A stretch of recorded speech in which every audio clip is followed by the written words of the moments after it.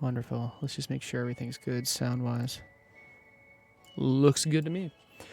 All right. I would have started sooner, but I was trying to make some social media posts so maybe people will find the stream. But yeah, so what are we doing? What are we doing?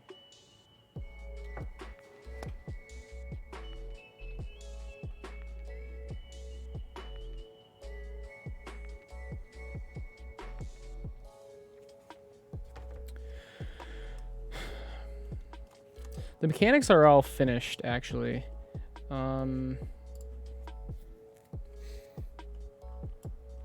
So like if we go to level 2. What's up, GB? How's it going?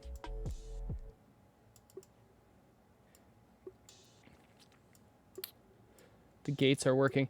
Lasers are working. Activators are working. Pretty much, well, I think pretty much everything's working. I think, oh, I didn't implement, there's one piece I didn't implement yet. So maybe I should do that first.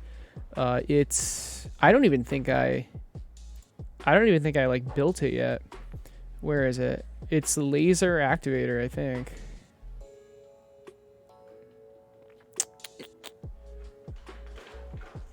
Yeah, absorber laser. Here it is. Open anyway. So this piece I have not built yet. Making some progress. Yeah. A lot since the last week. Here, let me show you. So this works, right? Let me just finish it.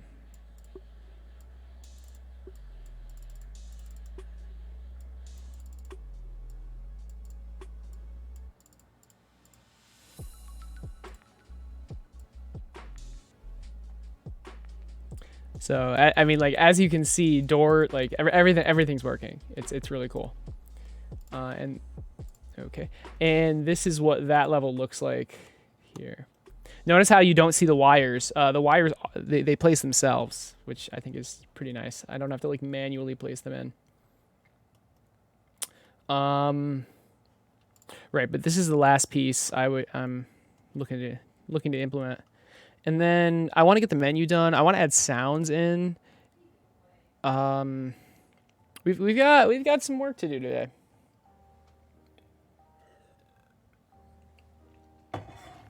We've got a lot to do.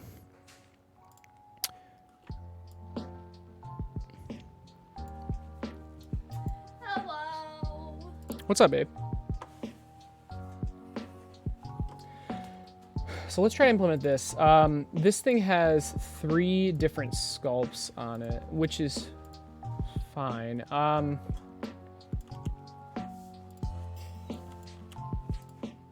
Yeah. Bye.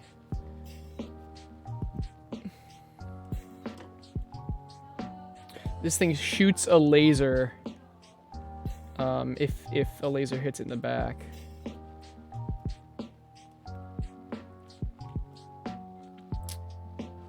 Okay. Yep.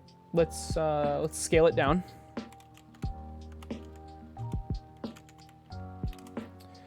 And let's see. Let's turn snapping on.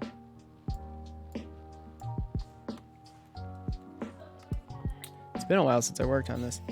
I need to create the hitboxes like this.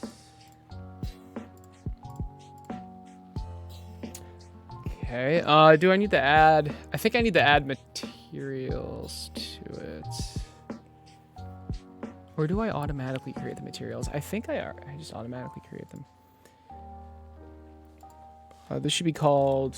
What should this be called? It's a laser. Yeah. So this should be called laser absorber.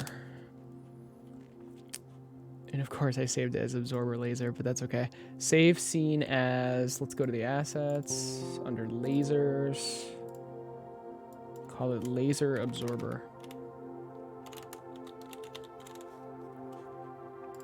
All right, There's probably more I need to do with this, but this is a good start.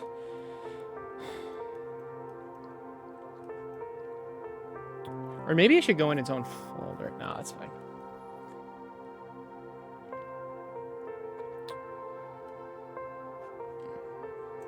Let's add a script. And I want to add... What do I want to add? I'm pretty sure I want to add a laser script. I think I have one. Yeah, laser. Load. Okay. Let's see. Get node. Yeah, so this needs... I need to name this properly for this to work.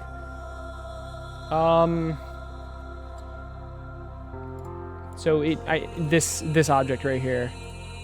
So this should be called... Why is this called cylinder? I guess it's a cylinder. All right. Let's rename this to just cylinder, and then rename this to tip. So now this code is gonna work. Cylinder tip. Get node cylinder tip. Yeah.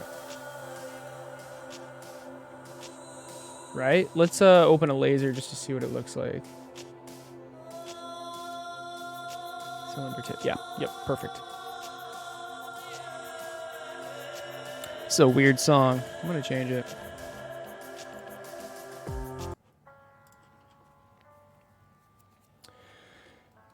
Okay. Let's see.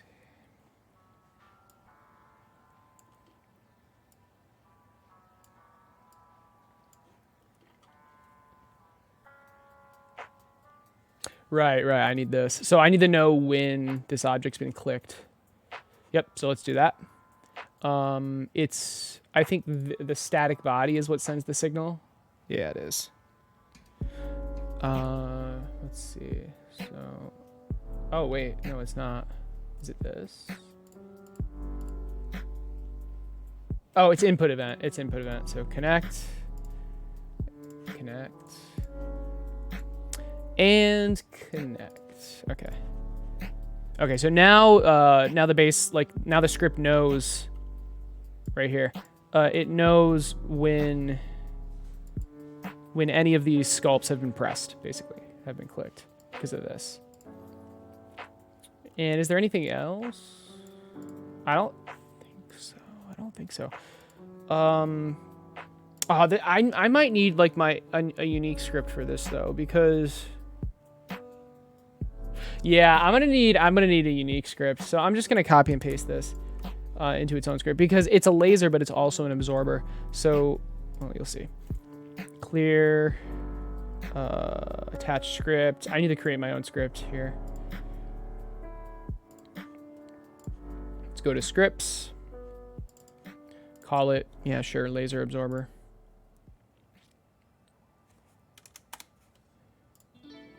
Create. Okay. And then just copy paste. Now this is the correct laser logic, but I also need absorber logic. So this laser should not shoot unless it's being hit by another laser. Okay, so let's go to absorber. I guess we can just do this. And let's just see what the logic is. Yeah, this is a little bit more annoying. Okay, we need this.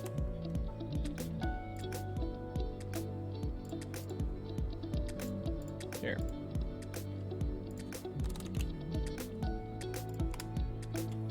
On sphere ready. And what does on sphere ready mean? This sphere right here. So let's connect. Let's rename this first to just sphere. All right. So when the sphere is ready, when the thing that's being hit by the laser is ready, I will change its color to the correct color. Oh, and this is interesting because it needs. There's two colors for this one. The laser color. So laser color. And then there's the absorber color. And we need to do both of these. So on tip ready, we set the we set it to laser color, and then on sphere ready, we set it to absorber color. Absorber color. Okay, this all makes sense. We now, let's go back to the absorber code. What else do we need? Spawn wires. No, this does not have any wires. Check color. What? What? What's wrong? I'm not talking very loudly at all.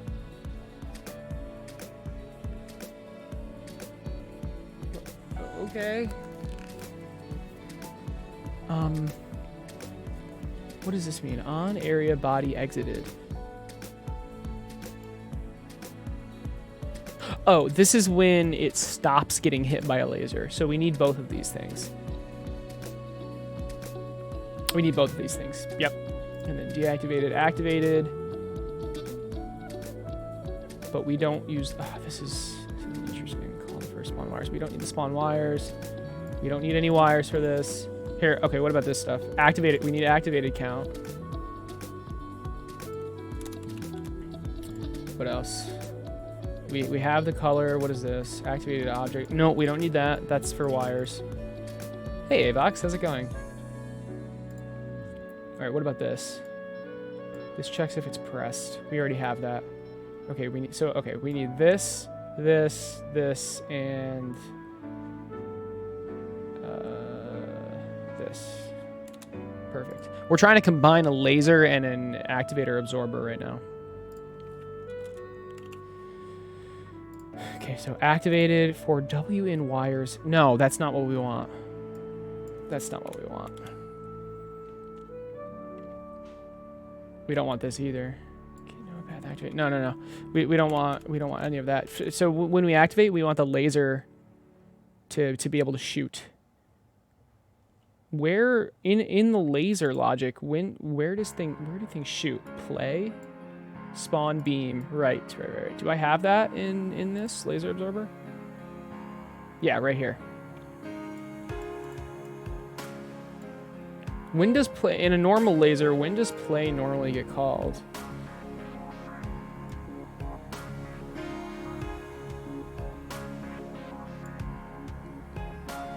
Something else must call it. Let me open lasers. Do you expect the programming here to be easier or trickier? I mean, it's already easier. All the mechanics are done for the most part. And I did it within like a couple weeks, not even. So, but what's tricky is going to be like the stuff I don't know how to do, like making it a mobile app. That's going to be tricky.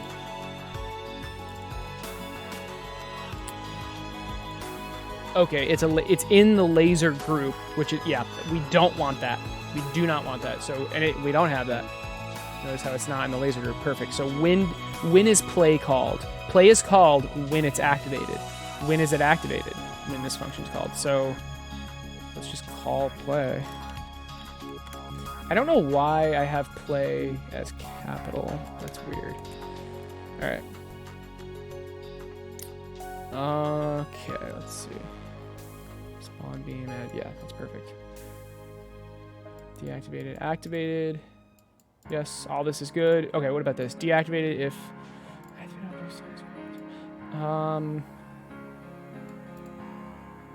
No, we don't need that. We don't need any of this. So we don't need any of that. If it's deactivated, we just want the wires to destroy themselves. So how do we do that? Well, we have play. Do we have like a stop? I don't think we do. That's okay though. We can write some custom code for this. So when it deactivates, we need the destroy right here. This beam spawn. We need to destroy this. Add child beam spawn.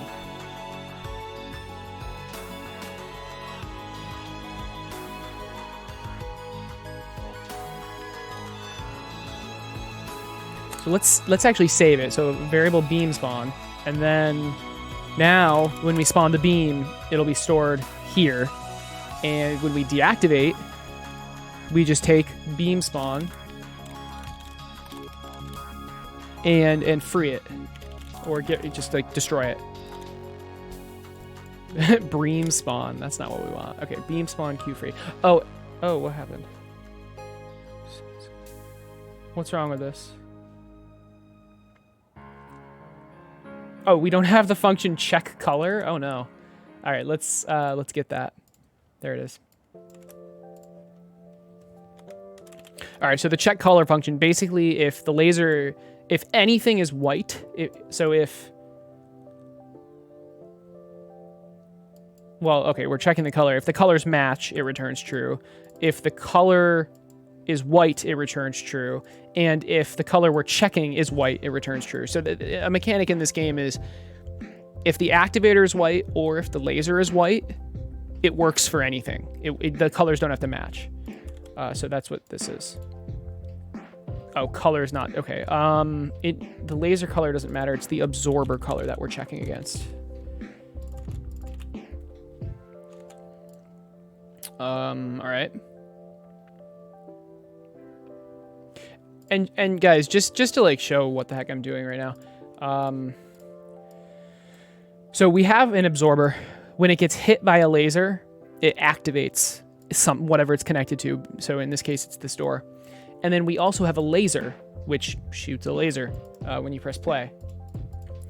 What I'm doing is what I'm currently doing is creating this piece. So it's a combination of the absorber and a laser. So when it gets hit by when the absorber activates, it shoots this laser.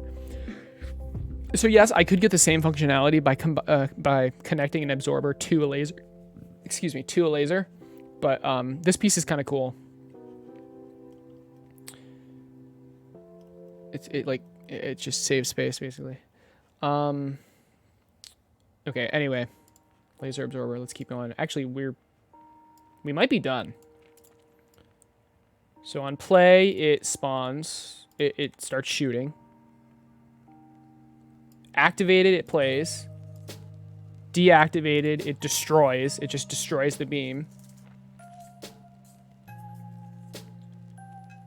Oh, on area body entered. We didn't do that yet. So, what gets hit? The sphere. This.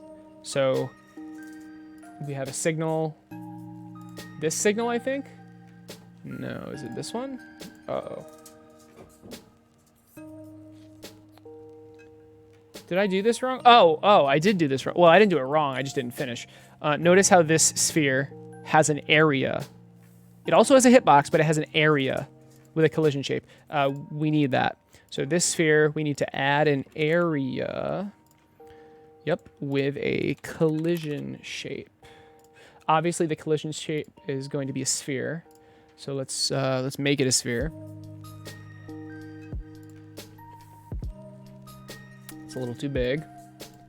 I am unable to move this, which is kind of annoying, but that's okay. Let's edit this and set the radius to 0.5. That's perfect. Let's make it 0.55 though, just so it's a little bigger. Okay. Now we have the area. What did I do in this? I just sent the signal. Yeah, on entered and on exited. Yep, I just send the signal. So let's do that. Body entered, I believe. Yeah, body entered gets sent to the script, and body exited. And the body we're sensing is the actual laser. Body entered, body exited. Let's put check color here.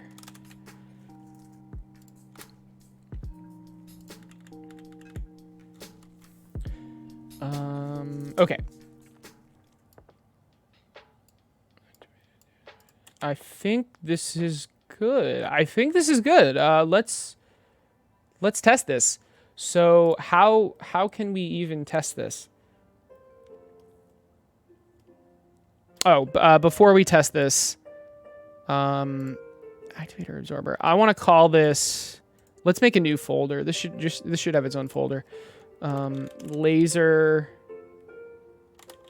absorbers. Laser absorber. And we're going to put this in it. So laser absorber, bam.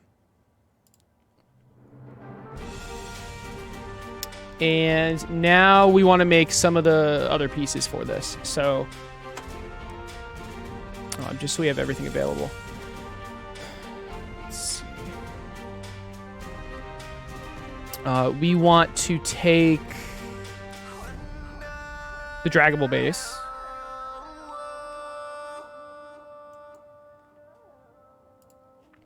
Call this laser absorber. Or actually, it should be laser absorber. Drag.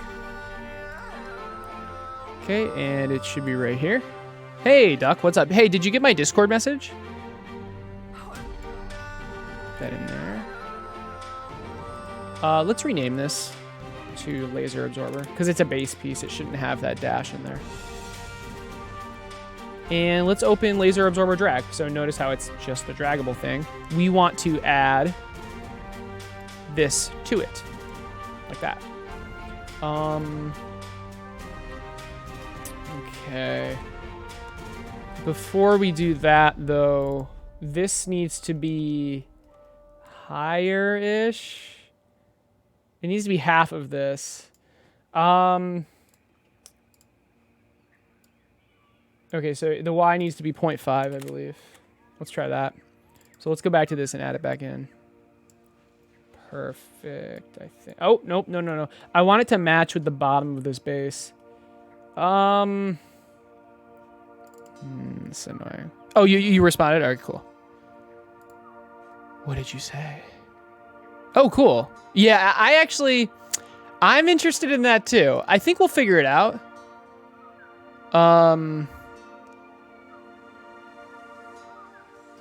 Your boomer parents. Let me... Wait, how old are you? Are you like... it doesn't matter. All right, I'll add you in. Yeah, we'll get that all figured out. I have a couple ideas to make it like as fair as possible, but add friends. Can I... How do I add you? I think this is how. Add. There you go. All right, perfect. 18. Oh, okay. That's perfect.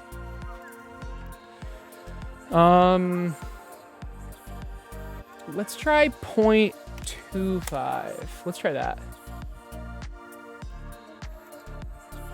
What am I doing? This.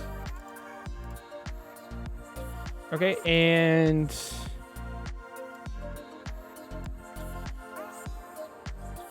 Why? That's annoying.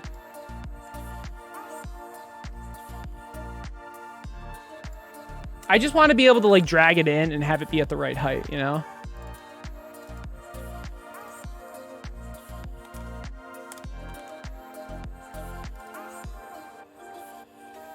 But maybe I'm wasting my time with this. Yeah.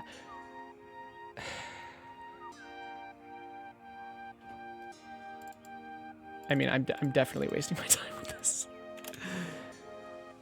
They're 50. Nice. You don't need your parents' permission. You're 18, right?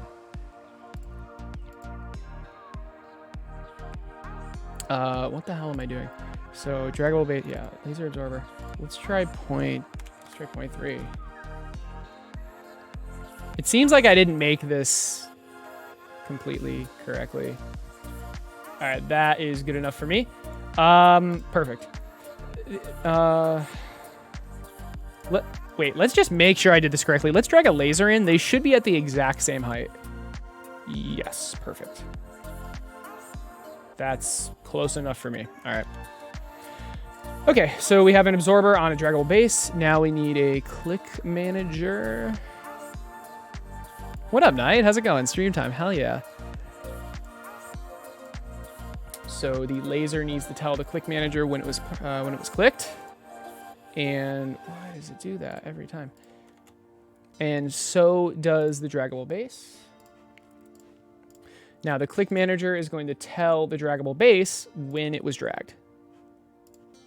Perfect. I say we try this. So let's just plop it into this level, honestly. Or hell, let's just put it in this one. So laser absorber draggable. And yes, we could have tested the other one, but I wanted to be able to move it. It's of course not snapping. Now the first test is, does it, yep, places properly. Cool, all right. Maybe we rotate this. Let's try it. Cool, all right, yeah. Okay, I didn't put a material on it. That, that does happen. Laser absorber, let's see. So I need to go into the laser absorber, not the draggable one. Go to the sphere. Actually, I need to do both of these. And material. Empty. Nope. I need to load material. Or wait, maybe, is it in imports? No, let's just go to materials. It's going to be absorber or activator material. I get sensor material. And then this one is going to be laser tip material. Laser head material. There we go. Okay, this should work now. Shit. Technical function set material based nonsense. Okay, so it's trying to call this on this, but this doesn't exist. Right. This doesn't exist. Okay, what the hell? That's what it's supposed to be. Cylinder sphere. All right, let's try that. There we go. And so this should just shoot a laser. It didn't. It's not even draggable. Oh, whoa, that was weird. It was just lagging. Oh, apparently I can't click this. I'll figure that out, but I can drag it from the base. Okay,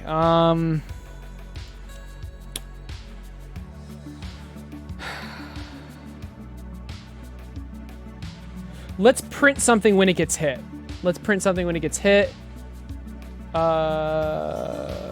Activated, print, hit. And it'll just print down here.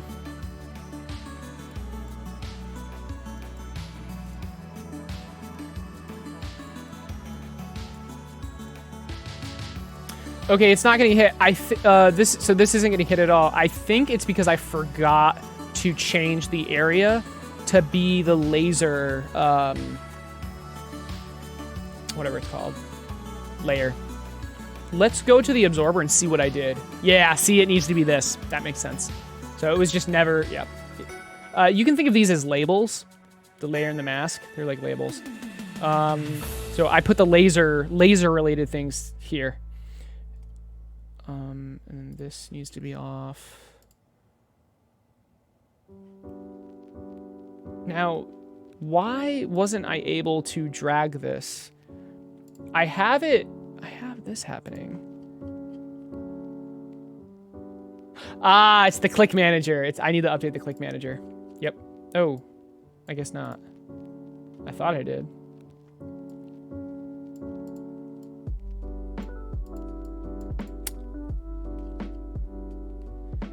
Interesting. Laser absorber drag, click manager. Huh. Oh, I guess not. On laser absorber pressed. Where is that? Did that even get...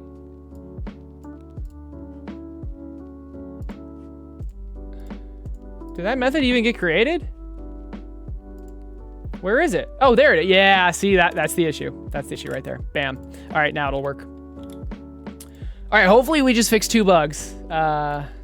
So I can drag from this now. Yep, I can drag from any point, not just the base. And hopefully when the laser hits it, it shoots. No. No. Invalid. Oh, what's that?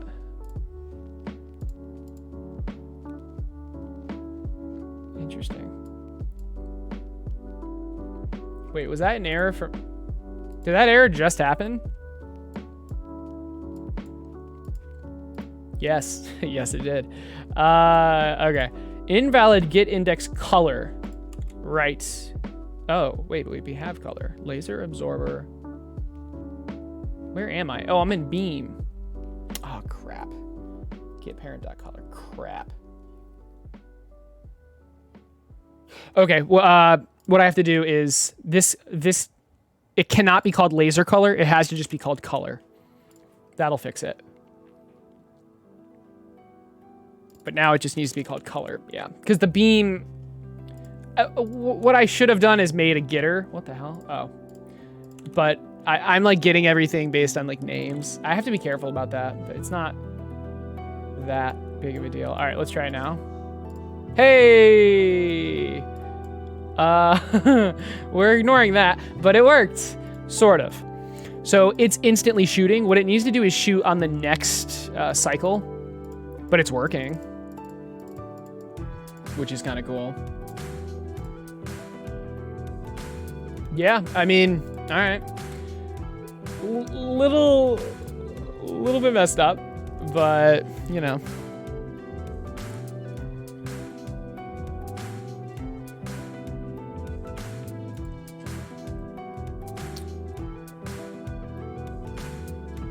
So I need to edit the actual laser absorber. Where is it shooting? Like why? Why is it shooting where it's shooting? Beam spawn beam. Okay. Oh. Beam spawn dot translation equals, and then I like hard coded it. Okay.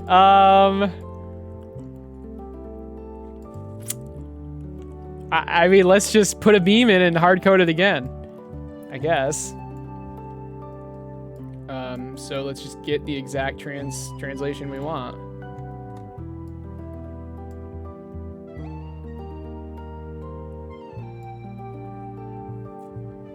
Looks good to me. So what's this translation?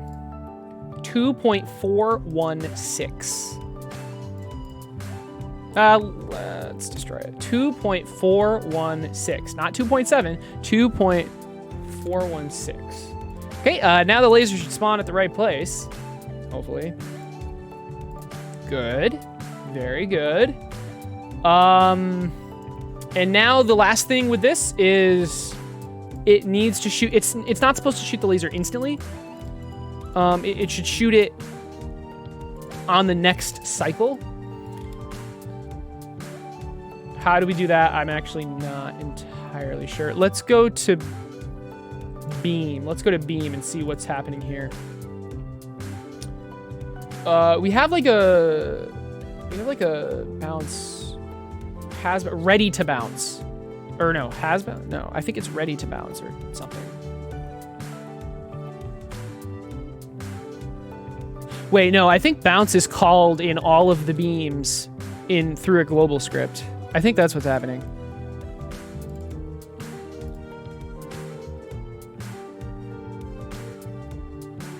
Maybe not. Wait, no, that's not it. Hold on. Sorry, I'm trying to like relearn how I did this. It's in the level, and there's a timer. Yeah, cycle timer. Yeah, it's here. Okay. Cycle timer, get your... Yes, here it is. So whenever the timer resets, it calls all beams and then calls bounce. What we need to do... What do we need to do? We need to also call all laser absorbers.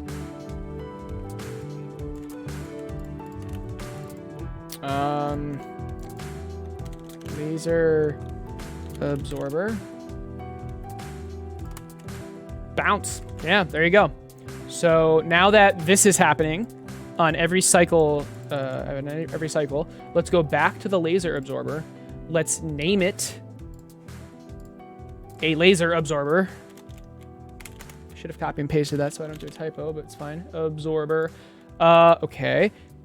Now the function bounce that does not exist yet will be called. And when bounce is called, that's when we play. That's when we play.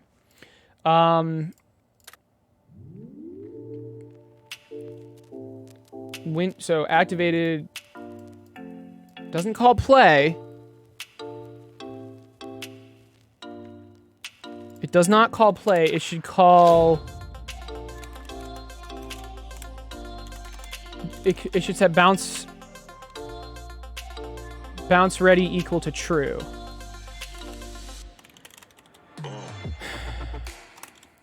And then deactivated destroys that. And sets bounce ready equal to false, I guess. Or it should be not bounce ready, it should be can bounce. That's what it should be called. Can bounce. The bounce is always ready, right?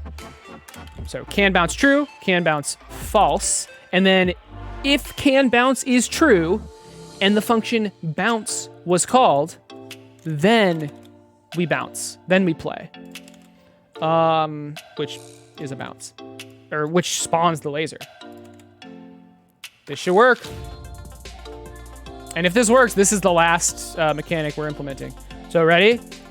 Hey, it worked. Notice how it only spawns in after the bounce. So check this out. So 1, 2. Okay, that was a bug. Damn it. Huh. And there's no, I can't replay the level. I have to like exit it. Huh. This worked, but this doesn't. It's just instant shit.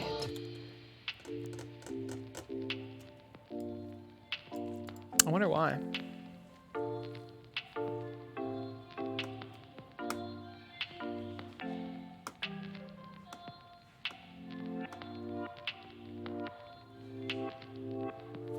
I think what's happening is the cycle is it's calling bounce after it's getting hit. So maybe, okay, maybe can bounce equals true can only be called. It needs to be called and then it needs to wait one cycle basically.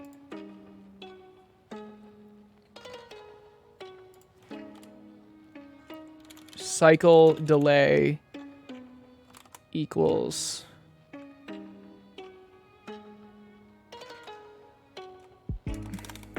Waited one cycle equals false. I mean, I don't know why I'm putting it there. Waited one cycle equals false. Great.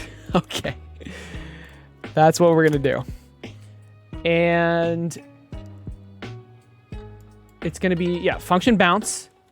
Waited one cycle equals true. If waited one cycle, play. If, and then,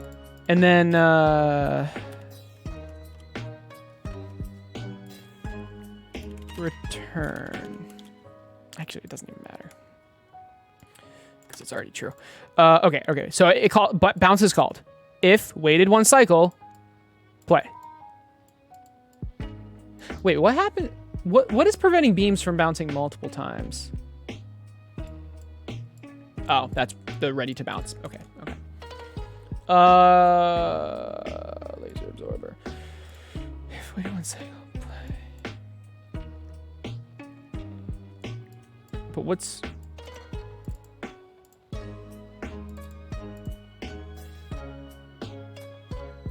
It's not even bounce. It's fire. It should be called fire. Or shoot. Can shoot is good. Short. Can shoot. We need so many flags. I feel like there's an easier way to do this, but I don't know.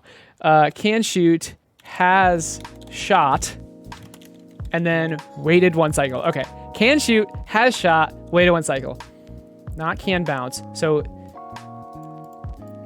if it's activated, can shoot equals true. If deactivated, can shoot equals false. Has shot equals false. Waited 1 cycle equals false. Okay.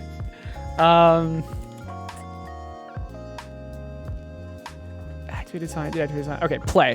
What happens? Oh, play, it just shoots the beam. That's fine. And then we need to set some of these things as true. Can shoots. Wait, do I need can shoot and has shot? Wait, do I need both of those? Can shoot is whether it's being hit. Has shot is once it gets shot, yeah. Okay, maybe we need to name these things that make sense so like I understand what's going on. Activated.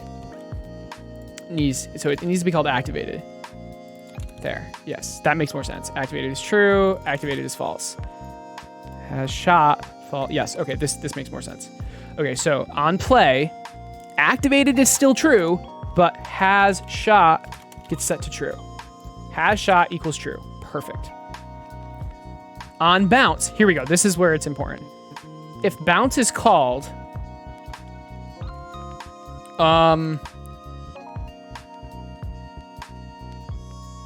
if waited, so if bounce is called, activated needs to be true, has shot needs to be false. So if bounce is called,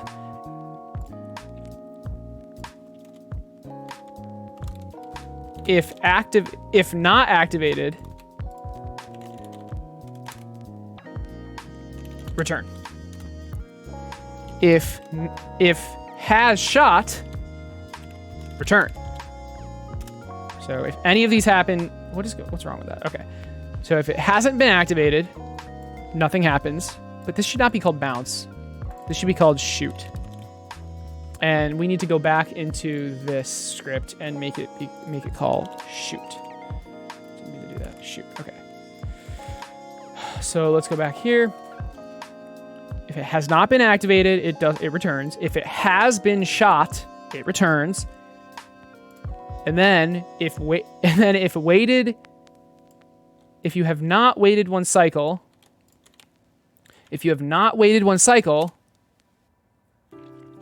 waited 1 cycle equals true, return. And finally, if you make it all the way through all this stuff, if you have, oh no, just play. Just play. Just play, yeah, just play. Okay. And then play, what does play do? We don't really need play. We could just do it in this. Yeah, let's just do that. It'll make it less confusing. If you make it through all this stuff, it spawns. It should be in its own function. But instead of play, maybe shoot. Play is fine. Yeah, if you make it through all this stuff, play. And then has shot equals true. And then, so like, where does, if it deactivates, waited 1 cycle equals, okay, everything, yeah, I think this is good. This is kind of like annoyingly complex, but, oh, so now, oh man, now it's waiting 2 cycles basically. But here it waits 1 cycle. No, that, the delay feels pretty long.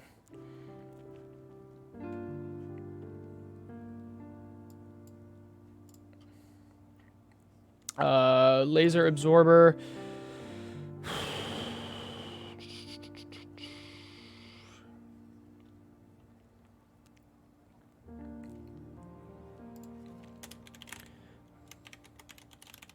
I'm just going to print out shoot and see what happens. Didn't I have another print thing that I was using? Yeah, right here.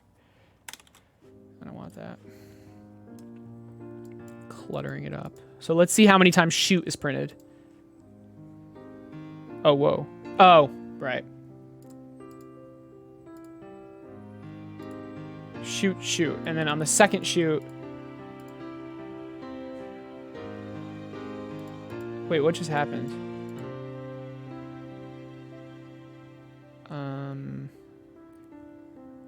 Okay, if beam spawn exists.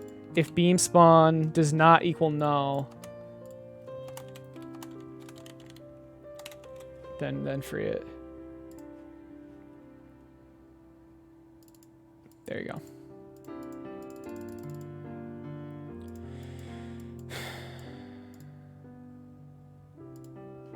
Okay, wait. Now it's waiting 2 cycles. It was supposed to only wait 1 cycle. That's weird. Can we only make it wait 1 cycle?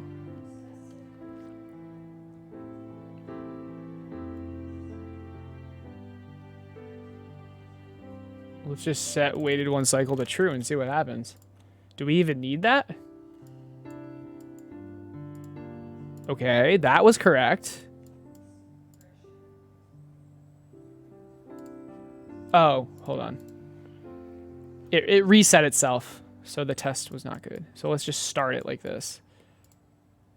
Oh! We don't need this. We don't need the wait 1 cycle thing. So it looks like my logic was wrong, and now when I redid it all, it fixed it or something.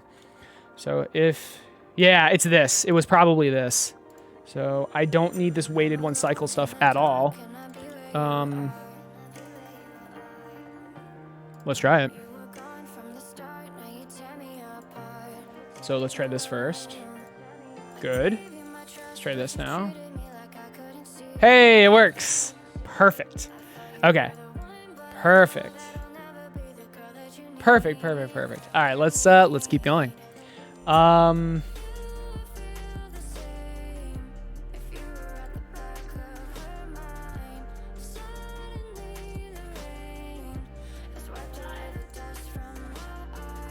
Let's keep going. So let's remove it from this level because it doesn't belong in this level. And what's next? We need to add some of the bases for it. So like a draggable, rotatable one and just a rotatable one, stuff like that. It would be really nice if I if I just could make like 1 base and then I could like do checkboxes to check if it's rotatable or not. Like, so you know how I'm making like all these different, if we go to like activator mirror, I have like a mirror, I have a draggable mirror, or okay, this is a rotatable one, rotatable, draggable one. I have all these different bases. It would be nice, it would be really cool if I could just put 1 mirror in and then had a bunch of like check marks. And then depending on what was checked is what it was. But I don't know how I could do that. I guess I would do like, I would take this one. I would need all the sculpts in it too, but like how would I be able to disable certain things?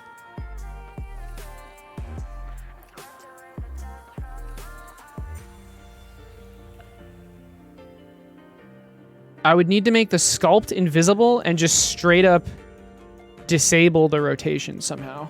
That would save me a lot of time.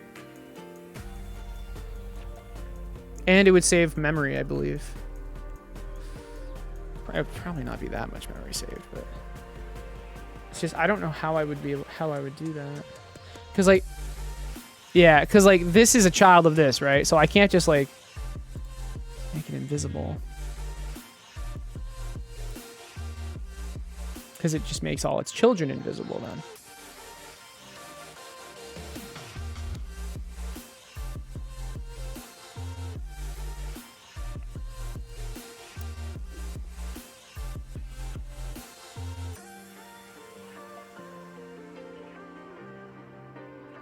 I think what I'm doing is fine. It's a little annoying, but I think it's fine.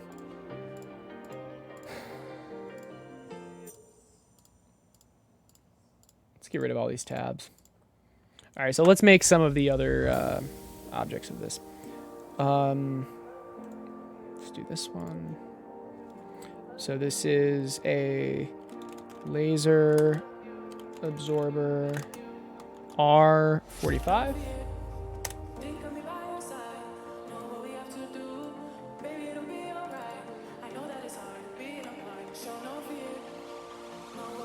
And I'm hoping I can just drag this in.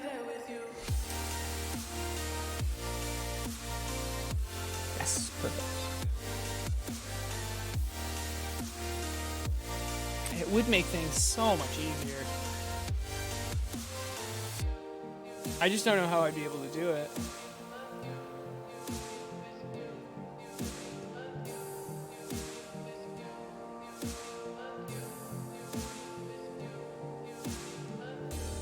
Should I even try? Hey, Joseph, what's up?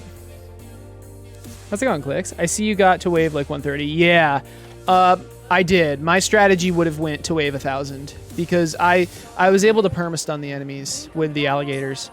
I need to like do something about that. It was just straight up broken. I could have kept going, but I died on purpose. Had the rest, yeah. I'd like to go back to like hourly, cause like I don't know how long it's gonna take. It's cause like there's the menu, multiple maps, and like settings, and like a bestiary kind of thing, so like people can look up what the enemies do and stuff. Like all that is gonna take.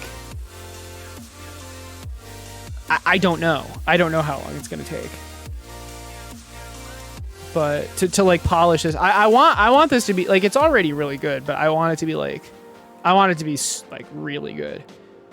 I think it has a lot of potential to be a really good tower defense game. But oh, and another thing, what if we change the theme to like literally anything else? I like the Predator towers though, so I think we should keep the Predator towers. It's just the enemies, it's just so weird. What if it was Predators versus Prey or something like that? And then we were just killing like adorable little bunnies or something. I don't know. I don't know. But I think the theme is just weird. We can keep the map too. Maybe get rid of the grocery store and change that for something else. But yeah, like I just don't know what the theme should be. It could be like Predators versus Prey or something like that, which still keeps the alliteration. But whatever gets more plays. Right. That's what I figured.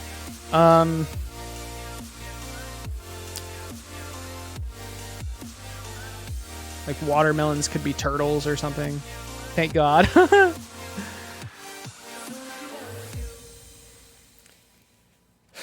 right, I'll look into it.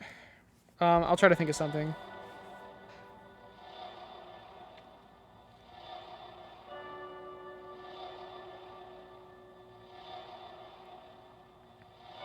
All right. Yeah, I'll think about it later. Let's keep working on this though. Oh, and about this, if I could make it so that instead of a bunch of these things, it would just be one, and then like I click on it and it has like a bunch of variables like rotatable, draggable, etc. that I just click.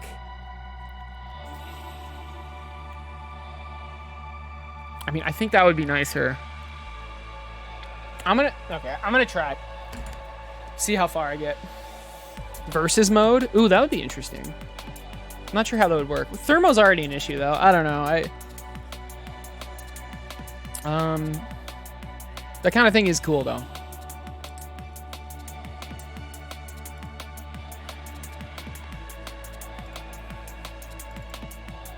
All right, what? So let's take this. The idea is I just instead of like a bunch of these things, right?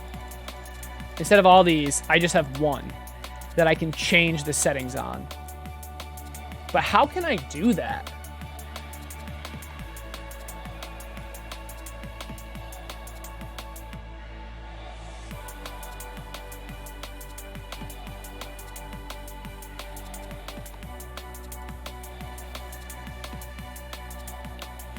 I would need, okay, visibility off, but the whole thing turns invisible. So I would need to make the mesh invisible somehow.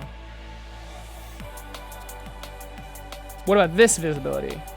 That's what I need to do. Okay.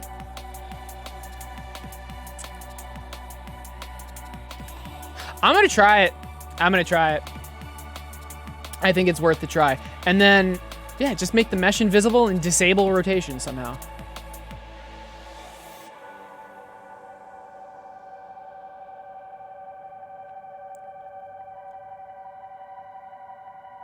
But I would need 2 different rotation meshes. That's okay, though. I think I can do this.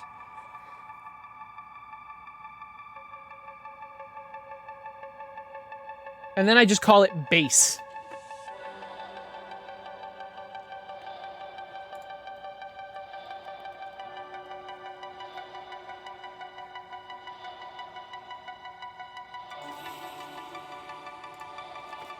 Base. What's versus mode? Like 2 players versing each other. Okay, we have base. In the base, I think we can do this. This will help me a lot. In the base, we have a rotatable base, and we have we have both of these models, right?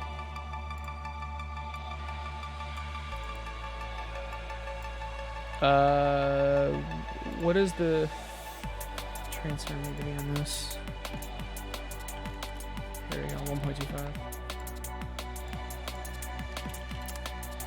I use alligator trap as well. Yeah, dude, like I was able to beat every single wave with just a bunch of alligators, 1 lion, and 3 eagles.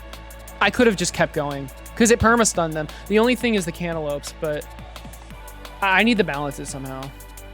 Yeah, they were, yep, perma-stun, exactly. Yeah, we did the same thing. One-shotting them at 200,000 health. Oh my god. Yeah, we did a very similar thing. I think what I'm going to do is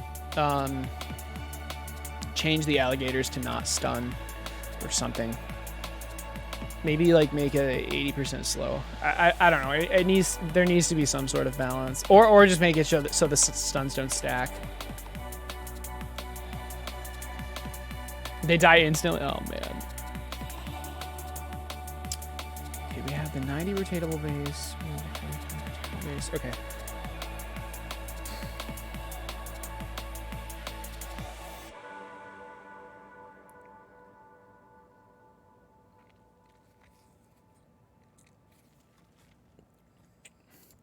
And then this is the draggable base script. I want to... It's the rotatable base script.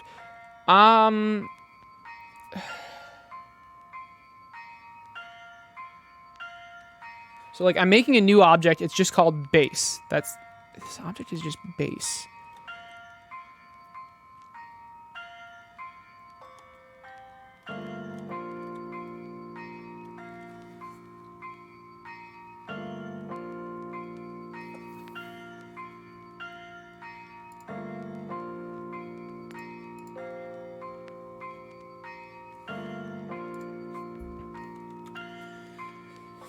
And let's say if I add this in, I would need this. This is good so far, but I would need this to like, if rotating is checked, it needs to be visible, and then this needs to like follow the rotation of it.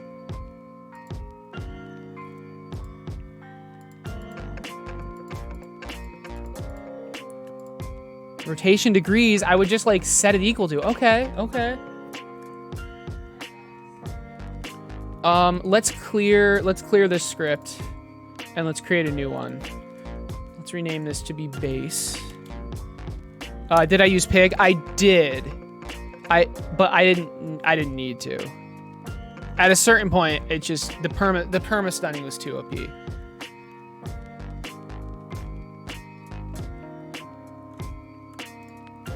All right. This is gonna help me so much if I manage to figure this out.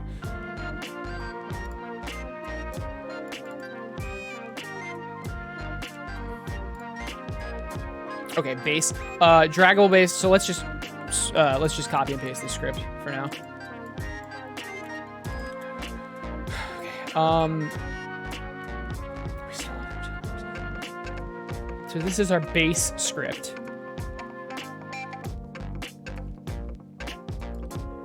It needs to have the dragging script in it. It needs to have... It doesn't need to have the rotating script in it. The rotating script can be here, but this script needs to like activate and deactivate certain things depending on what I check. So what do I mean by that? Drag offset.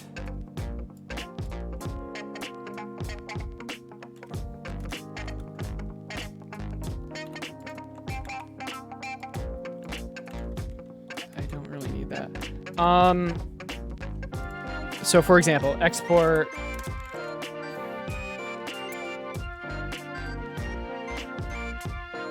Can I export like checkboxes or something? Export var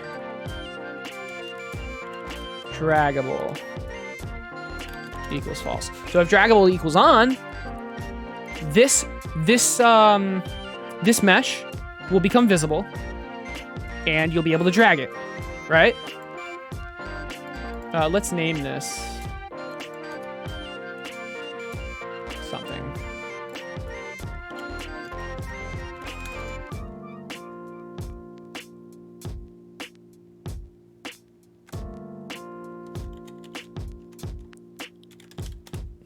Maybe like drag mesh? I don't know.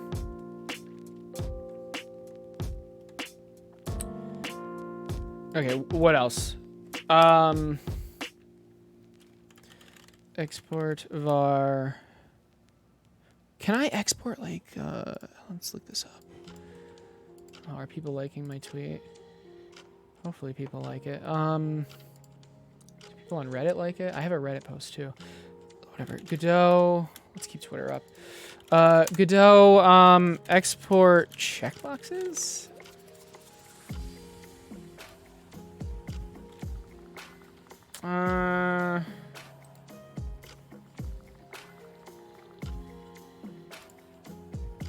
Is this what I want? Yeah, this is what I want.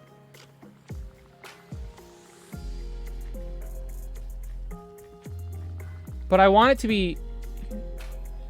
I want it to be checkboxes. Whoa. Okay, so like, see how I'm exporting this variable? Watch when I click this. See, it's right here. Draggable on, draggable off. What I want to do is like... have it be a drop down somehow. Godot export variable drop down? Exporting to a drop list? Yeah, all right. Oh. Oh, here we go. Here we go. Here we go. Let's try that. Yeah, look at that. Look at that. Oh, that's exactly what I wanted. That's exactly what I wanted. Okay, perfect. Oh, hey, Peace. What's up? Yeah, so Peace. Duck is in. Duck is in. So, I think before we apply, we should as a team, we should build a very small scope project, but obviously like insanely polished. Just so we have something made as a team. And if you have any ideas, let me know. I don't at the moment. Another project? Not exactly, Yovorg. Not exactly. We'll talk. All right, perfect. Yovorg, yes, but also no.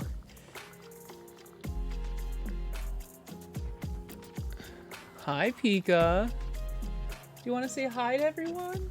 Come here.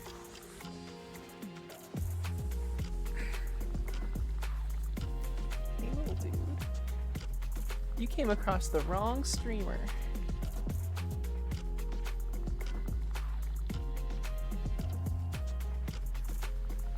How is it yes, but also no? Where we put together a team to try to get a contractor job at Media Molecule. So yeah, it's another project, kind of, but it's not another project. Okay. Oh, and by the way, so what I'm working on right now, you know how I have like a bunch of different mirror types? I'm trying to make it so like it's just one, and then I can change it based on like settings. If that makes sense. So I have base. So like, here we go, export, and then it's going to be, I guess string is fine. So,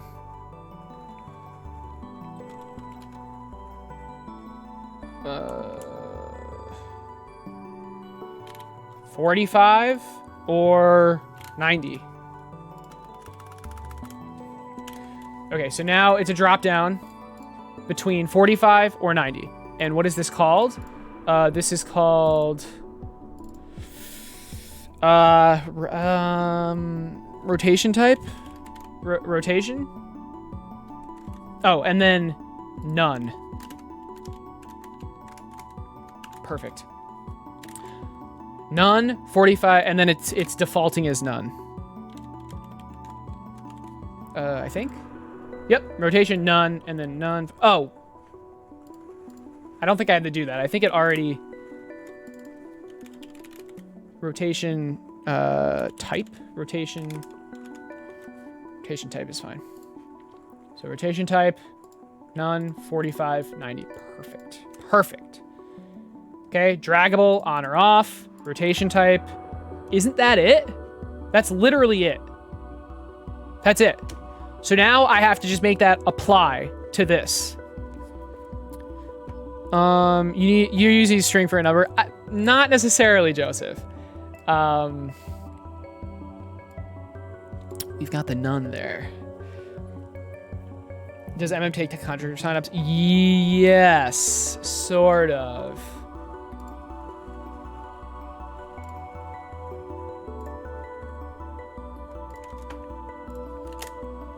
It's not on their website though, which is interesting. It's on something else, but right here, content creator teams, and you see, I mean, this is updated too. But for some reason, the content creators teams is not on their website. So maybe they forgot to take it down. I don't think they did though. I don't know. We'll see. We will definitely see.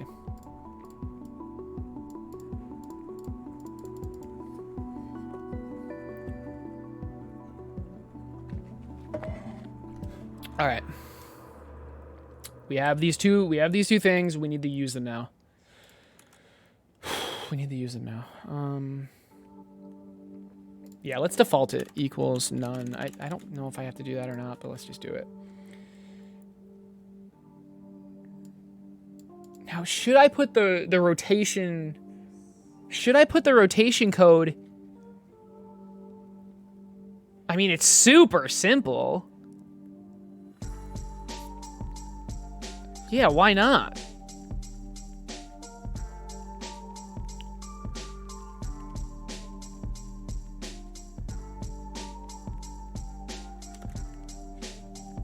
I'm gonna save this before I do this. Laser absorber. So I'm using GitHub. Basically what I'm doing is it's like in Dreams. You're saving a version of this, so I can always go back to it if I royally screw up. Did they find anyone for the multiplayer thing? I mean, probably not. They just posted it. I have to assume no, but I don't know.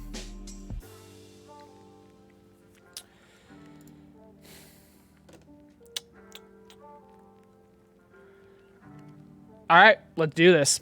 Let's do this. So 45 rotatable base. On click manager clicked. I don't want that anymore. I don't want, so it still needs a script. It does still need a script. I don't want this. Collision shape. Yes, it needs a collision shape. It needs a static body. It needs that. But this part, on click manager clicked. No.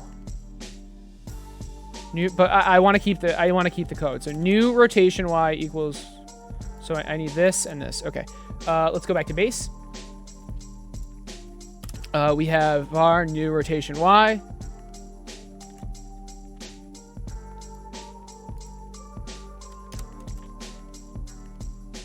Okay.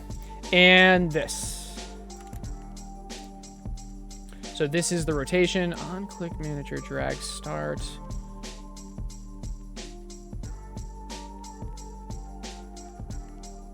And then we want on click manager clicked.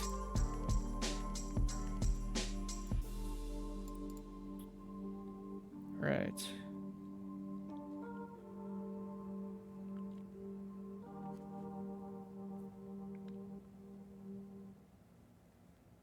But then, do we even need a click manager? Why don't we just put the code in this, in the base? Do we even need this? So this is like checking if we're clicking or dragging. It's kind of nice to have it separated. So let's just keep doing what we're doing. Why doesn't this work? Step is not declared in the current scope. Right. So export, we need something else. Export. Oh, no, we don't. Okay, so on ready. We still need step though. We still need step. So var step on ready if rotation type equals 45, step equals 45. If rotation type equals 90, step equals 90. If rotation type equals, so let's just set the step to 0. And if it's clicked, it rotates 0. Yeah, that's fine. That actually makes a lot of sense. That makes a ton of sense. Okay. Okay, what else? So now, this is going to work really well. Now what I need to do is, if draggable is true, I make the draggable mesh visible, and I make dragging actually do something. So, if dragging, no. Drag starts. Input. Where does drag start? Get closest tile. Get closest. What does this do? Oh, that's get dragging. Here we go. On click manager drag start. Okay. If draggable, do that. If not, we don't drag. And then this is already taken care of. The step is just going to be 0. So if we're not rotatable, it's just not. So we don't have to like. We should. So if rotation type does not equal none, right? Then do that. Oh, I didn't type the word if. My bad. Hey, Alpha. We do earn points a lot slower now, so maybe you should lower the Sunday game. You know, if you were subscribed, you would earn them a little bit faster. But I'm just gonna keep it. I'm gonna keep it how it is, because if we don't have a Sunday stream, I'm just gonna do programming, which I know you all enjoy so much. Okay.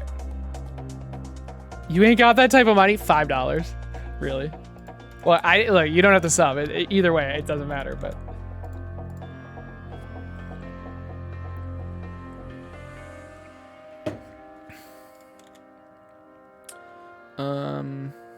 yeah, exactly. You just gotta show up.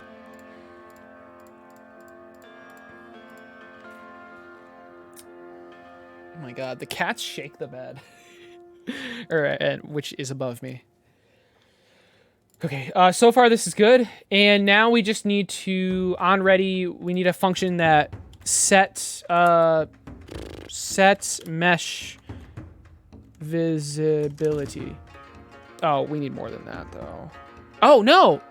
No, I don't think we do. Set mesh visibility.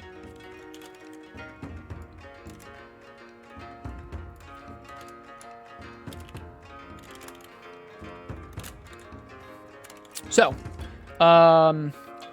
if draggable,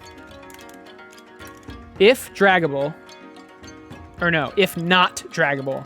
So they start visible, and then if not draggable, I need to get all these. So I need to get all these meshes. What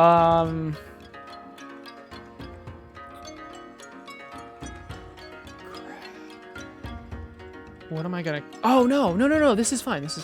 So drag mesh, and then this isn't even a mesh anymore.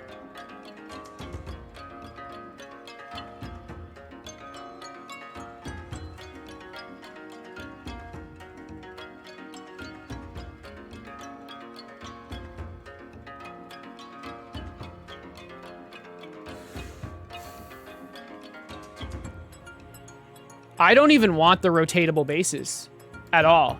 I just want the mesh. Right?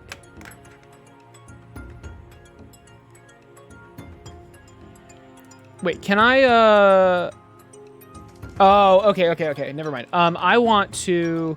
I don't need this script at all. What I want to do... Let's just... I want to make this local. Make local. Perfect. Make local. Okay.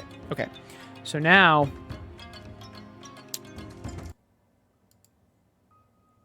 This is 45 mesh. This is 45 mesh. This is 90 mesh. I don't need this script at all anymore.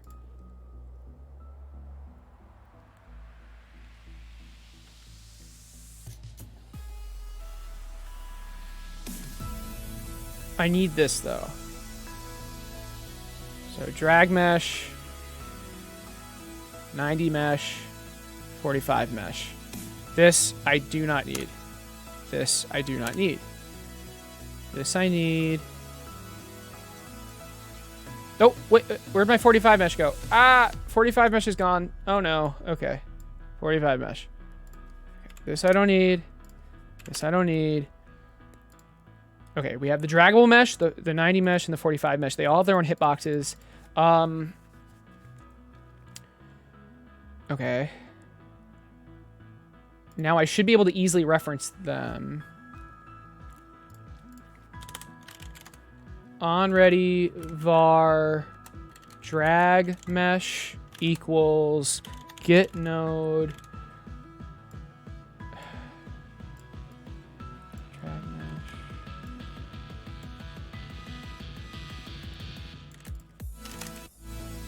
Is it called, should it be called mesh? That doesn't matter. Can I start a variable with a number? No, I can't. Mesh 90, mesh drag. Let's do lowercase m. Mesh 45.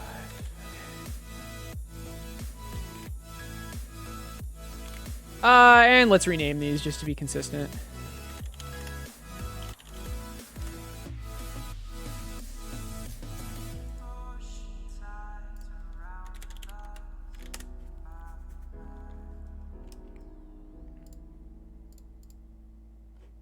And what is this, like, where did I even get this? Is this from the import?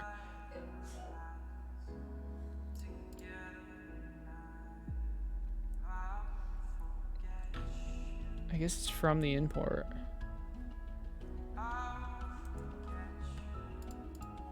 Because, like, if I get rid of this, will these mess up? I guess we'll find out. But, so mesh 90, mesh drag, and mesh 45. Okay.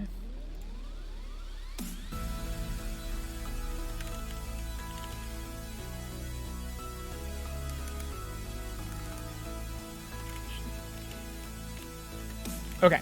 So I have references to all these meshes. Now, in set mesh visibility, if not draggable, I don't even remember what I called it. Mesh drag dot visible. I think. So if I make this mesh invisible, where is it? Visibility. Only the mesh. Perfect. I think it's okay that the hitboxes are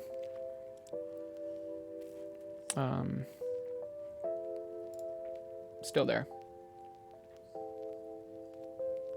I think. We'll see. Mesh drag dot visible. Oh, wait. Why can't I just do mesh drag dot visible equals draggable? Is that not... What's wrong with this? Oh, what did I call it? Oh, lowercase m. My bad.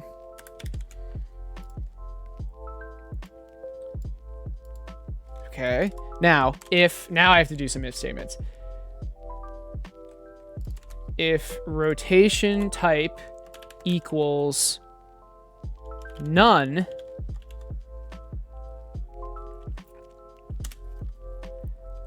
mesh 90 dot visible equals false, and mesh 45 visibility equals false. And then we're just gonna keep doing this.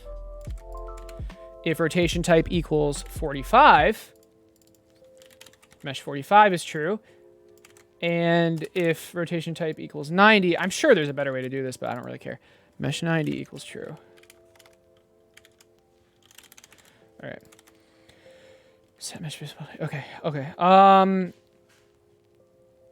Is this it? No, this is not it. One more thing. Couple more things.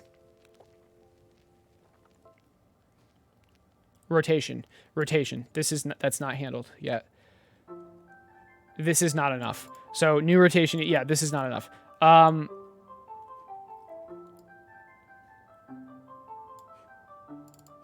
Don't I like lerp to it or something? Yeah, I need that. So let's go to base.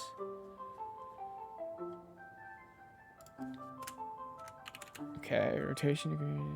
Yes. Oh. Okay, that's fine. But this isn't it. What am I rotating? That's what's important. What am I even rotating? Rotation degrees. So that'll rotate the entire thing. That's not what I want. I need to get mesh 90 and mesh 45 and rotate that. And I need to get whatever whatever's attached to this base. So mesh 90 dot rotation degrees. That, and then there's one more thing. Mesh 45. So even if it's invisible, I'm still rotating it. Why? It doesn't matter. And then what's this? Attached object. So export, let's put that at the top, export,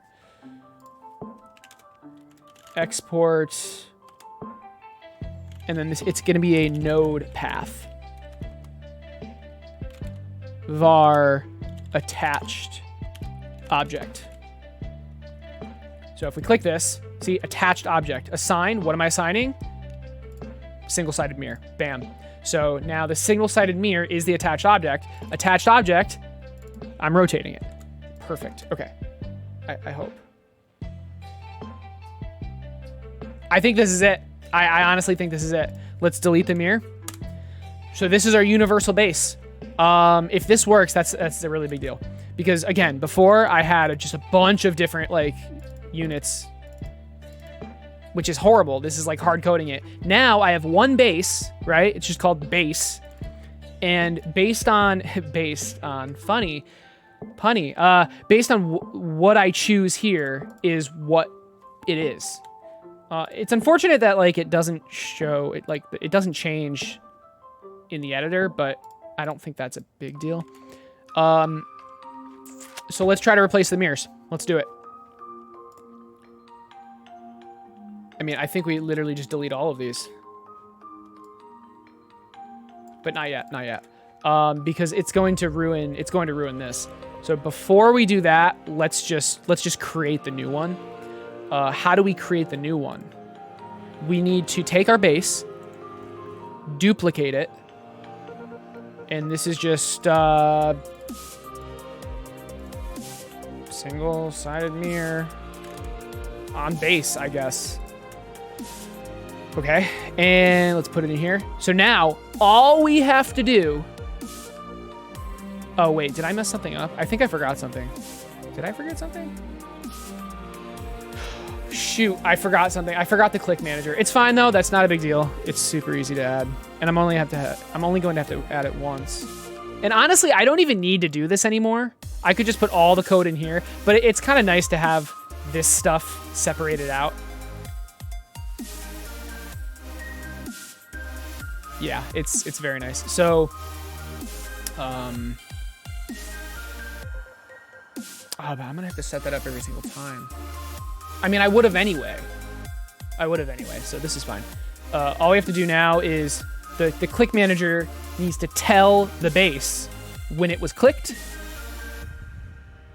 and when it was dragged. Perfect. We did not have to make a click manager in this case, which manages like when it was dragged and when it was clicked.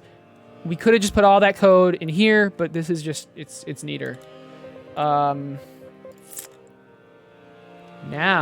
let's go back to our one-sided mirror base, which does not have the click manager, apparently.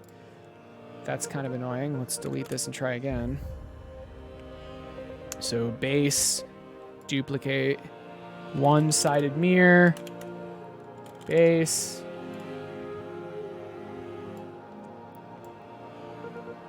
Did I delete the wrong one? Oh, I didn't drag it properly. Okay, there it is. Good.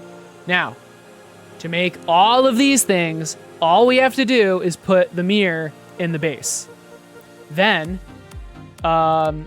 we have to attached object, tell it to be the one-sided mirror. I think that's it. So, let's also rename this one-sided mirror on base, and let's try to just put it in. Let's try to put it in here. So, one-sided mirror on base. Bam. So notice how it like looks like everything, right? It just has everything.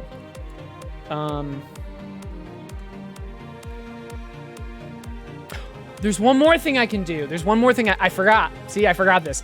Mirrors can be like lateral or they can be diagonal. So like for this level, they'd need to be diagonal, right? That is another setting that I forgot, but it's actually really easy to do. So check this out. Export var. Let's do it up top. Maybe like the second thing. Export var diagonal equals false. Set mesh visibility, set. Now we don't even need to set this. So if diagonal, and then we need to do a one-time rotation of only the attached object. Attached object rotation degrees dot y. We're not lerping this. Dot y equals 45. Literally just that, right?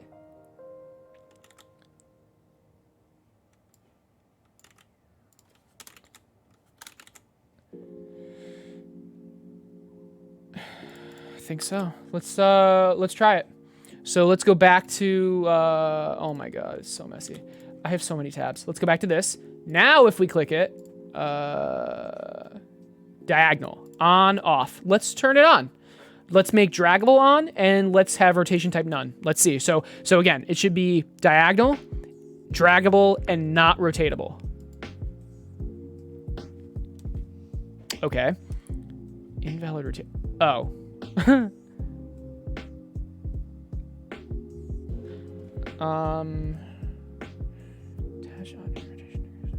So invalid rotation degrees on base node path. It doesn't have a rotation degrees. I need the mesh. So node path isn't going to work. I did not know that. I should have known that.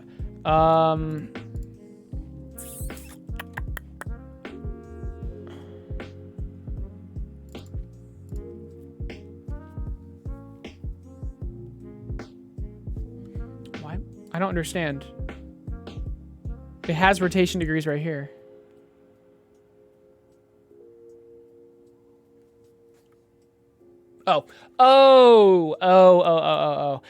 Okay, node path is a node path. We still have to get the node.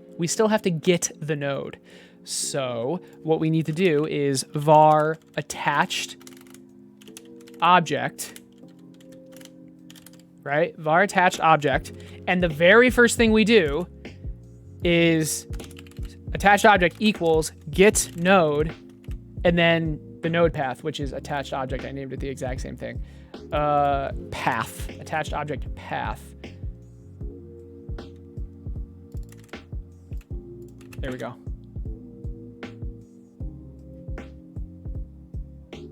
What? Oh. Okay, there we go. Are you taking a break from Dream stuff? So Hudge, so this is like a new thing I'm doing. Sort of new. Saturdays and Sundays, if there's not a Sunday game stream, I'm gonna do real coding. And then on the weekdays, I'm gonna do Dreams. And I think it's cool. Like, I'm making a game I made in Dreams for real. So it's not completely going away from Dreams. Well, I mean, it is, but you know. Invalid get rotation degrees on base node path. Okay, so I did the same. It's the same issue. Or duh, no, never mind. Ignore that. But attached object equals attached object path. So now the attached object is an actual object. It's not just a path. This might not work because, well, let's not say that until we try it. Okay, so some of it worked, some of it didn't work. That's a cool way to diversify. Thanks. It rotated. I can't drag it, right? I can't drag it at all. So there are some issues. Let's delete some of these tabs. It's kind of stressing me out.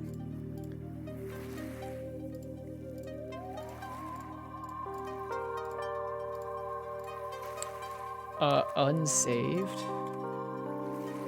Okay.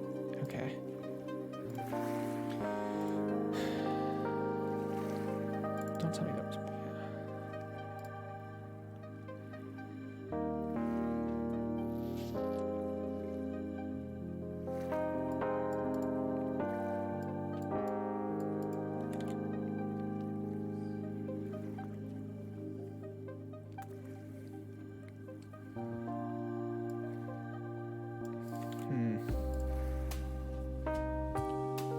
The whole thing just rotated. That's weird. Why would the whole thing rotate? The mesh drag should never rotate.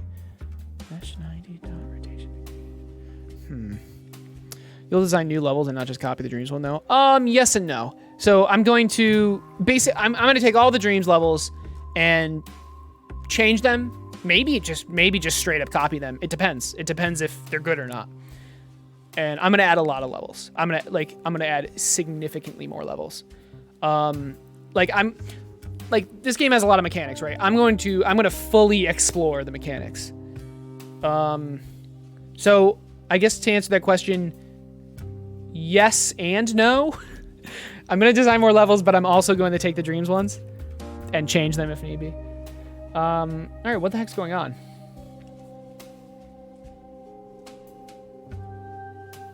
I don't know why it's rotating the whole thing. Mesh rotate. Oh. That's why.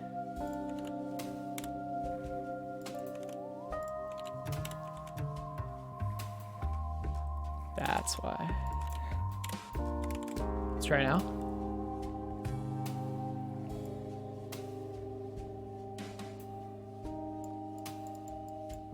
Okay, let's handle a different problem first. Let's handle why it's not dragging. If draggable, drag start.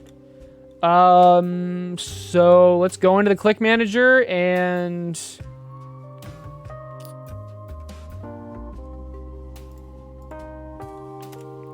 print stuff.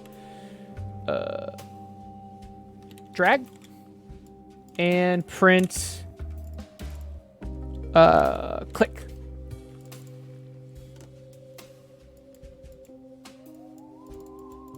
Okay, so that's just not working because I never connected the signals at all.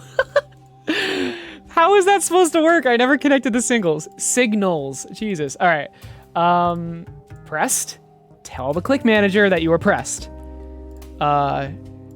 Dragged. It is... Oh, I took the script out. Oh, shoot. Oh, wait. Our struggle as artists, but that's okay. Isn't about appeasing the crowd. This. I need to tell... Rather, it's about tending to the broken parts. I need to tell the base of the mouse input event. We create things as a reflection of this struggle. Like this. See? So I need to do that with all these. Our perception. I'm telling the base that there was a mouse input event. Perfect. And then one last thing. This is really important. Isn't necessarily a thing you achieve. Pressed. I need to tell the base. Okay. Oh, no, no, no, no, no, no, no. Undo. Can I undo that? I can't undo that. Which you constantly strive toward.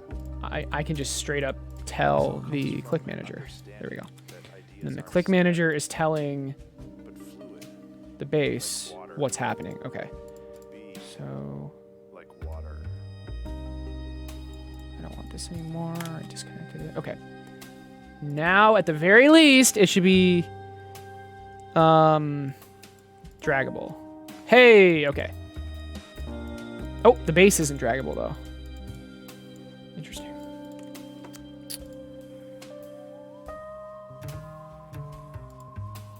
So I have a signal. I'm emitting a signal somewhere called pressed. Am I even like handling that anymore?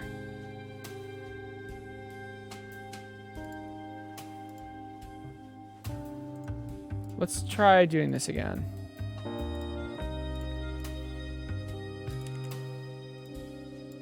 Yeah. Huh. Maybe it wasn't connected properly. Let's try it again. I can't.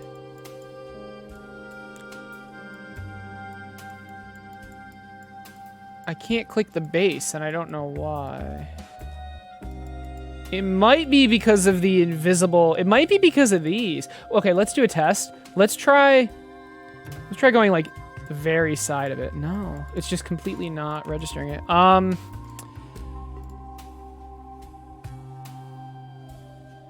So this is working, but this stuff is just not. Why though?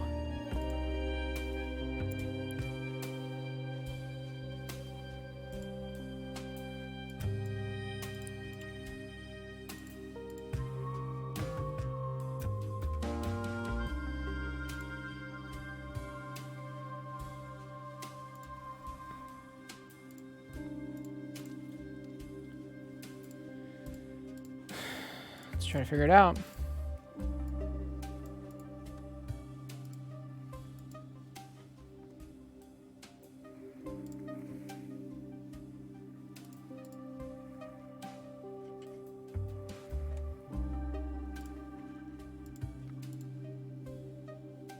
Oh. Huh.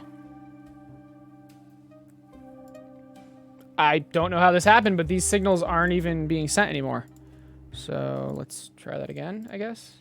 Maybe I accidentally undid them, but... Okay, so it's this. They all communicate through this.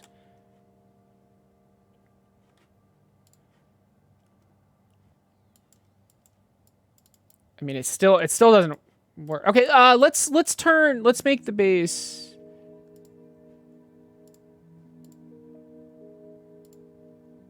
Oh. Huh.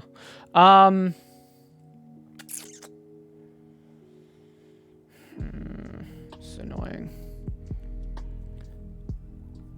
I answer everything with yes or no. Yes. Let's think about this.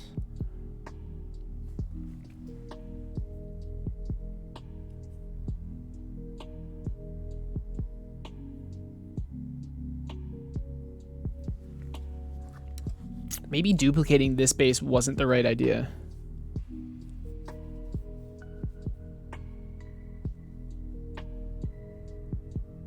You know, I don't think it was. Let's delete this. And it's in here too. Let's delete that.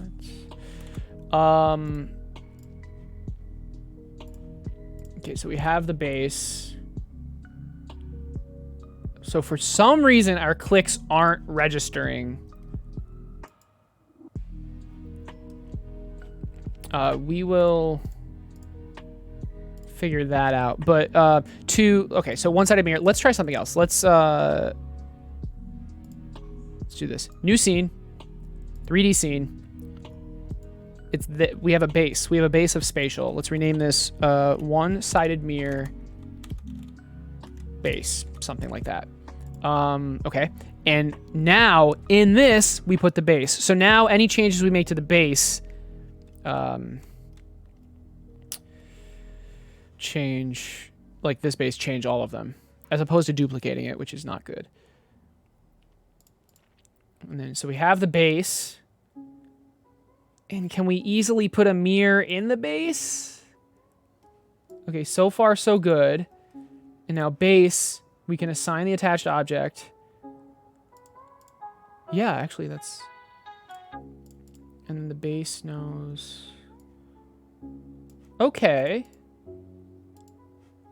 I kind of like this. Let's try this. I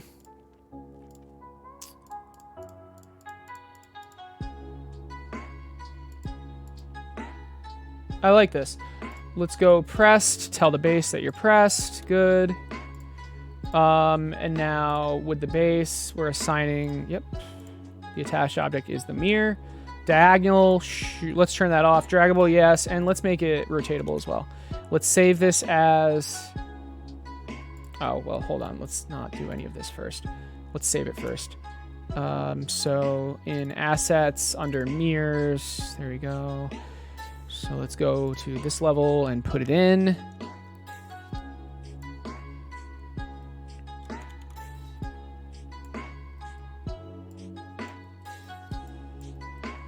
All right. Now, here, why can't I? Oh, shit, that's annoying. Can we editable children? And now we can change this. Okay, that's not too bad. Diagonal, no. Draggable, yes. 45, yes. Now we try it. Okay, so you'll see how the base is there. Good. But I can't click any of it. Man, that sucks. Let's debug, I guess. So let's see what's going on. Let's go to base. And...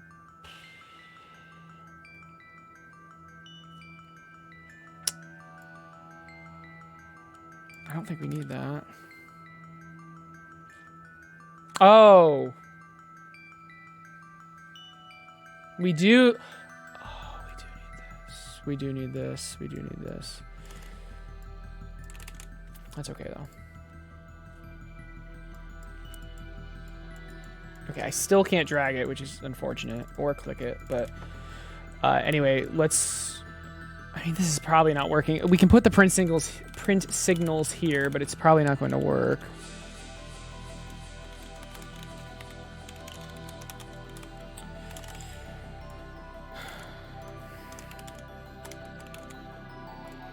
I don't think it's gonna work. If it does work, that's good. But oh, it did. So the okay. So it is being sensed. Let's just make sure it's being sensed everywhere. Pressed, pressed, pressed. Nice. Okay, so that's working. Perfect. Get rid of those prints. So the signal is being emitted. Oh. Wait, I just never connected it to the click manager. Okay. I just never hooked it up. Of course that's not gonna work. All right. We don't need that anymore. Is this gonna work? Hey, it works. There we go. Oh. Okay, I think this has some... Oh, that's really weird.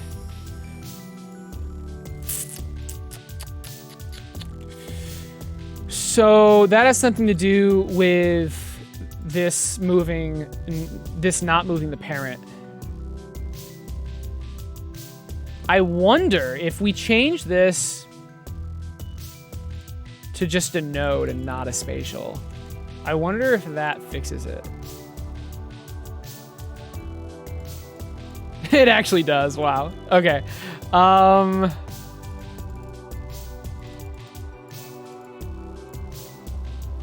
So guys, this is kind of a big deal. I don't know what. Oh, but if it's not spatial, I literally just can't move it. Okay, so maybe we don't want to do that yet.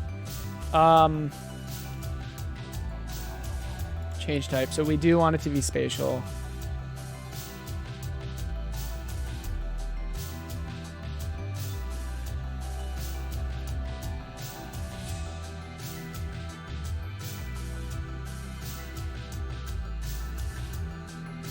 Maybe we just put a bunch of bases in.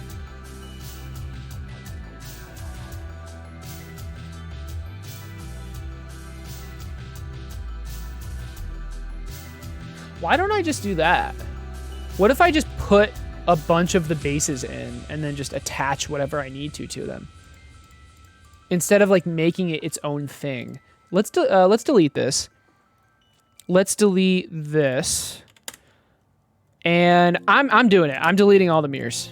So we're getting rid of all these scenes. We're only keeping the normal mirror. So this needs to be destroyed. This needs to be deleted because it doesn't exist anymore. And all these mirrors. So, well, let's just memorize it really quick. 1, 2, 3, 4, 5 mirrors. Okay. I think this is going to massively simplify everything. Like a level building. 1, 2, 3, 4, 5. Get rid of them. Okay, let's try this. So this is the new workflow. We add a base. Okay. We add a base. It can be put anywhere. To that base, we add a mirror. And all you have to do is connect the press signal to its base. That's it.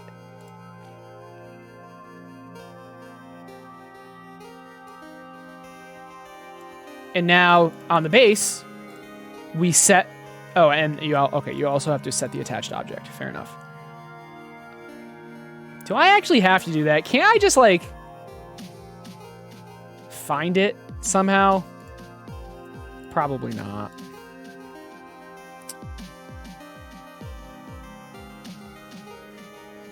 Well, I can get the children, and then if the child is a spatial node. Because, like, having to do that, having to fill this out every time is kind of annoying. All right, but let's just see if this works first.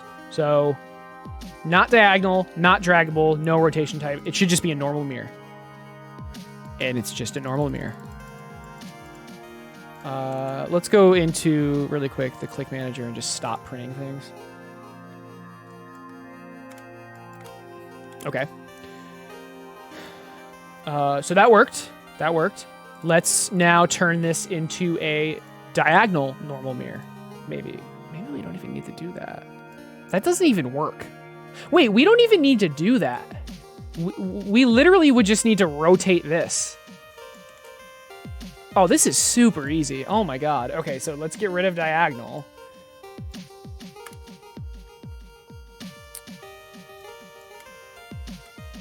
I could just make it diagonal myself by rotating it. Maybe not.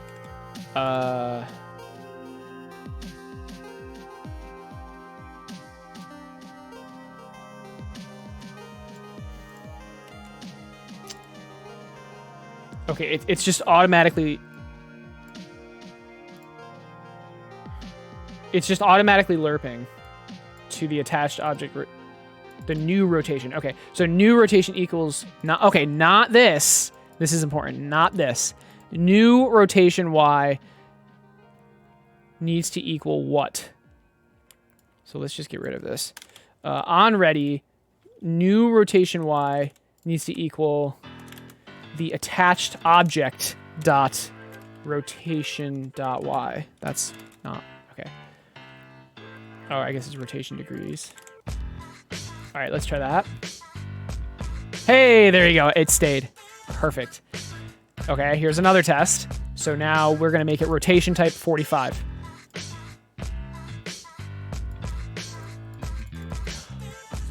Okay, it worked. I can't stress that enough. It worked. See? But I kind of forgot to change the base. I wonder And also, it doesn't even fit on the base. I wonder if we could do... What if we just stretched it down?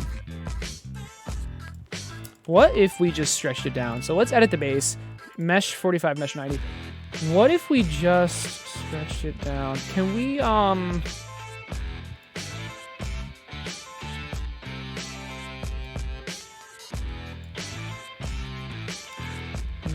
that's not what we want.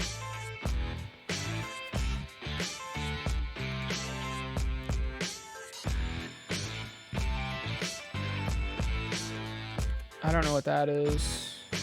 I mean, it's kind of scaling it. I'm setting the scale, but I don't see the scale anywhere. Is it here? It's here, it's here, it's here. Okay. What's this times 2?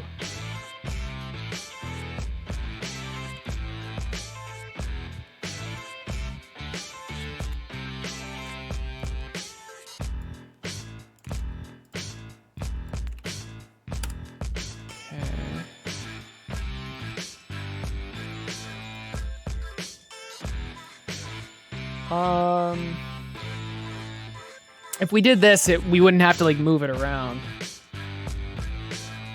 Although that's kind of hacky. Let's just move it around. That's super hacky. Let's just move it around. So, if draggable, if not draggable, but it is rotatable, we need to do something. We need to move the meshes up or down. That shouldn't be too hard though. By 0.25. Where do we do that?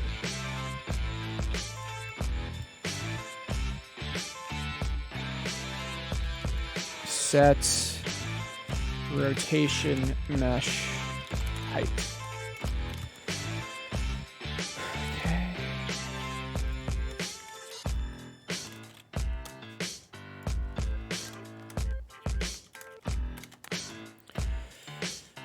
If not draggable, because keep in mind, the height is already good. The height is good if it is draggable. If it's not draggable, and rotation type does not equal none. Mesh 90. Where am I? Mesh 90 dot translation dot y equals 1 and it's the same for the mesh 45. Okay, so what does that mean? If we're not draggable, this mesh will have a oh, that's not right. Of 2.75. So it needs to be 2.5? Okay, it would need to be 2.5. Okay, instead of just setting it, it would be mesh. Okay, so it would be plus equals negative 0.25. That's what we need to do.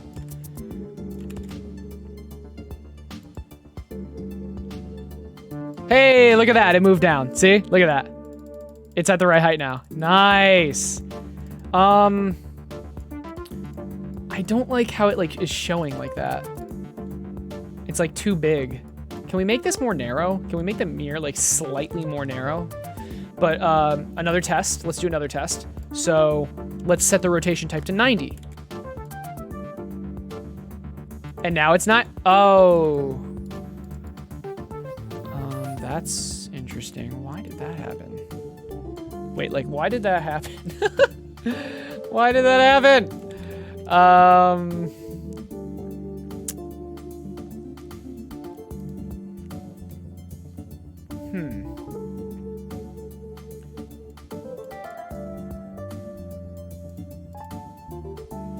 Why the hell did that happen?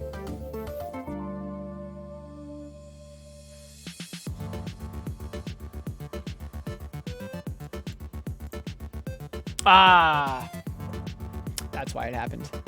New rotation equal, yeah, that's why it happened. Okay, so we need new rotation we need different variables for this. I think we need to do something.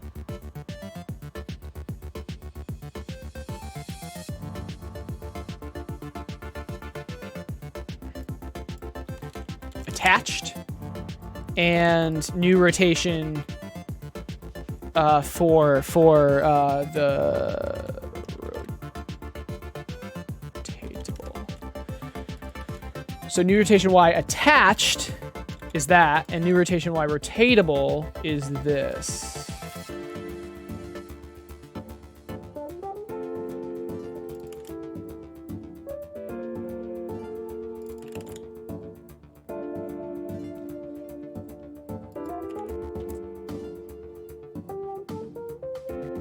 What's, I'm still getting an error. Here it is.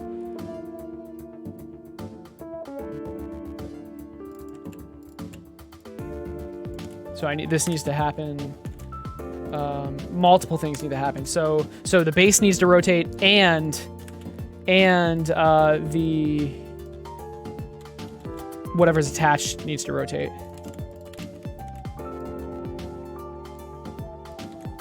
Let's try this.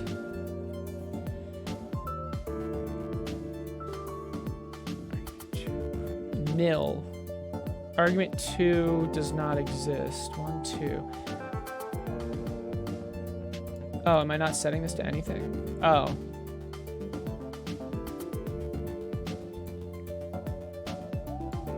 So this is new rotation Y rotatable equals, or can we set this somewhere else? New rotation Y rotatable equals, it's just the current rotation. So maybe mesh 90 dot rotation degrees dot Y. Let's try that.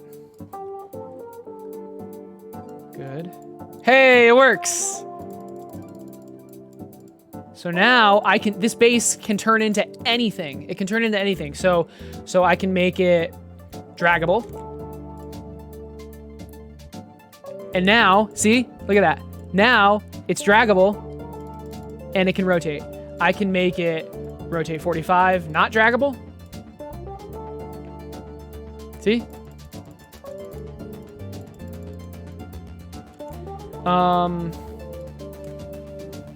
I can make it no rotation and draggable. I can do anything. This is awesome. This is so much better than what I had. Holy shit. This is so much better. This is gonna make the workflow so much better. So now I don't need any folders. I can just put it under assets. Okay, Godot just crashed. Wow. I think I know why. I just hope it doesn't crash when I try to reopen it.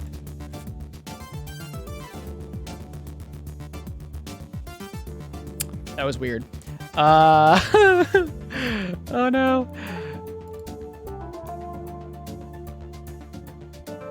I don't know why that just crashed it. Hey Jay, what's up, dude? Yeah, that was super weird. All right, so one-sided mirror, get rid of that. Okay, maybe we should save before. So does this work? Draggable, not rotatable. Okay, it still works. Draggable, not perfect. Perfect. I love this. Let's save this. Base. Universal base.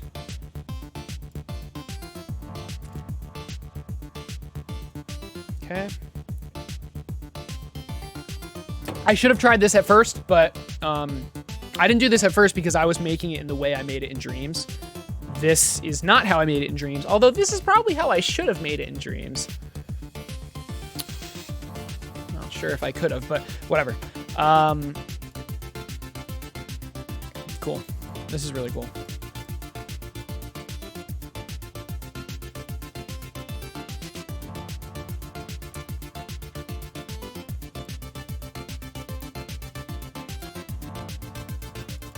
There's already there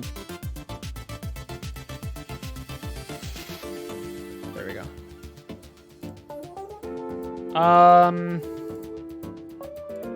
Where's level 2? Where's level 2?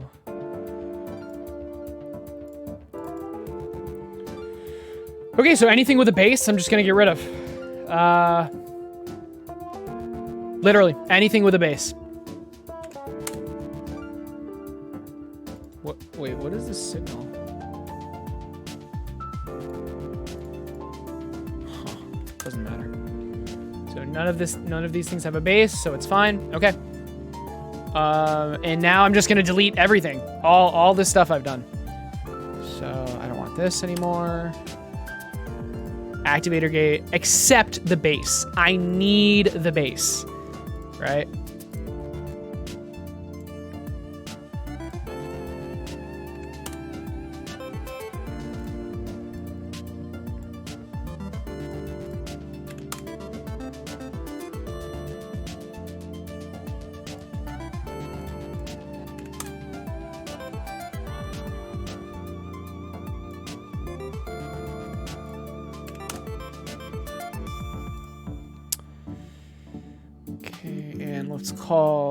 Let's make a new folder called pieces, pieces.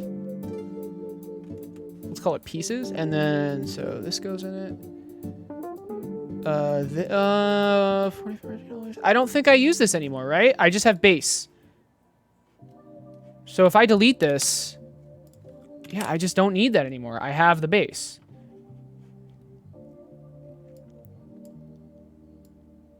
Activator gate, activator mirror, base.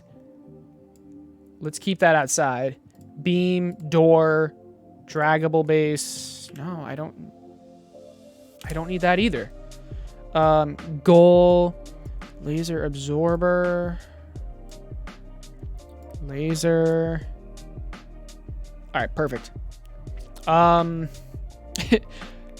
Jay, you said ACERT in all caps, then never said anything else.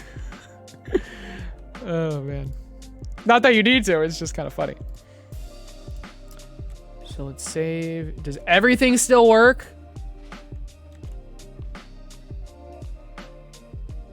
I hope. Uh-oh. I don't see where. So like, where is this stored? Oh, under objects. I just didn't see the objects thing. Okay, so let's just play and see if it still works.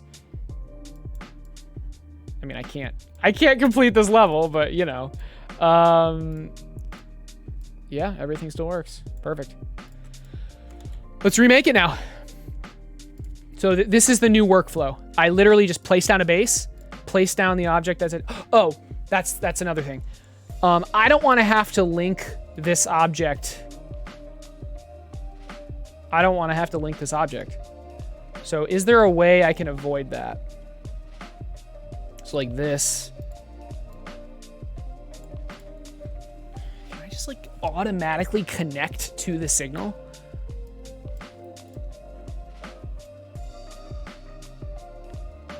Let's think about this. There's going to be a spatial node as a child, right? All of these are spatial nodes. Yeah, they're all spatial nodes. So this base, maybe instead of attached object, well, we still want that, but instead of exporting it, attached object path, we don't do that. It's going to do it automatically. So, nope, I don't want this. Instead, it's going to be a function called get attached object. Okay, so get attached object. This is going to be its own function. Yeah, I want to make this as easy as possible. So I should have typed function first. Get attached object. How does this work? For n in get children. So it's going to get all the children nodes. If n dot type. Why can't I? What's going on? If n dot type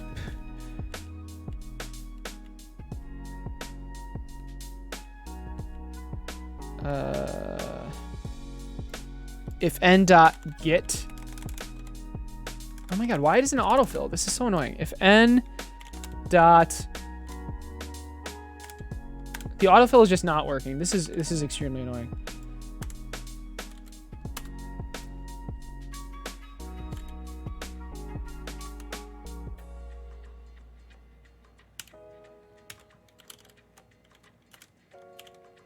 If I type one wrong thing, the autofill messes up.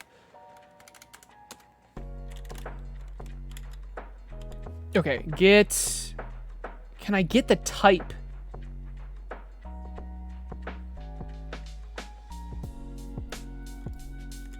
All right, let's look it up.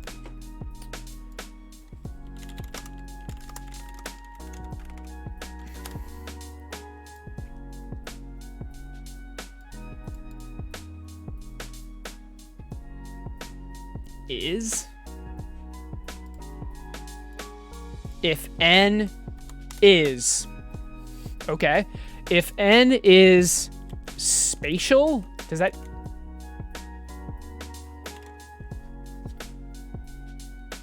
right? Because this is spatial, base spatial. If n is spatial, okay, attached object equals n. There. There's never going to be more than one spatial node as a child under this. Ever. So, okay. Is that it? No, that's not it. That's not it. It's close, though. Okay, so now notice how this doesn't have... You don't attach it anymore. It just automatically knows. But this signal... I don't want to have to do this signal when it's pressed. So I want the base...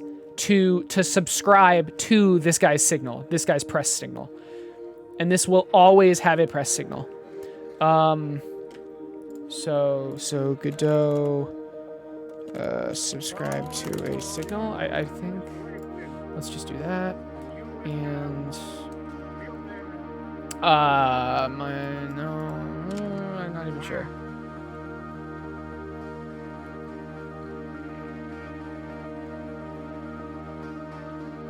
Connect here.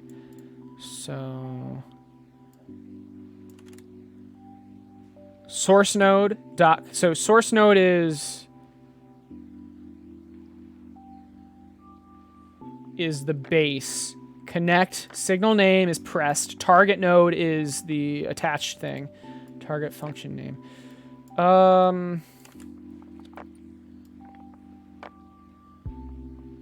Let's try it.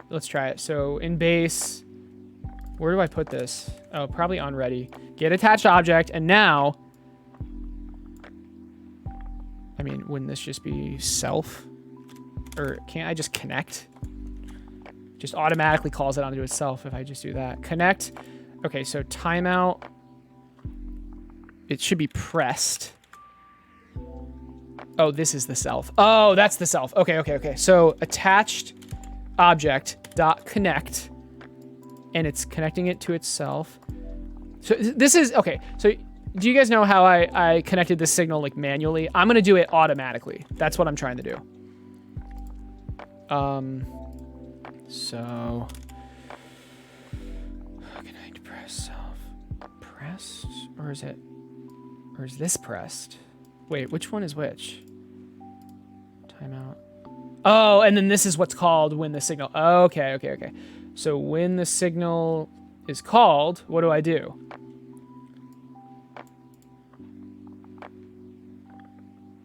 This. Okay, so I want on attached pressed. Okay. So I only have to do it once. Let's try it. So now you can see there's no signal connecting these two things. So in theory, I should just be able to drag and drop a mirror onto this. So let's just delete this. I have a base, right? I have a base. Draggable, yes. If I play it, it'll just break. If I play this, it'll just break. But I should be able to just drag a mirror onto this base, and it should work. That's all I should have to do. Yeah, that worked. Now, if I make it rotatable, it should rotate. This is pretty awesome. That's perfect. This workflow is really, really nice. And I can easily just set it to be a diagonal mirror. And it should be a diagonal mirror, right? There it is. Oh my God, it works perfectly. This is so much easier. This is so much easier than what I was doing. Holy crap. Okay. This is level 1. This is the draggable tutorial. I want this base to be draggable, not rotatable, and now I just need to set the rotation of the mirror to what I need it to be, which is that, I believe. And let's put this base here. Perfect. You win. All right. Let's do the second level, which is actually not the second level, but so let's see how easy it is. I put a base in. Let's put it under objects. Maybe. I put a base in. I need to make it snap. And I need 5 of these, but I can just copy and paste them. So so these need to be, what do these need to be? Draggable, rotatable 90. That's what they need to be. And now I put a mirror on the base. I make it 45 degrees. And then I duplicate it 1, 2, 3, 4 times. That's it. That's all I have to do. I guess I'll finish this level first. And there you go. They're rotatable 90 and they're draggable. That is so much easier. Oh my God. That's so much easier than what I was doing. Holy crap. And here's the beauty of it, guys. I can put anything on the base. So let's say I have another base. Base. Bam. I can put anything on this. So let's put a laser absorber. Let's put the new piece on it. That's literally all I have to do. Right? There it is. Laser absorber. Notice how the base is invisible. I didn't set the base to anything. So let's make it draggable, rotatable 45. This is so much better. Oh my God. It's draggable, rotatable 45, and it works. Right? Bam. Look at that. Oh, this is so much better. I haven't tested this yet, but this should not work. And it didn't. Wow. This is a cool piece. It can kind of like turn lasers into a different angle. This is fantastic. I can't believe I didn't do this sooner, but I'm glad I did it now. All right. I can make levels really quick now. I can make levels very, very quick. The one downside, it's not really a downside, but I need to like rename these. I don't need to, but. Okay. And maybe these should be on bases as well, even though, well, they don't need to be on bases. They really don't. These don't need to be on bases.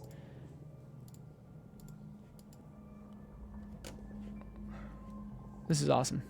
Okay. Now what?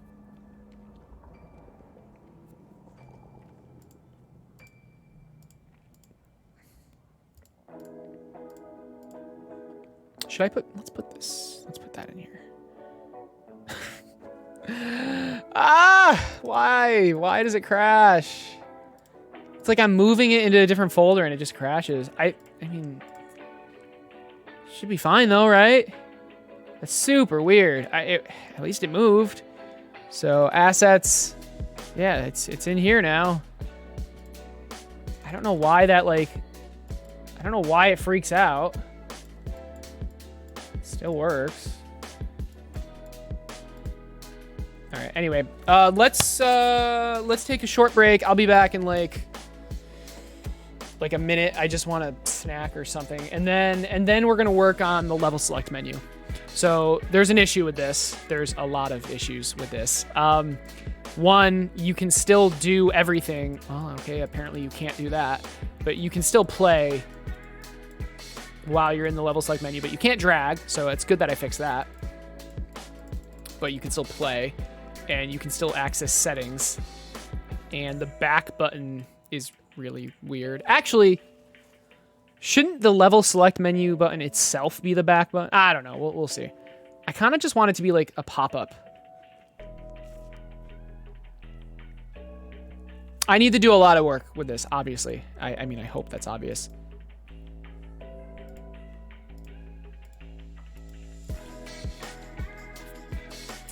And then the settings, obviously, yeah. So the settings in the level select are horrible.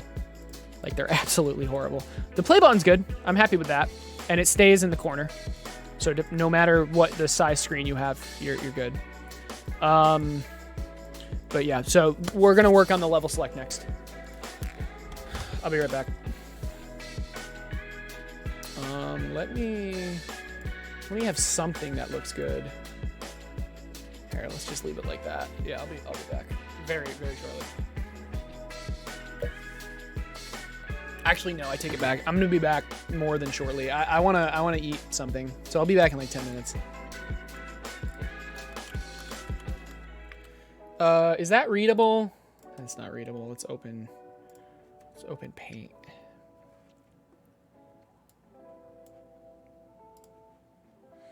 Let's get my favorite font. I love Noir. Oh, this is my favorite font.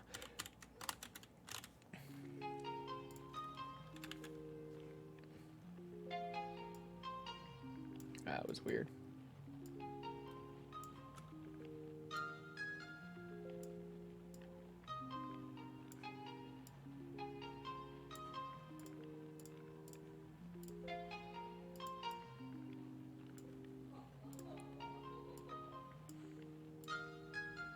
I'll be back.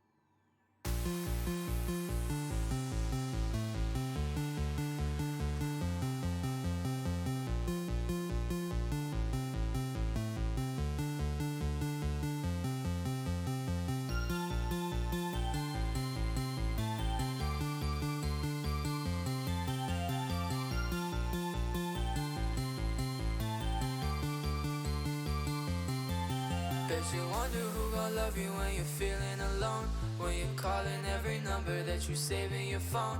It ain't no one picking up and you stuck with the tone. I will. No, you wonder who gon' love you when you're stuck in a rut. You don't wanna talk to no one, so you lay in the cut.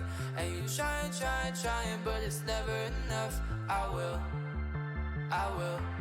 I won't leave you lonely, baby, I'm alright. I know you don't really know me, you gon' have to try to put a little trust in me. It ain't no one that can love like me. Nobody. Nobody love like me. It ain't no one that can love like me. Nobody. Nobody love like me. It ain't no one that can love like me. Nobody.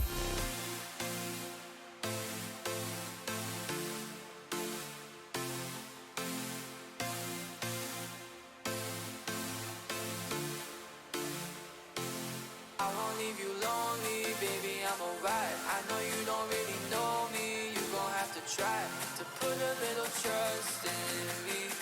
It ain't no one that can love like me. Nobody.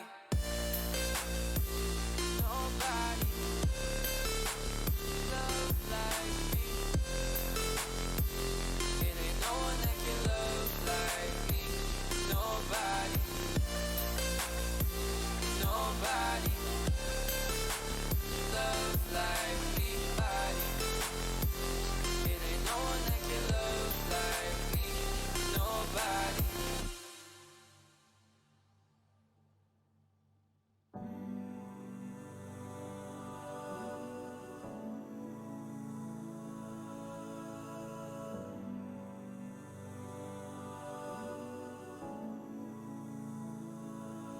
I missed the train, stood in line as I watched it ride away.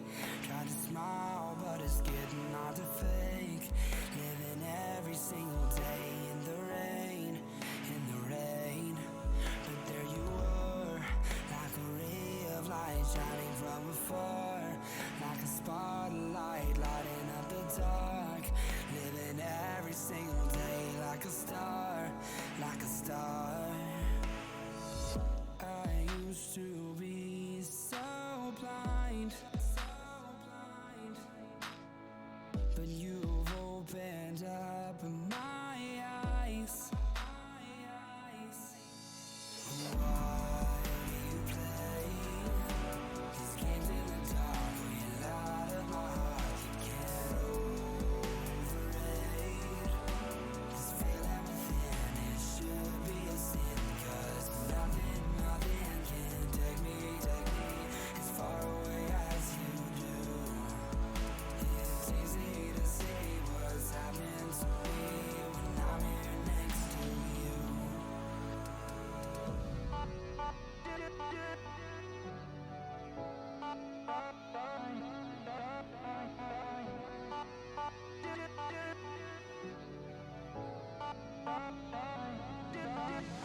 Away, just a girl with nothing in her way. Not a care, not a moment gone to waste. Realize I couldn't let her get away, get away. So what's your name? Got me mesmerized, wondering who you are. Then she smiled, so I walked up to her car. Talked for hours while we sat under the stars.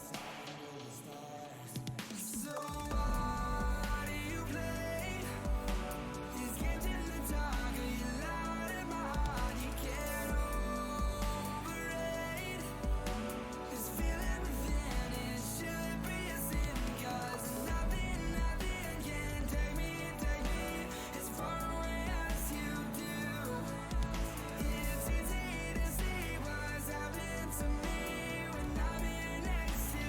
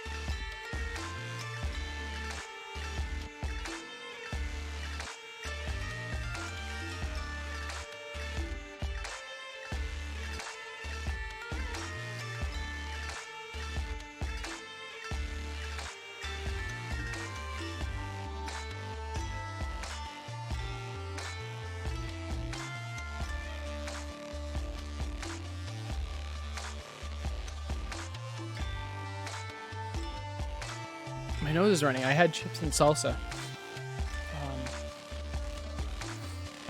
They're spicy. All right. All right. What are we doing? Oh, the menu. Yeah. Oh God. All right. Okay, you can still move. You can still move the camera.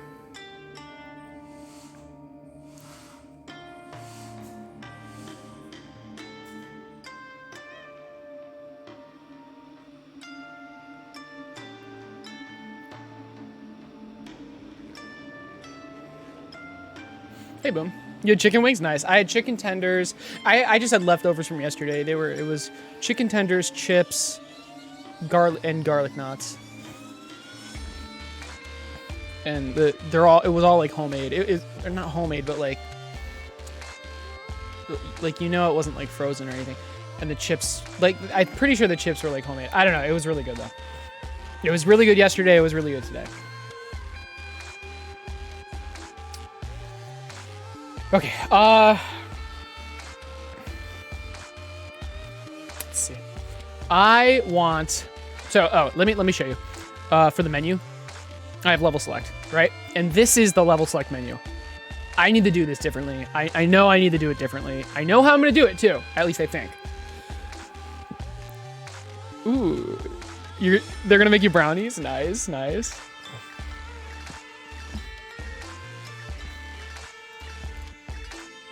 I need to check something really quick.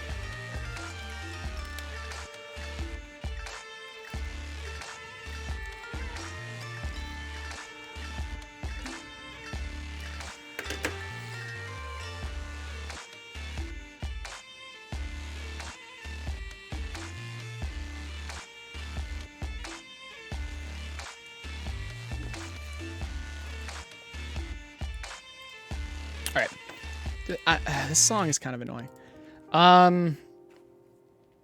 Your grandma bought me like a form to cook them in. Nice. I doubt that she'd buy it if she knew what I was baking. Nice. Very nice.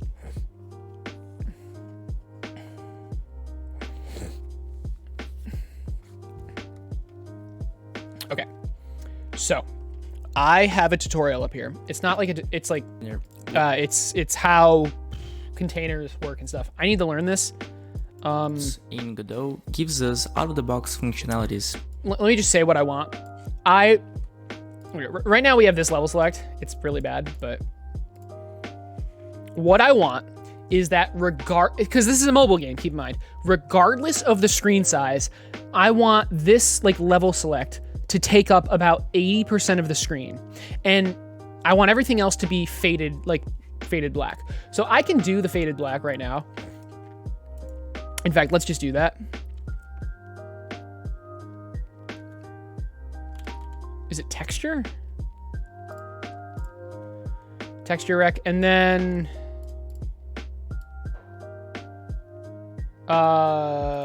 full rect, I guess. Texture is new animated texture, I think. No. What is it?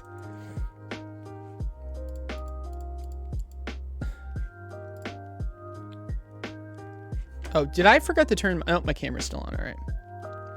So I haven't tested it on a mobile device yet. I've been trying to, but I know how. I'll be able to. It'll be fine. It'll be fine because I can export to anything, and I've been using like this black thing as a touchscreen button. I'll figure it out.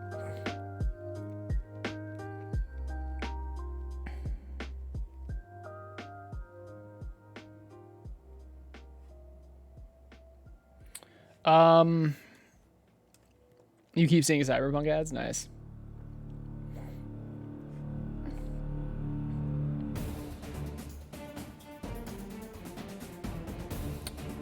Okay, why? So how do I... New image texture? New large texture?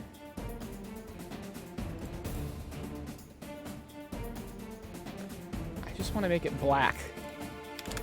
Okay, maybe that's not what I want. Should we just...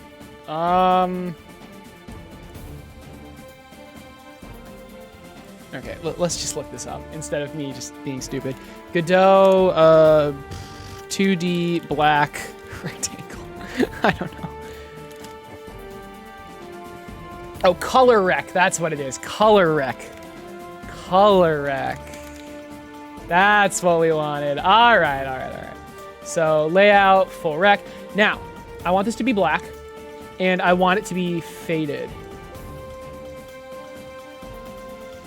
And this should be below everything somehow.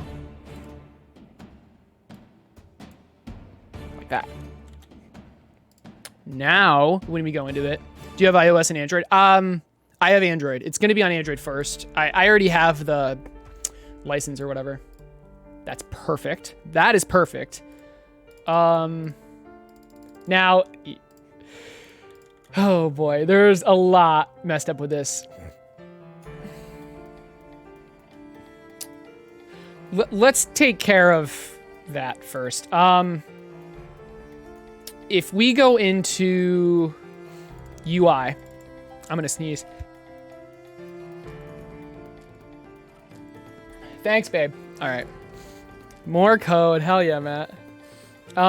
If I go into the level UI, when this button is pressed, it opens the level select, right? It should only open the level select once, and it just keeps opening it. It keeps spawning in level select scenes, and that's not what we want. I mean, one thing I could do is just... No, I don't want to do that. Put the level select in the level, but I'm spawning it in. Yeah, I know. I just need a flag. I just want to try to do this the best way possible. So we have the level UI, and that's in every level. This is in every level.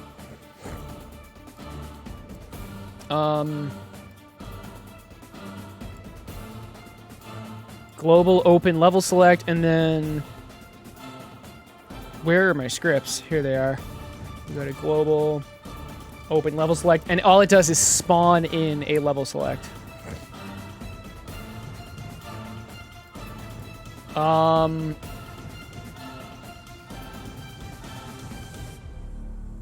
Okay, so right here, I'm going to get children. What? Yeah, sure. Okay, I'm going to get children. And then so for n in get children. And if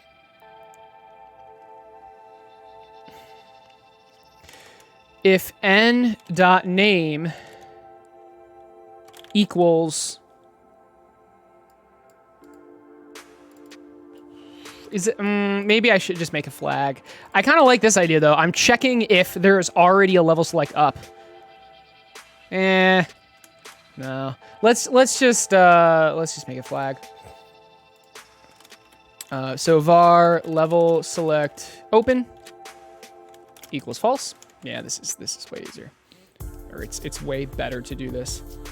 This is not in the right script. Let's go into the level select script. That's not the level select script either. Is it? Oh, I need to go in the level UI script. My bad. Okay. Level select open. Level select open. Yeah, that's fine to call it that. Level select open. On level select pressed. If level select open, return. And we want to do the same thing with the settings. If you're in the level select, should you then be able to open the settings? I'm not going to worry about that right now.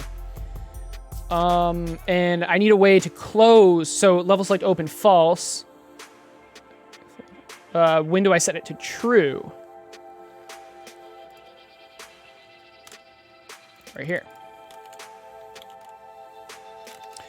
So maybe a singleton. I have a singleton actually, if possible in Godot. It is, but this just makes a lot more sense. String compares aren't great. Yeah, no, I know. I completely agree. That's why I'm going to do it this way. You know how I said my show is based off of text roleplay? Yep, we are just finishing season 16. Nice. That's awesome. Then you'll be writing a side story. Okay, cool.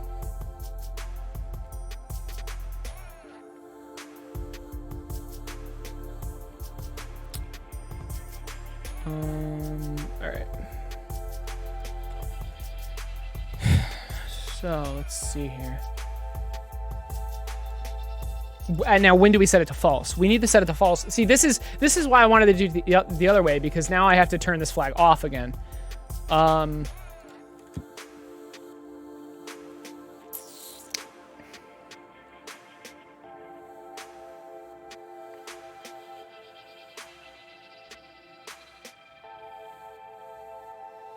I kind of do just want to check the children of the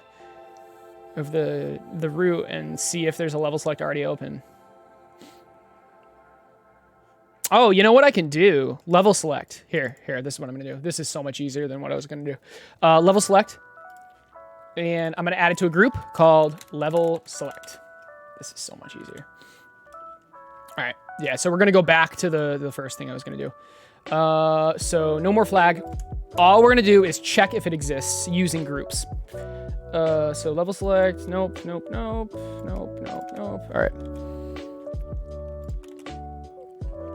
Yep. So we're going back to the first way. Haven't used Godot, but it seems like a nice little engine. It's awesome. It's awesome. You'll see. Goal. Nope. We want global. Okay. So we're going back here. Open level select. We're gonna do 4 n in get tree dot get group, get nodes in group, I believe. Or can we just do get nodes in group? I forget.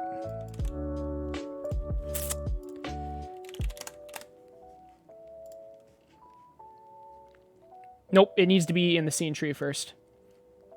So we're under scene tree, and then we call get nodes in group. Yep, okay. So, yep, I was right. Get tree, get nodes in group, and what group? Level select.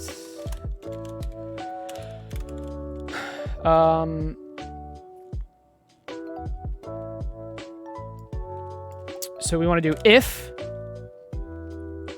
dot size is greater than 0. So if the size of this array that's being returned, or whatever it is greater than 0,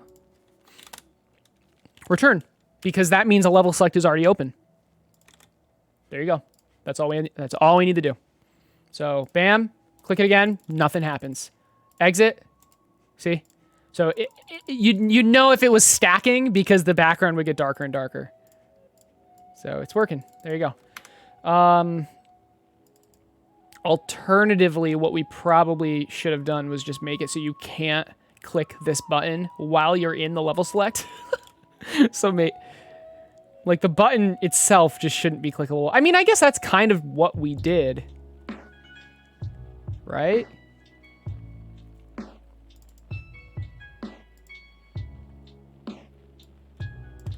Okay, yeah, that's not what we did, but it's kind of what we did. Let's actually do that. So level UI on level select pressed.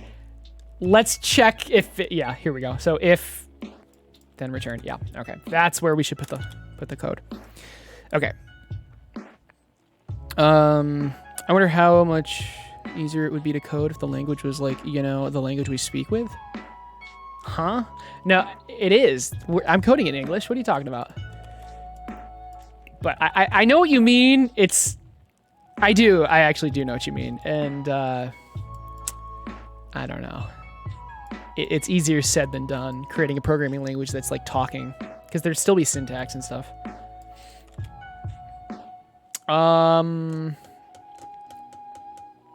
Okay. Let's actually work to make the level select good now. And for that, I want to learn like best practices, I think. Although, let me just try myself. Let me just try doing it myself. I still want these buttons, I think. don't know why. Is there a script here? I'm not sure if this needs a script. We'll see. Yeah, that's what it's gonna be. It's gonna be exactly.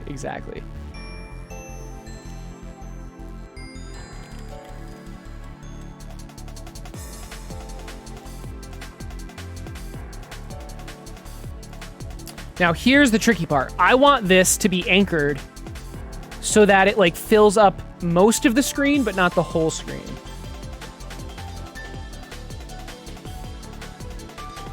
And then I also want to dynamically change the amount of columns, but let's just do 5.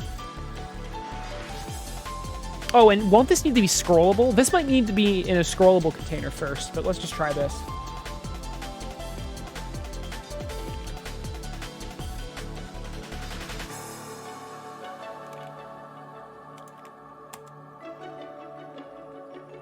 Okay, that didn't work.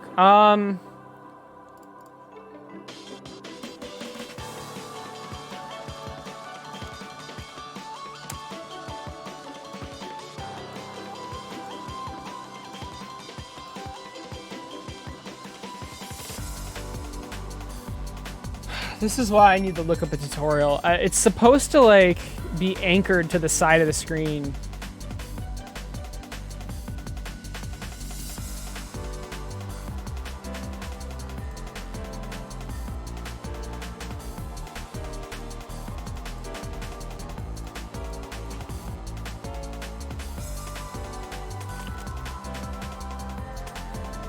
But I don't think this is going to work. Let's add another color rec inside of this one. Did that? What the hell? Oh. Oh. Wait a second. I don't know what I'm doing.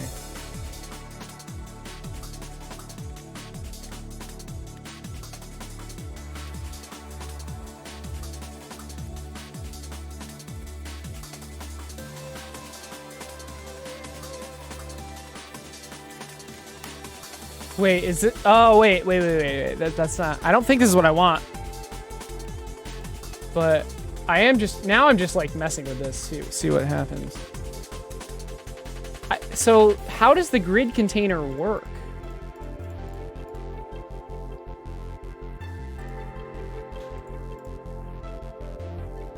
Do I need like a? I don't even know. I have no idea.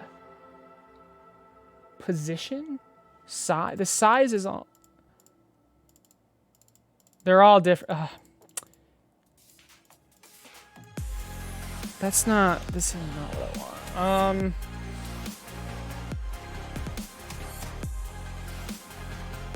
Let's try getting another container.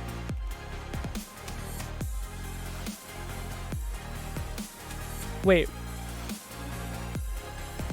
Oh. No, not a container, sorry.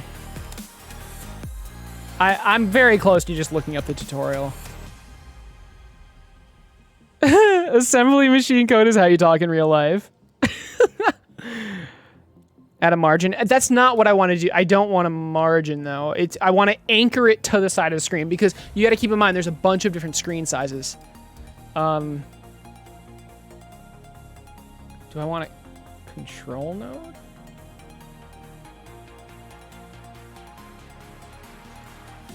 Maybe that's what I wanted. Oh, you know what? I think that's what I wanted. Yeah, that's what I wanted.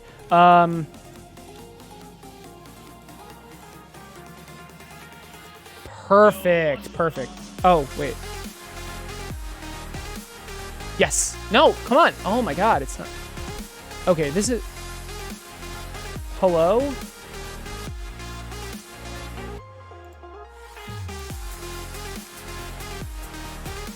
Jesus.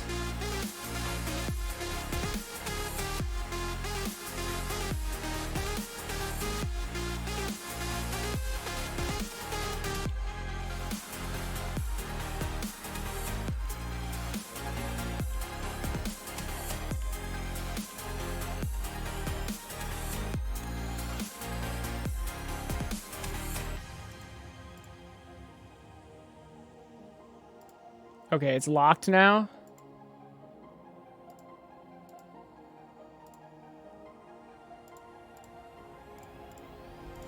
So now can I move this? Oh my lord. Thank you. Holy moly. Okay. So that is what I want. Now, yeah, I needed to put it in a control node. Are you kidding me?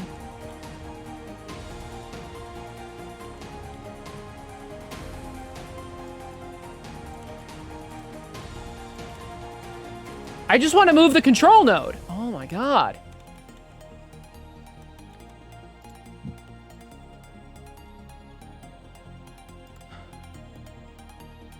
Holy crap. Is it... Was it that difficult? Oh my lord. Okay, okay. Anyway, I don't know why the grid container's freaking out, but... Yo, what's going on?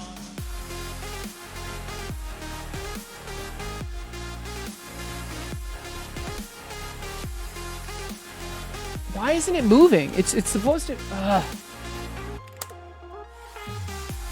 Changing the anchor is supposed to... It's supposed to move it. Why isn't that working?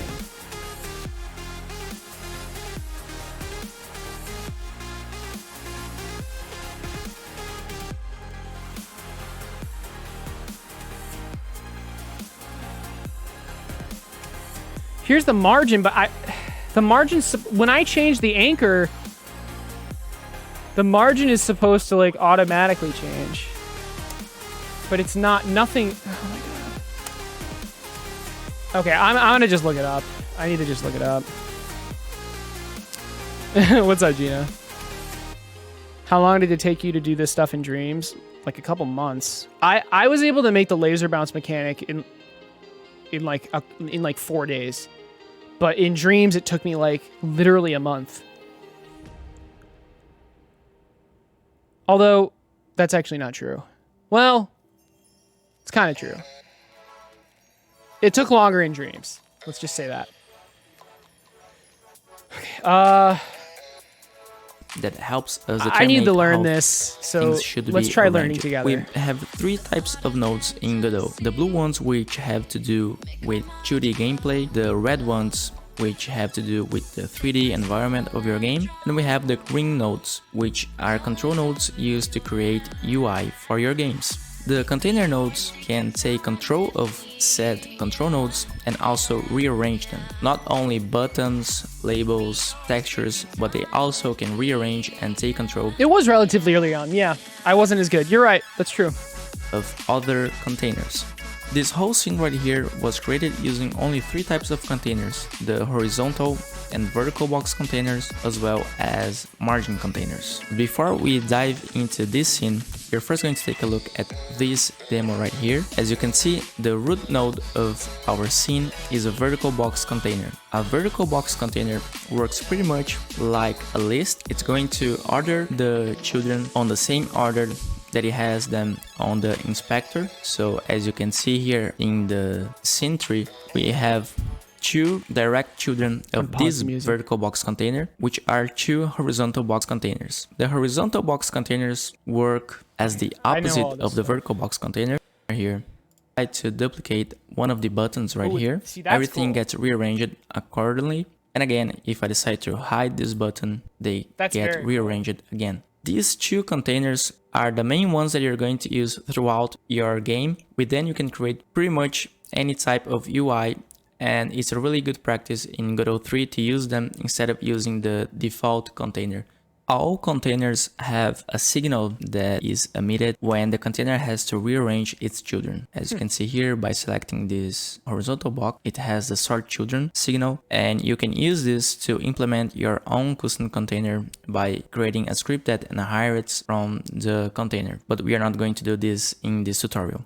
Here we have a different type of container, which is a margin container. The margin container keeps all of its children inside a given margin that can be configured in the inspector. Going down to the inspector and open up the custom constants, you see that we have them pre-configured to be 75 on each side of this margin container. We can change this value, and you notice that everything inside is going to be rearranged accordingly. So if I increase this to the right, cool, container is, which is just contain our game.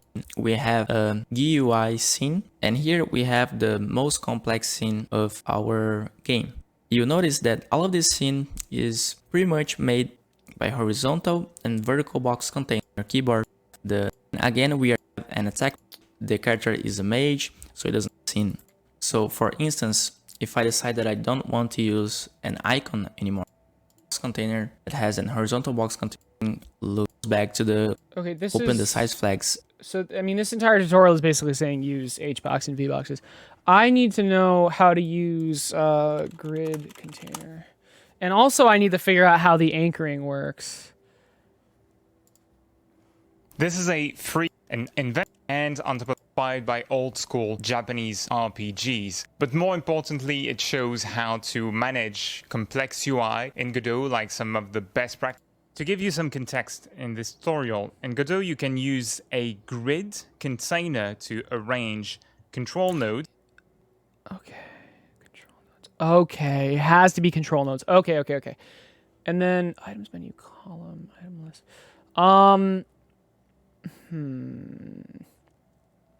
Maybe I do use a margin container, but the grid container wasn't working because it wasn't control nodes. Position needs to be 0, 0.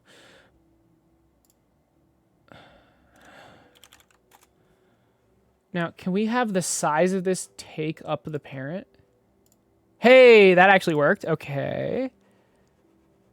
So if I change the parent size, let me turn the music back on. Okay, but regardless, okay, so we have the level select node. Let's add a margin container. Okay, and this margin container, we want it to be full, right? Anchor, yes, perfect. And then here's the margin. Can we just 25? Oh, minus 25? So maybe like 50? I want it smaller than that. Well, no.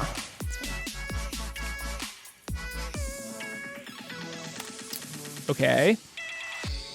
Now within this margin container, let's do some tests. Let's just make sure this is working. So we have a back button. Let's put that in the margin container. And let's just unlock them. Let's reset the position. And notice how it's at the very top left of the margin container. Although it's not even... See, this isn't even a control node. Can we put this in a control node?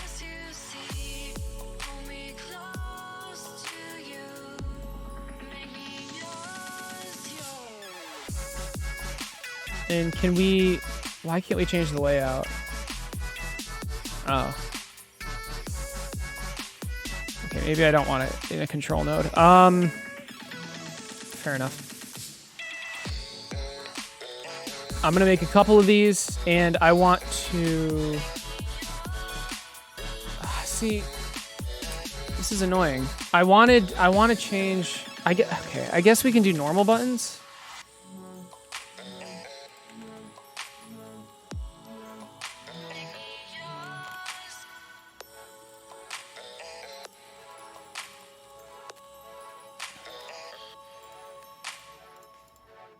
I don't know why its size is so big.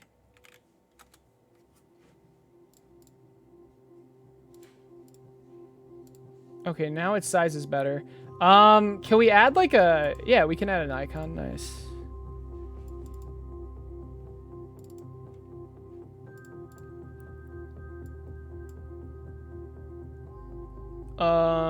The icon... Let's edit this. Can we make it smaller?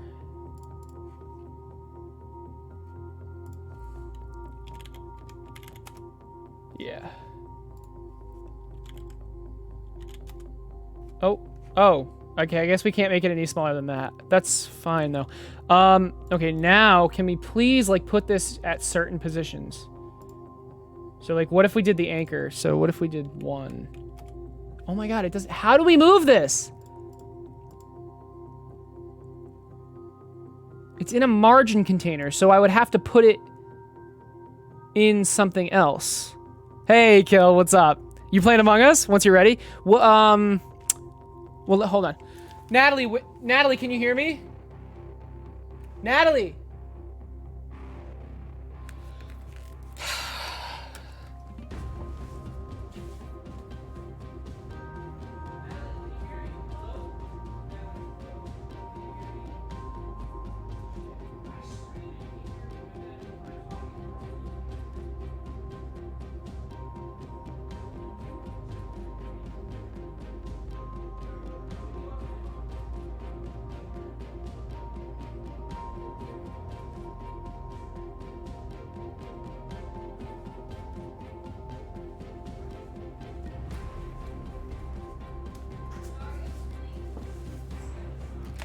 It's okay. All right. You slept all day, so you're super late to literally everything. Probably like 7:30. Does that work?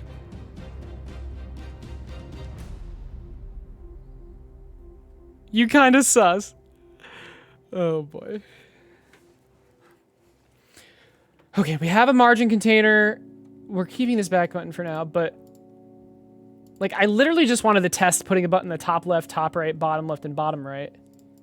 Is that even possible?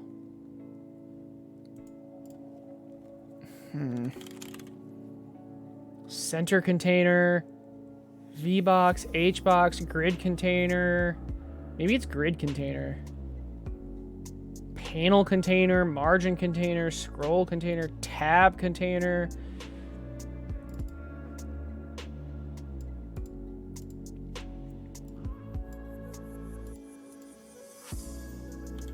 Hey, okay, we did something.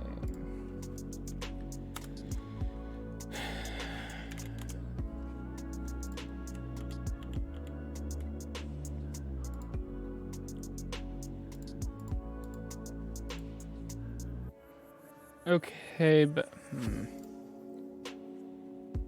see, I have a feeling this isn't gonna work.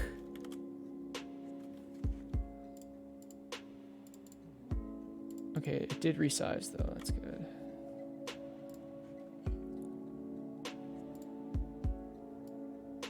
See,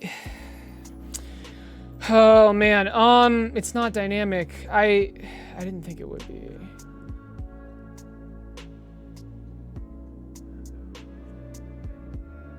I mean, it doesn't like it. Oh man, I think I'm gonna have to like write code to like calculate the amount of.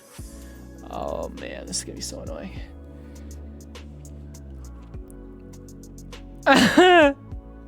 Did you? Yeah.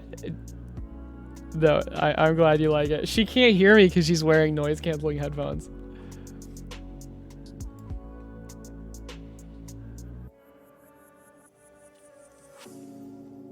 Okay, I like this though. The margin container is scaling. So, okay, the margin container is scaling. That's perfect. So, we don't want the grid container, though. What we want... And then let's change this margin container. Maybe let's do 30. I think 30 is fine. I want it to be a percentage, honestly. Okay, now what I want to do... What do I want to do?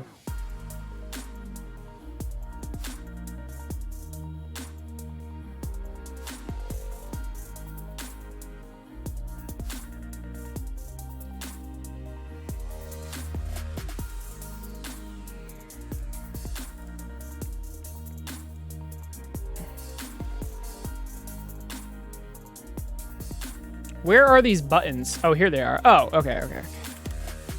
They talk about another kind of world. Okay. What are you afraid of? Wait, what is this? Oh. Oh. Oh! Oh, this was actually... My anchors did work. My anchors were working. Oh, shoot. Okay. They just weren't updating, apparently.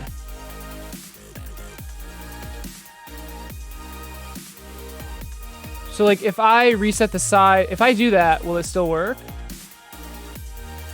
No.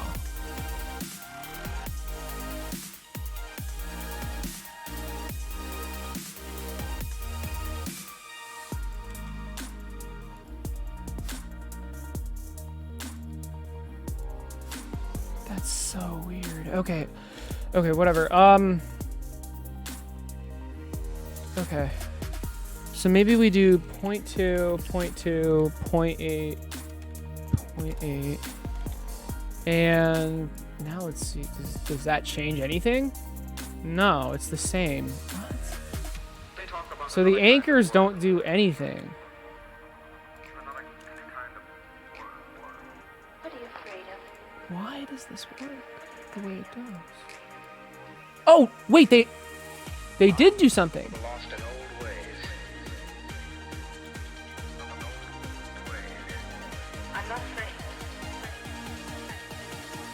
What if I did 0, 0, 1, 1?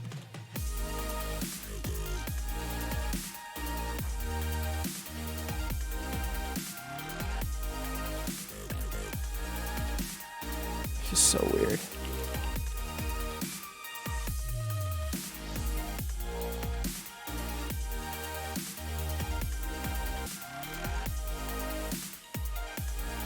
So like a phone screen would look like this, right?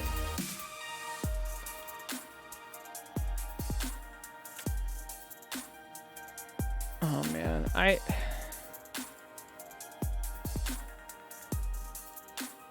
just get rid of it. It's fine. Okay, we're just gonna do a margin container. I'm pretty sure that's what I want to do instead of these anchor things. Yeah. Yep, that's exactly what I want. Perfect.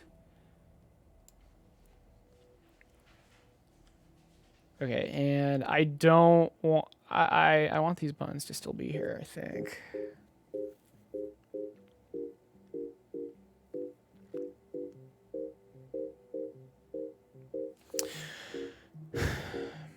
What do I want? How do I want this to work? Maybe if you press the level select button again, it just closes it. That's kind of cool, instead of a back button.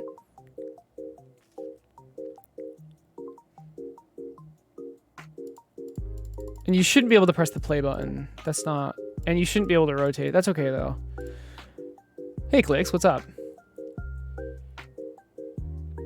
Okay, so this is good so far. Top margin needs to be maybe 100. Big man Clicks. Yeah. Yep, this is perfect. Straight 80. Good. Oh, that's literally perfect. All right. And then maybe we can have like level select right here. I mean, we don't even need to say it. It's obvious. So we don't need a back button either. We don't need a back button either. What we need is, so this, so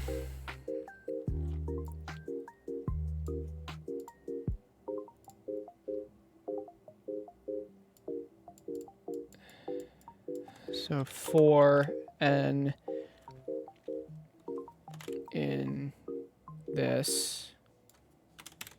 So it's getting all the level selects, and if one exists,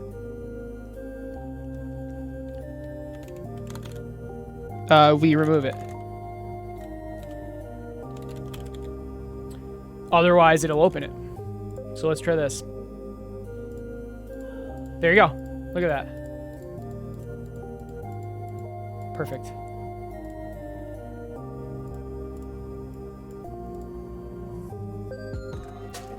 Okay. Now what? We need to display the levels. Now this is where it gets interesting. Wait, did I not see those buttons? Oh, they're there. I just can't click them because they're not in the right layer.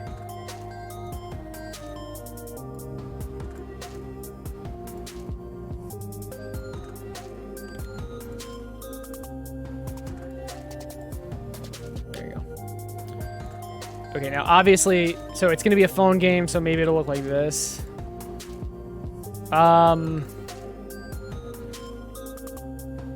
Now I just want to display these level icons in a way that makes sense.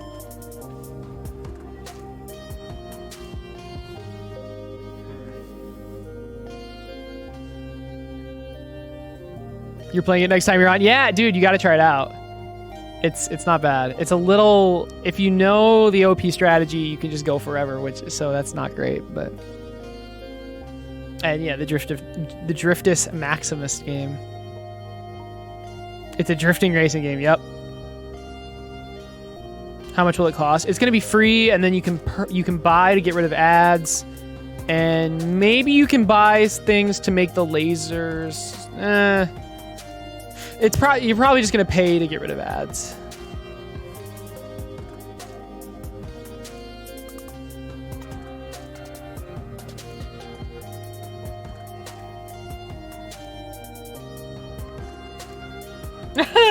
That's not the OP strat, I promise you.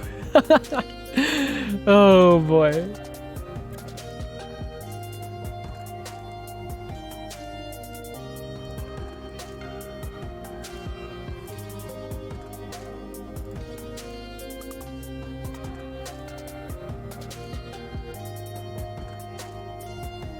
All right, let's really quickly design what I want the level buttons to look like.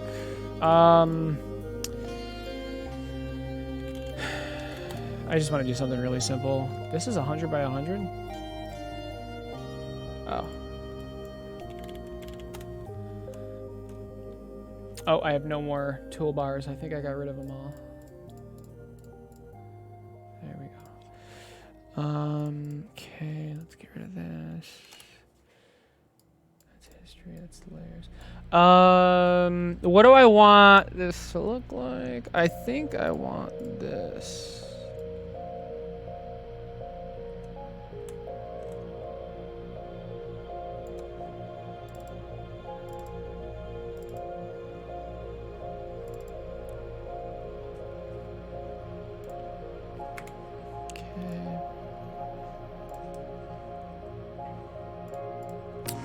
Where am I putting this? Where is this saved? I think it's under projects.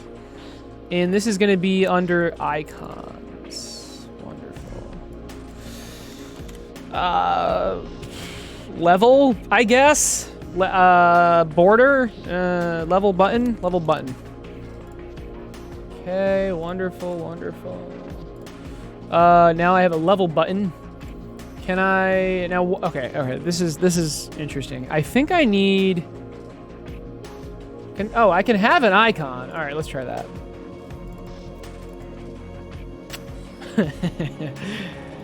Yeah, this isn't what I want. Okay, let's make a new scene. Let's make a new scene, and this is gonna be our button. So we're gonna start this off with a margin. So let's change type. Start this off with a margin container. We're going to add my icon. I don't, texture, I think? Maybe? Yes. Okay. And this is the margin. This is the, yes, good. And in this, we need a number, probably just a label. I don't know what rich text is for format, whatever.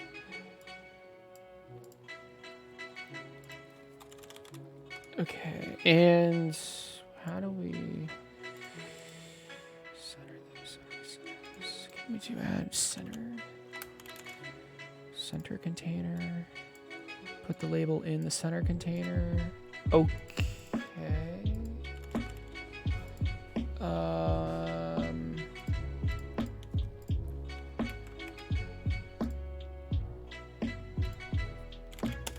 Is that better? What's going on here? This is in it, but it's too small.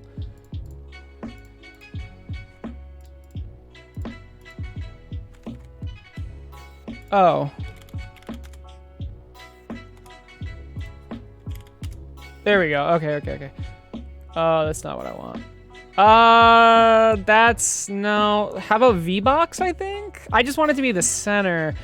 Can we do V-Box? Then alignment center, maybe? Yeah, there we go. Sort of. I mean, it's just gonna be a number, so maybe let's just try 1, 2, 3. Can I change this to a label? Align center. There we go. Finally. Okay. So rich text label. No, it's just level.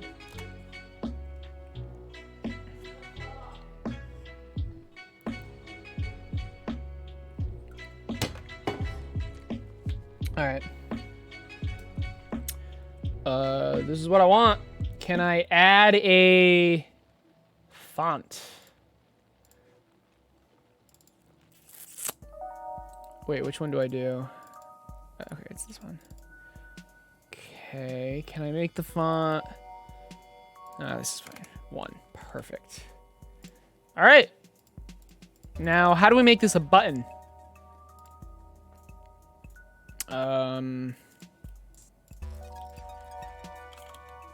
Touchscreen button. Put that on the bottom, I think. And I want this size.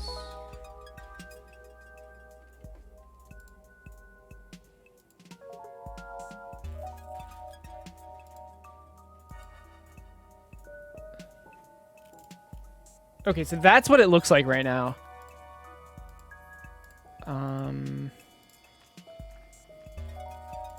Oh, I don't even have any margin. What if I added margin?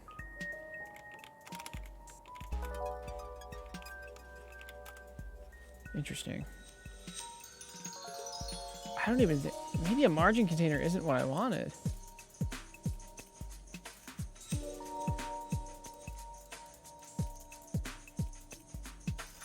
For some reason, I thought the margin container...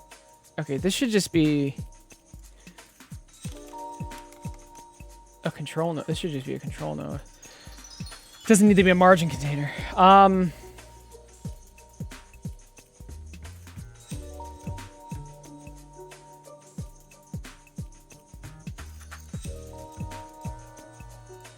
I thought this was a center container, but it's not. What the hell is that?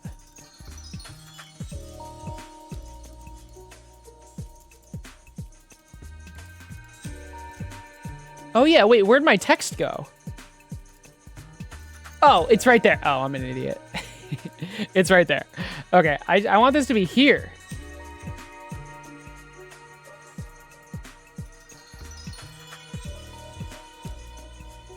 But the position... Isn't this in a center container? I don't understand.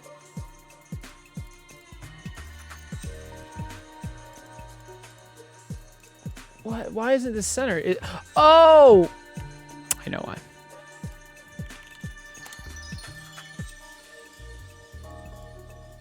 Did I know why? Do I know why? Will the control node now be centered?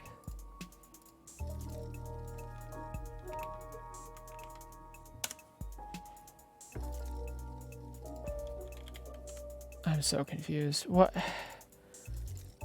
Why isn't this centered?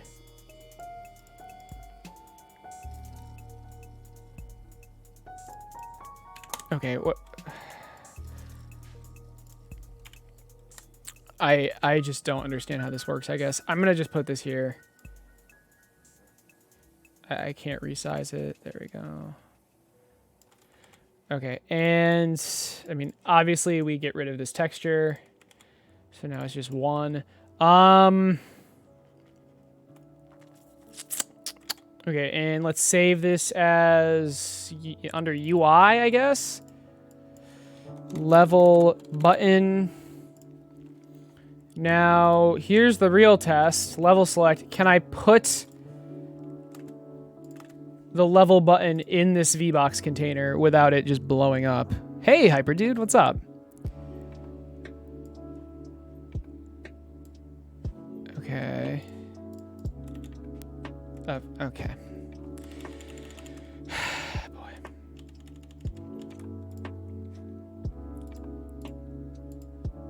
Okay, apparently the size is 0.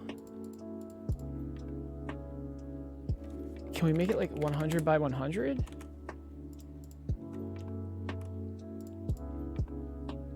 What just happened?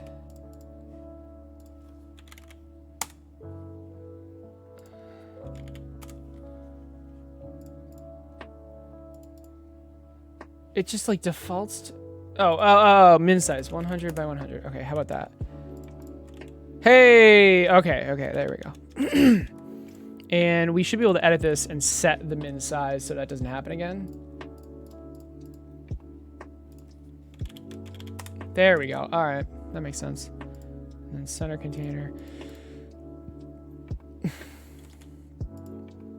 Oh, maybe it'll... No. I don't know what...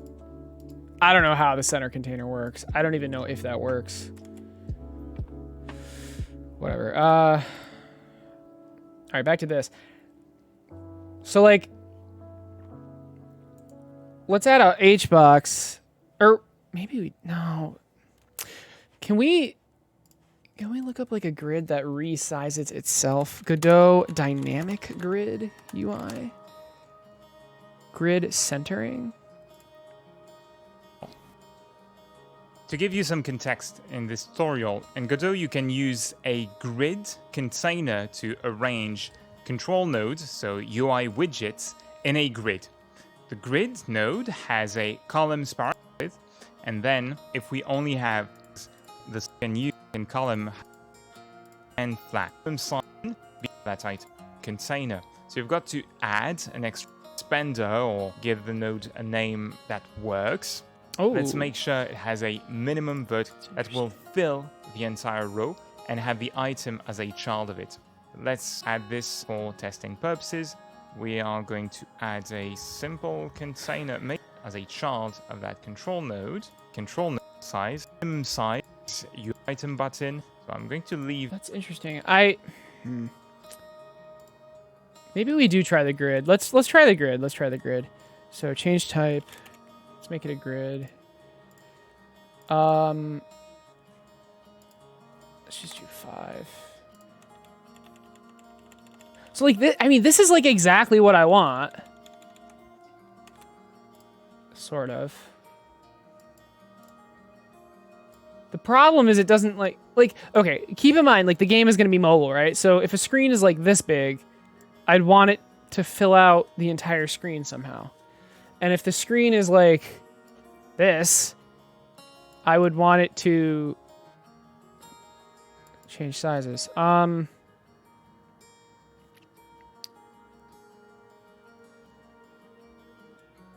need to take the screen's width, divide by whatever number, and then...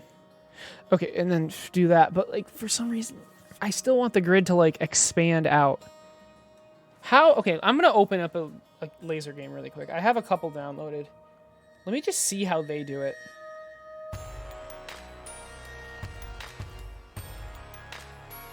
Which one do I want? I want this one.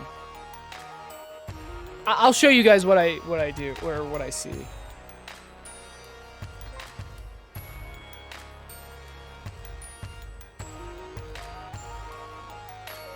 So, like, this is how they did it. There's no scrolling. I just don't know what it's gonna look like on a different size screen. Actually, I can open up my phone.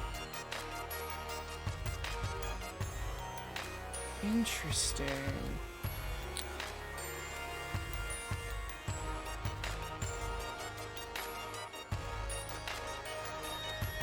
That's interesting. So, they basically...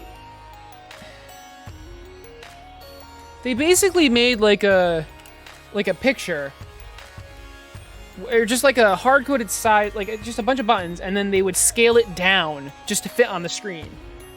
That actually makes a lot of sense.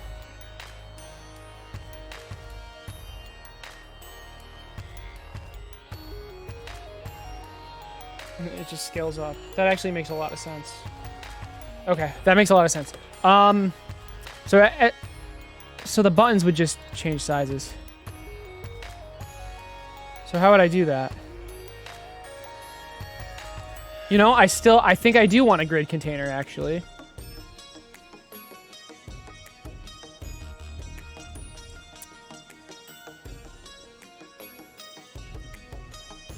How many columns? 5?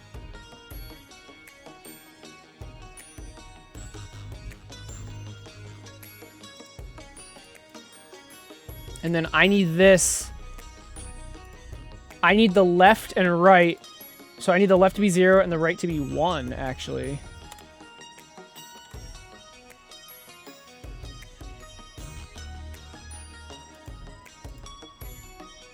Although that didn't do anything. I want... Okay, the idea... I want this to, like, expand...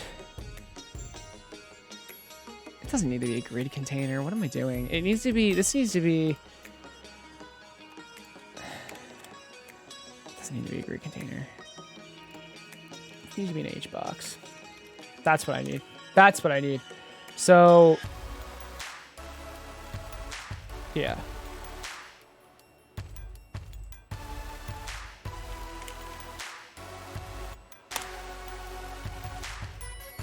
H box in a V box. Yo, dreams have meanings. Thank you so much for the raid. So, we're not doing dreams. we are actually doing real programming, and that might sound scary, but we're making laser bounce. If you remember my dreams game, this. Does this even... My level... Okay, my level select doesn't work anymore. That's what I've been working on. But we're making laser bounce. So... this level is a better idea of it. But... so this game was made in Dreams. And now I'm remaking it outside of Dreams. Oh, the laser's gone. I need to add my lasers back in. I forgot about that. We need our flex. No flex. Only polygons. Let's open level 2. I forgot to finish this. So we need a rotatable red laser and a rotatable blue laser. So let's do that really quick.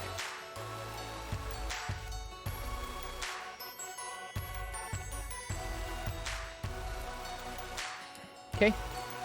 So let's put one laser on this base.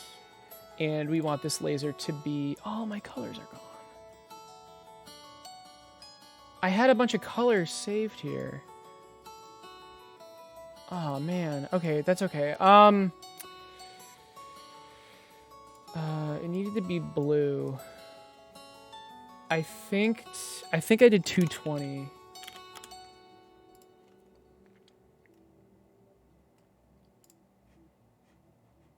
Here's the color. Yeah, 220. Bam, there it is. Okay. All right, fair enough. So, okay, so there's your blue laser, and we need this to be draggable and 90-degree rotatable. Perfect.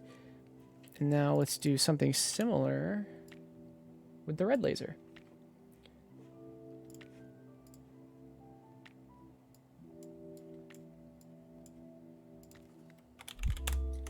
All right, now the level should actually be playable. What engine is this? This is Godot. It's Godot. Real programming, yuck? No, not yuck. Fun. This is the next step after dreams, right? All right, here are our lasers. So if we shoot, they fire. Yep. So like, for example, this level would be this. Spoiler alert if you've never played the game before. And this exact level is in my laser bounce game. See? The white laser works for any color. All grown up, yeah. How was your stream, Dreams? I'm Ace Grandpa now? What the hell? Okay. Level select. We've been working on this.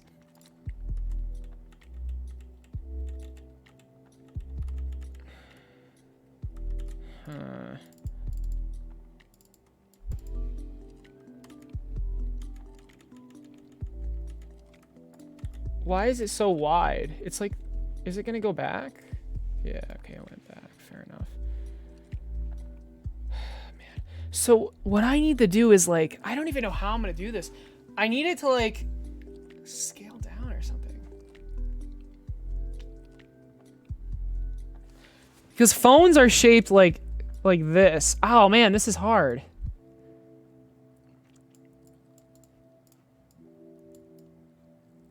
Like, you should be able to play, like, on a phone like this. And you definitely can. Well, the U windscreen is just completely off.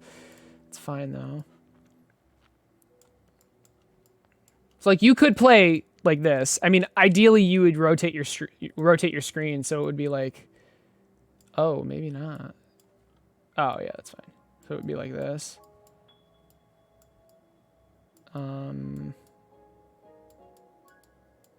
Perspective is kind of weird here, but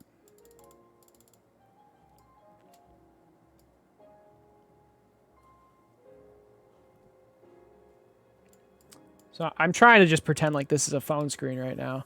It's very playable. It's very playable, but how do we do this level select menu? And the size of this is super annoying.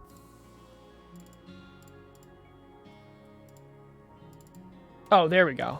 There we go. It was good. Clitoris was scoping out my stream to get an advantage on me before our face-off on Tuesday. Face-off in what? Why Godot over Unreal? So, the main reason is that...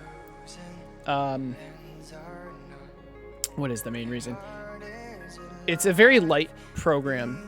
It's like extremely small in size compared to the two main engines. And another nice thing is it's completely free. There are no royalties or anything. And it's open source, and it's also extremely easy to export. Although that, I mean, that's in the other two engines as well. But I like it. I like it a lot. There's not like hundreds of features that you have to like go through and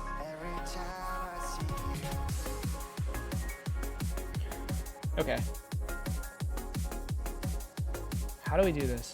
I think I should look something up. What do I even want to happen? Like, I want...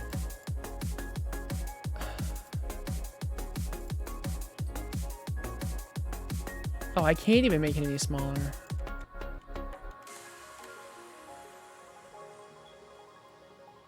How can I do this?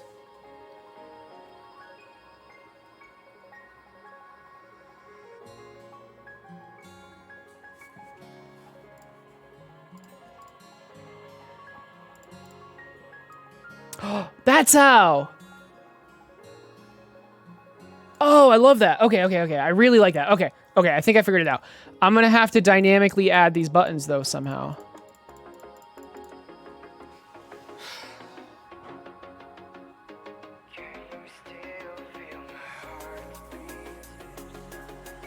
Right? Because, well,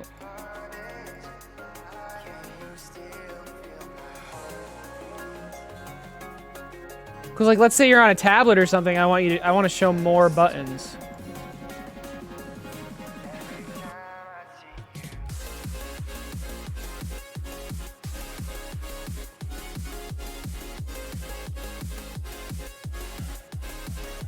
I wish the grid container had like I wish I was able to like vertical separation, horizontal. I wish I could center it. Like the V boxes, you can align them, which is really nice. With the grid, though, it's just like you just have columns.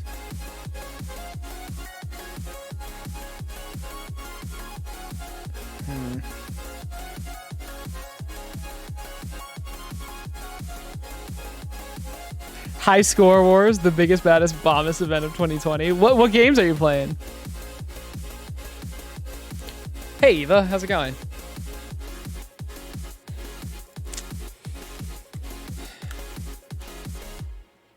I like this solution, but I mean, you got to keep in mind the size of the screen isn't going to be changing.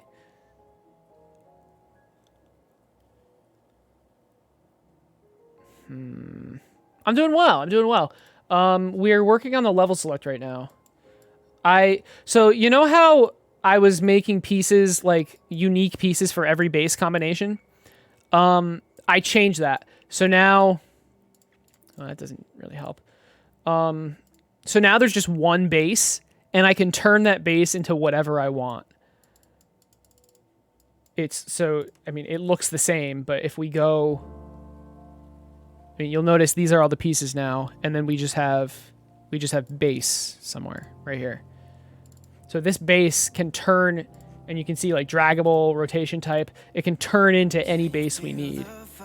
So this makes it so much easier to create new pieces. But we're working on the level select. I'm not sure what I want to do with this still.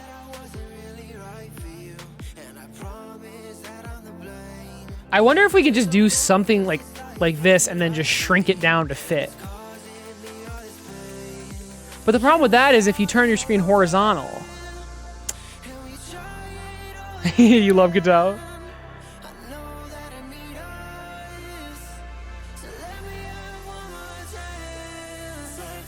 And then I'd like, okay, I would like these buttons to like,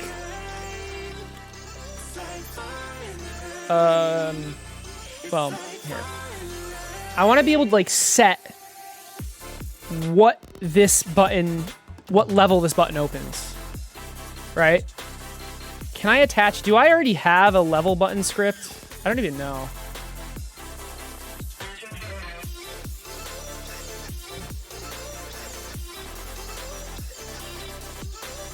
I do. Doesn't do much, but okay, so on level 1 pressed, we need to check if this is pressed, I guess. But this is really small. Why is this so small?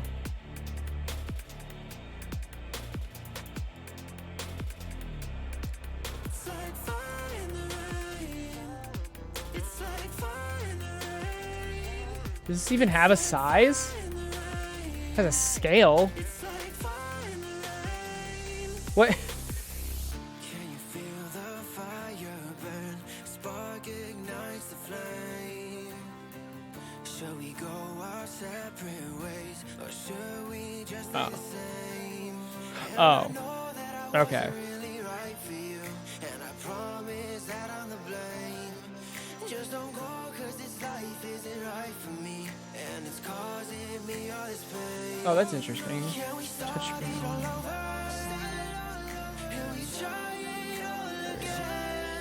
So it's invisible, but it should still work. I hope. So when we press it, what happens when we press it?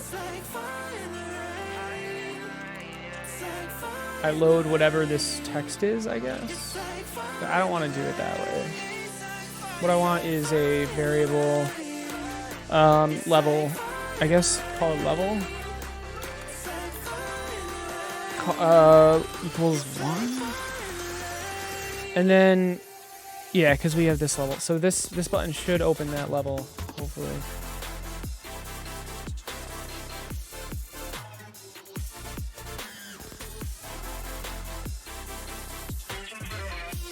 Okay, it crashed. Oh. What should it extend? Control, I believe.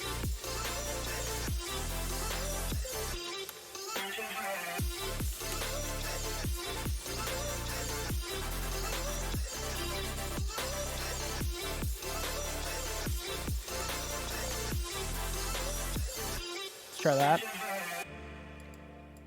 Okay, so let's go to level 2 because it's going to be loading level 1. So let's go to level 2. Press this. Okay, the button press doesn't work. I think it's because I made it invisible. Okay, just as a test, let's make it visible. Oh boy. Yep. Okay. So see how it loaded level 1. And let's see. Level select Q. What does this mean?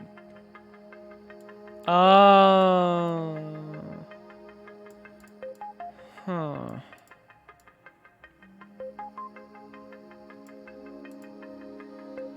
Instead, we want this. Every time global.load level. No. If we load a level, so let's go to global. If we ever load a level, the level select should go away. So there. Let's try that.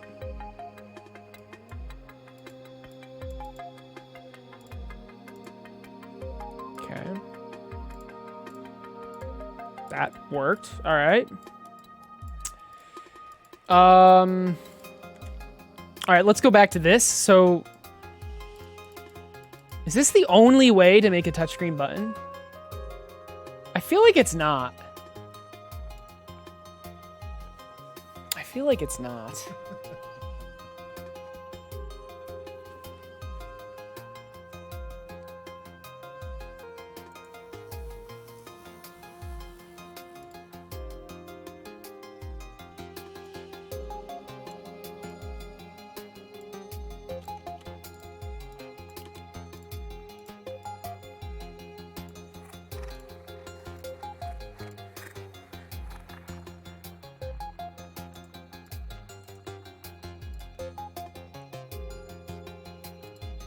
Can I change this texture?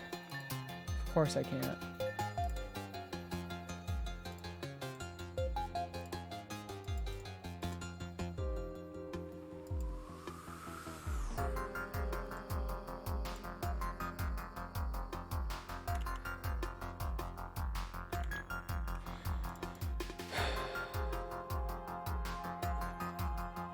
Wait, how did I get this picture?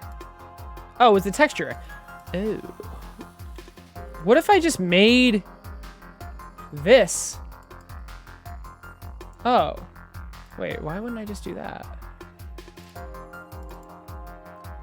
What the hell? Okay. Maybe make it a 1 scale? Better. And then can we set the position to top left? There we go. There we go. All right. Now it's an actual button. Let's try this. Bam. Okay. We're doing things.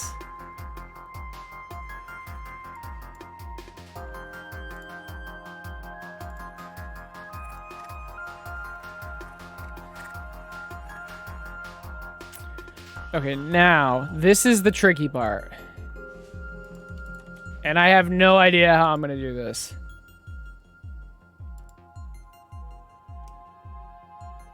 I don't even want... Do I even want VBox containers?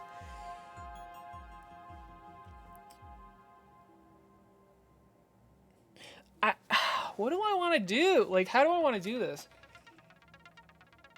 Oh, and, okay, before I do that. So this, this text, I'm just going to have it blank. Because I want to set it. So on ready, let's do it. Let's call it label get node, and it's going to be this. So I want to dynamically set it. Oh,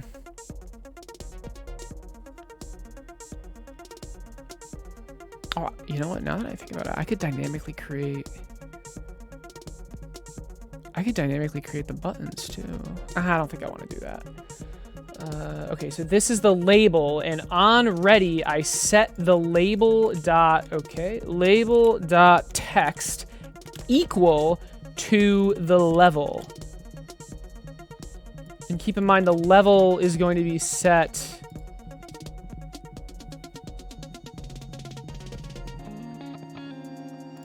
outside.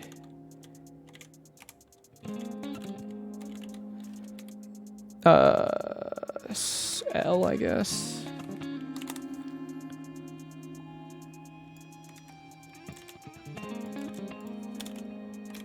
So level equals L, label.text equals level, set level, and then let's set the level. Oh no, let's. I mean, we can export this.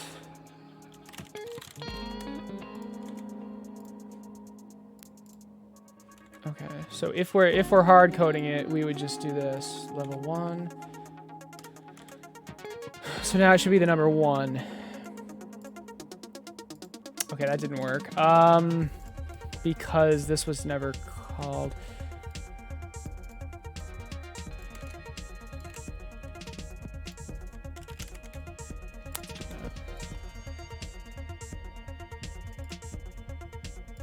Okay, and just like as an example, this could be 2 and this could be 3.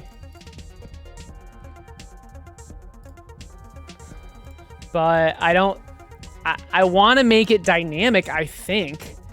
But how would I even do that? What if I how do I...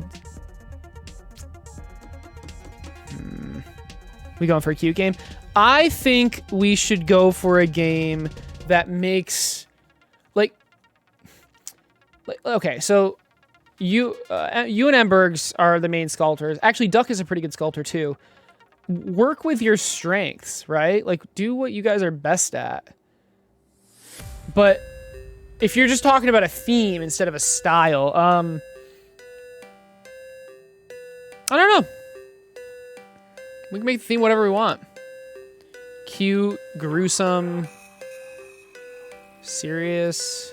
Cute could be good. I'm not opposed to that.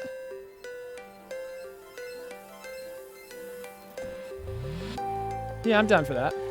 But I think we should make something for the Halloween gym. Maybe like a trick-or-treating game or something. I don't know. We gotta think of ideas.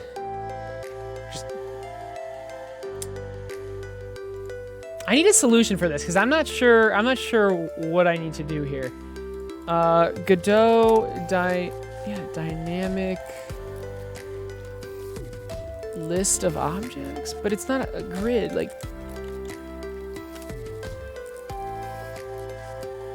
grid centering. Maybe this is what I want. Oh, you know, I think this is what I want. This is a... Didn't I already watch this though? Well, I didn't really watch it.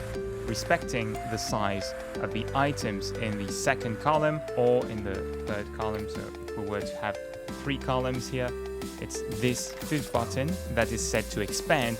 So it takes all the available space minus the width of the button on the left column and the width of the button on the right grid. Inside of the grid, while the second column has the space. I think I need to watch this. A lot.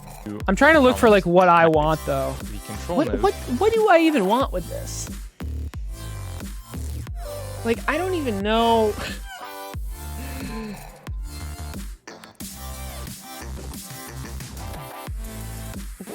I want...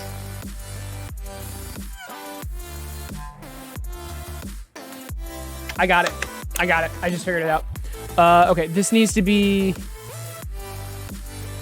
in this. This needs to be deleted. This needs to be a grid container. So I am going with grid container. And the number of columns, I'm going to take the screen's width and then divide that by 100. And that's how many columns I want. So it's going to just be dynamic. I mean, I could do it on process. So why not, right? So get viewport, I think. Get viewport dot. Let's just look it up. It's easier to look it up. Godot get screen size. Okay. How do I get the screen dimensions? I don't know. Let's find out.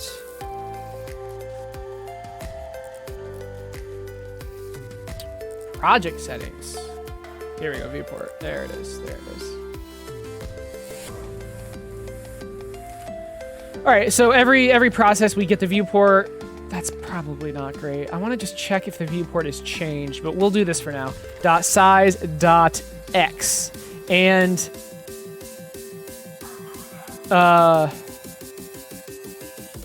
wait. Is this level select? Yeah, this is the level select. So var grid equals, maybe we do on ready. Var grid equals this, but I don't want it to be named that. Grid. And that's the grid. So every process, the grid dot columns dot column. How do I do that? Columns? Columns. Okay. Columns equals what? The viewport divided by 110. That's what I want. Okay. So let's see if, okay, that definitely didn't work. Get rect basic, non-existent fucking get rect and basic viewport. Did it, okay, it must have been updated. So this is just wrong.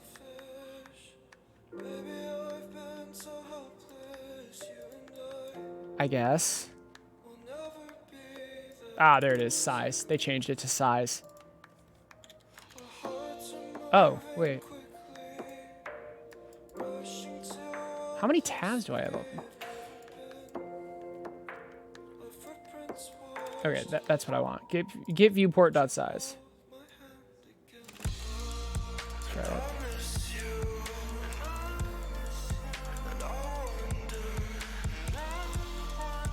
Darn it. String.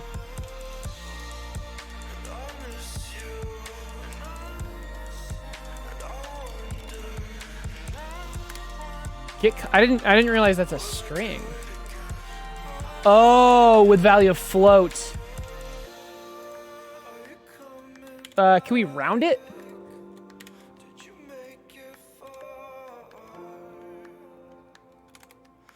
How do we round?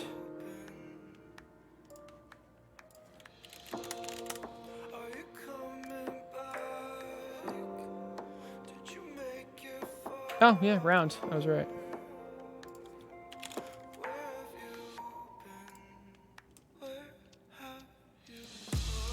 It's still not working. What? Invalid set index columns on base string with value of type string. What?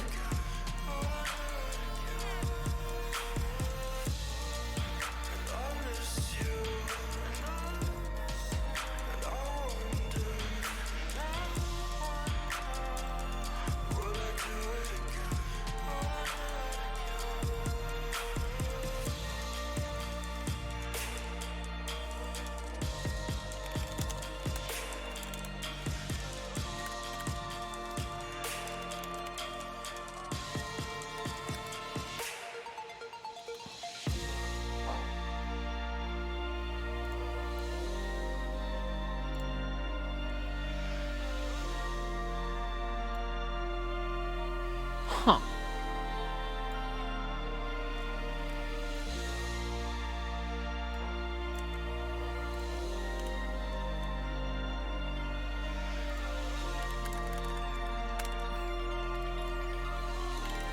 Do I need to do that?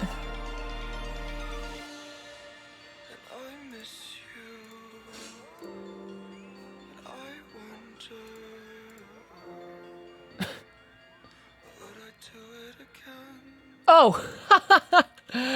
Oh no! I'm so stupid. I'm so stupid. Oh my god, I am so dumb. I am so dumb. I wasn't getting the node.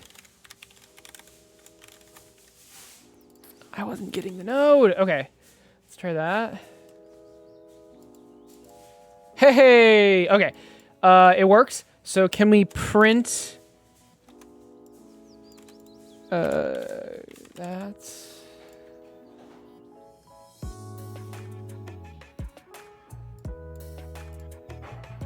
9. And look, it changes. Oh, it's working.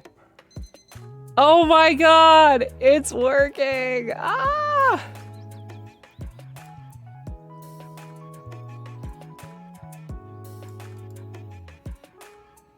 All right, can we not round this and see what happens?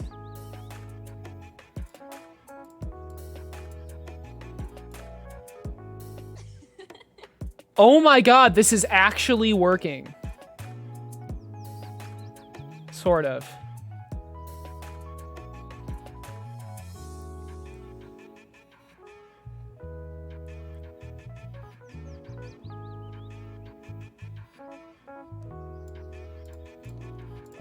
Okay, this is actually awesome. Now we just shove a bunch of buttons in here.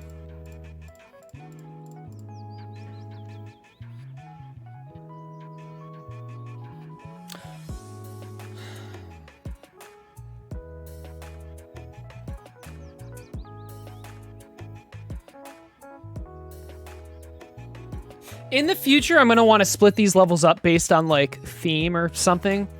And I think to do that, let's just try doing that right now. I have an idea. Actually,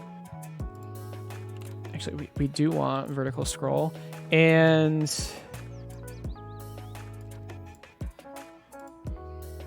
vertical scroll bar. Wait a second, what? That's not, no. We want to scroll.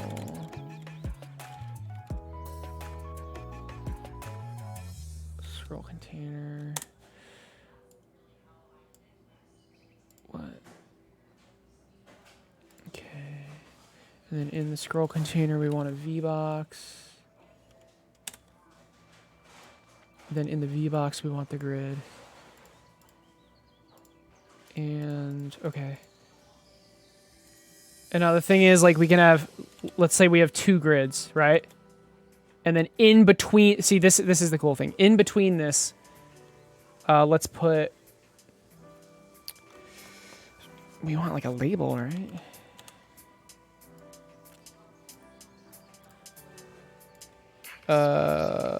Level theme name. I don't know.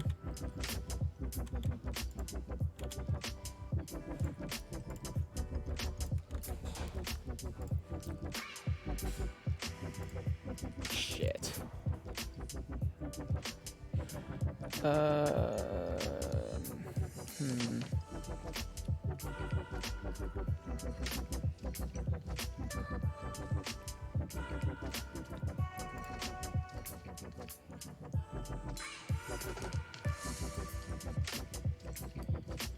Okay,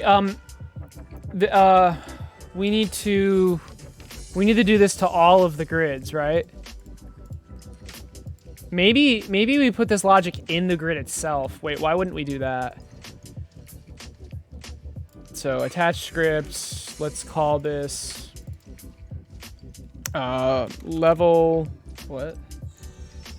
Level grid, I guess. And we don't need this anymore. It's literally just this.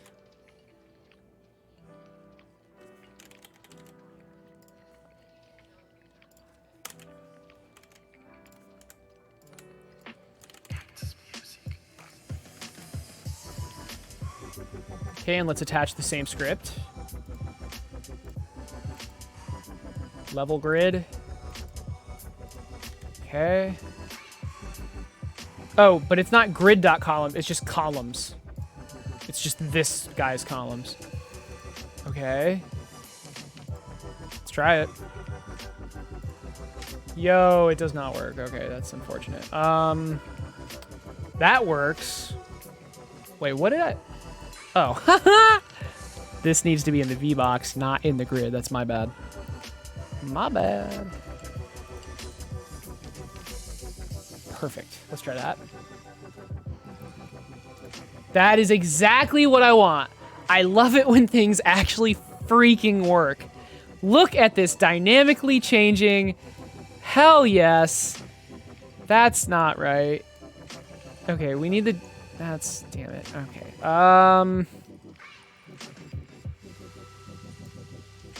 I think there's an easy fix to this. Divided by 100. But hold on.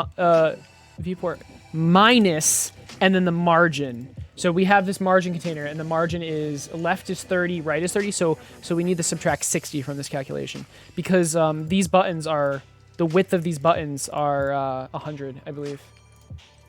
100, yeah. So in this calculation, we need to subtract 60,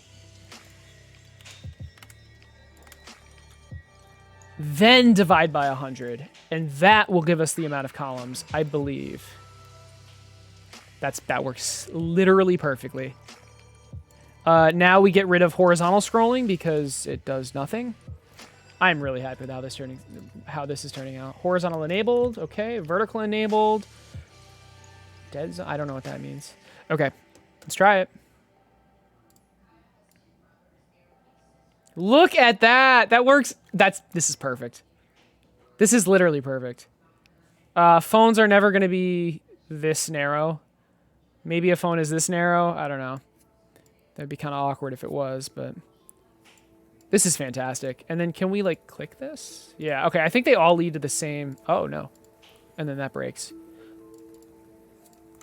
Okay. So it looks like whatever the button is named is the actual level it goes to. So that's kind of cool.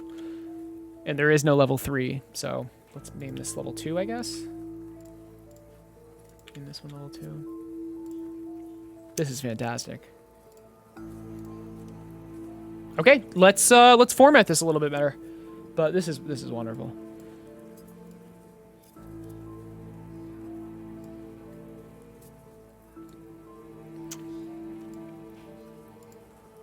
And it actually works too. It already works. Ah, this is so nice.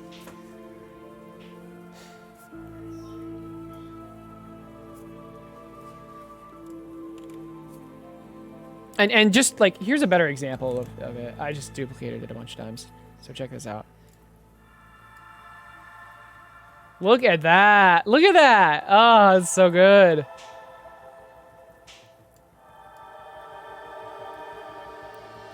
That's so good. Okay, here we go. So, now the labels. What are we doing with that?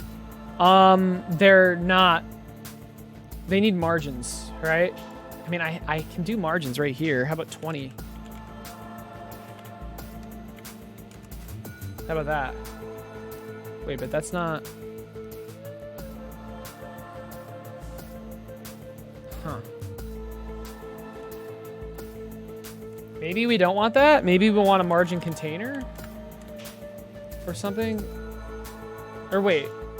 Oh, maybe this. Mid-size...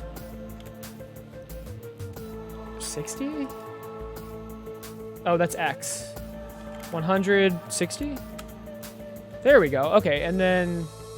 Well, sort of. And then margin is... Didn't I want it like 20... 20, 20, 20?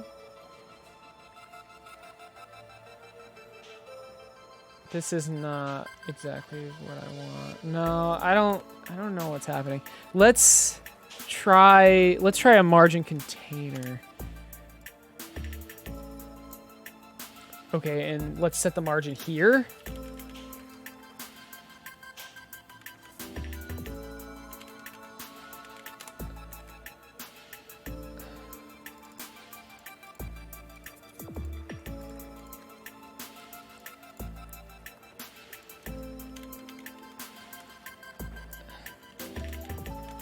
I think I'm going about this wrong. That's not working. I think I have to hard code the size. Maybe I don't want a margin container. Maybe I just need to hard code the size. Yeah, that's probably what I need to do. So size, min size 100, and then 40. Can we align center? Yeah, that's what I need to do. And the width is, yeah, 100. Level theme name, so I guess that's... Well, no. The width is, The width is a lot.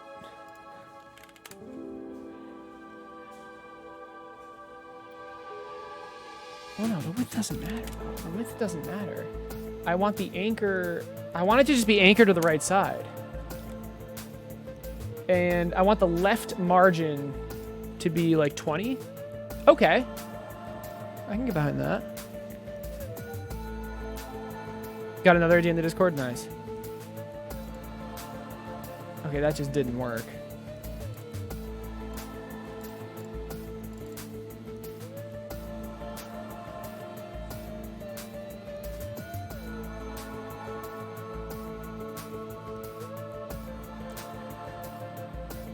And then the anchor got reset too. Okay, this stuff isn't working because maybe because it's in a V-box. What if I... Oh, man, how do I add... Like, padding? I thought that was left margin. But because we're in a V-box, I want to add the margin on the inside. What if... Okay, maybe I do need to put it in a margin container. Let's make this...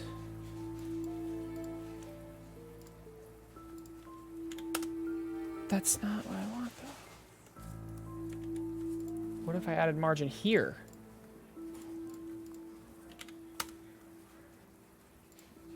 Oh. Wait, that didn't even work, though. Oh, my God. What is going on?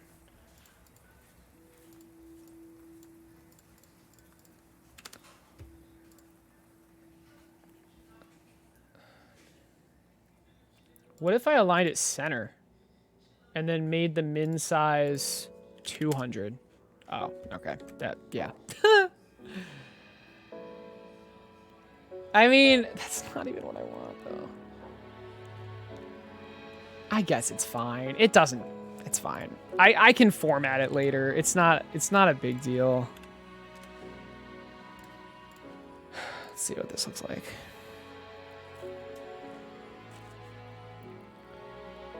But there's many like Feed My Pigeon or Live Earthquake things in the science category. Yeah, there's no game dev category. It's just a bunch of things. Oh my God, what is going on? Oh. Oh, I know why it's... Oh my God. It's taking up the entire space. That's why. Okay, I'm really stupid. So, like, I know it looks like it's like this, but really it's extending all the way over. So what did I do? Why is it... Oh, because it's centered. That's fine. That's completely fine. Okay. Can I change the font of this? I have one font right now. Can I make this unique and edit it?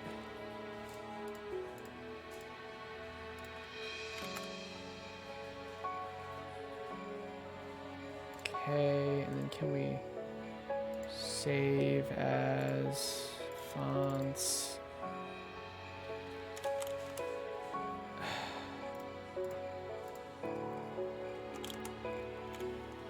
Just saving the size, because like the font is saved as a specific size.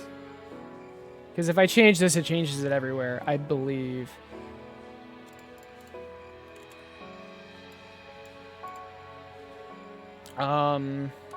Let's try it. What's up, fam? Wait, that's not centered.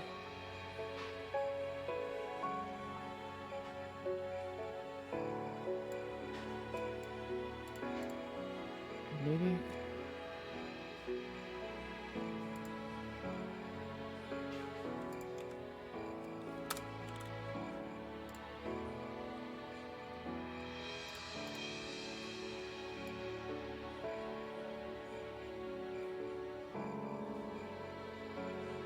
Maybe it is centered.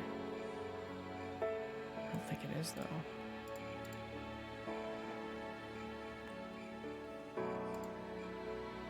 Oh, it actually is. Okay, so I want this V-box to do that. But it gets reset. Ah.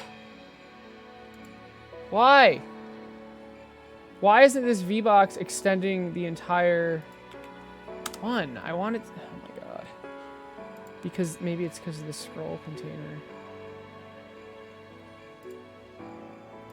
But that's not going to work either.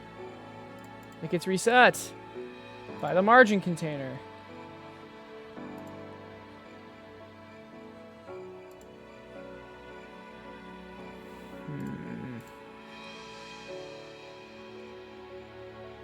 I wish I could color the background of this. Separation, interesting.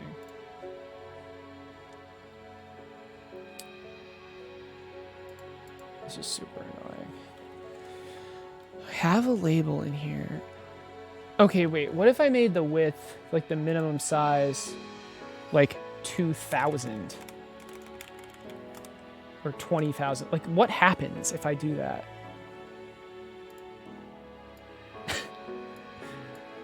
Right.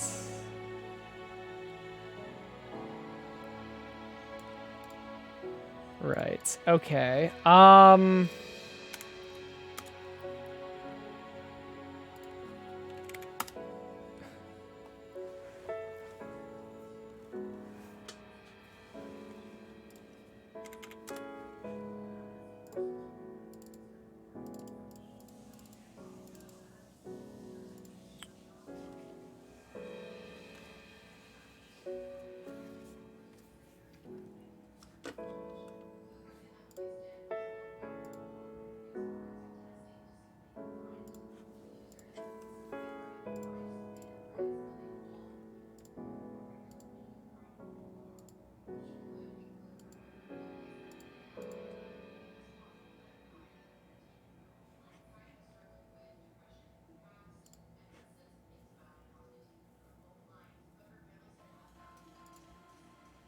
Fill. Maybe that's what I want. Maybe I want it to be fill.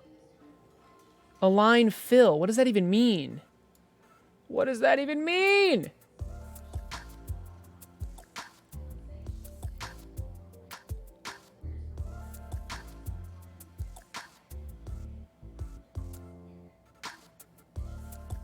Okay, I want it left aligned. I want it left aligned, but I want a little bit of space. I mean, do I just do that? Like, do I just add a space? Is that all? Yeah, that actually looks pretty good. All right, fair enough. I'm spending way too much time on this. This is nice. Now, let's think for a second. Maybe we don't fade out everything. I mean, I kind of like how it's faded out, but like, if this button needs to be pressed to get rid of it,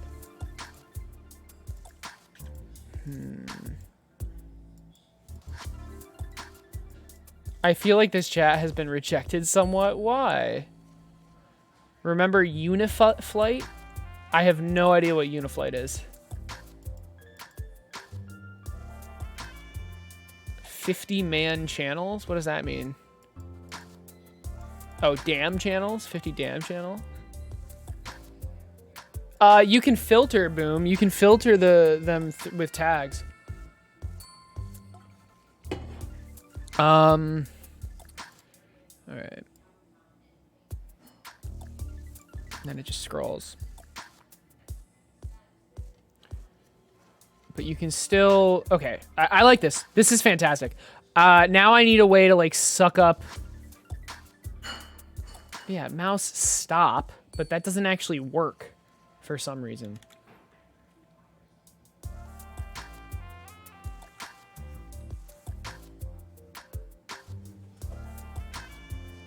I'm glad this is working, though. So what do I want to do next? I have a big soft spot in your heart, and you've been here. You've been here before. This is an alt account. Nice. Oh, fight, not flight. Did I read flight? Oh, Unifight. Sorry. I don't know what Unifight is either. Okay, let's see.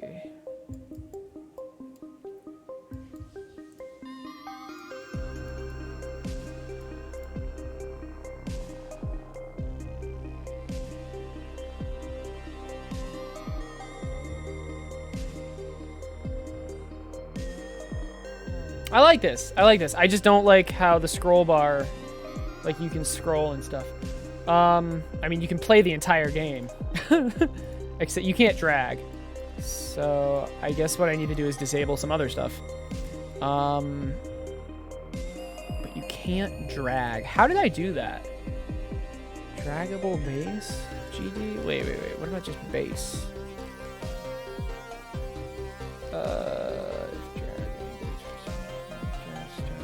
Do I ever check?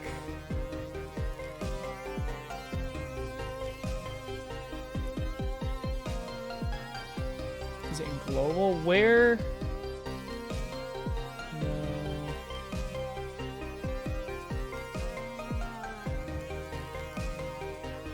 It might be in the camera. But I don't think it is. Wait, I don't think it is. Maybe it's in the click manager. Somewhere I stop dragging. I stop dragging and rotating. I don't know where though. So I'm trying to figure that out. How's my dungeon thing going? That was a while ago. It has been a while since I've worked on it. I've been working on other stuff. I'm remaking laser bounce, exactly. That is exactly right. Is it here?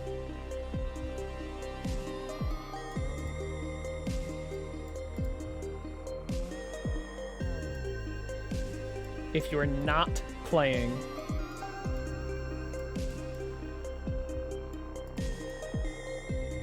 the press goes through.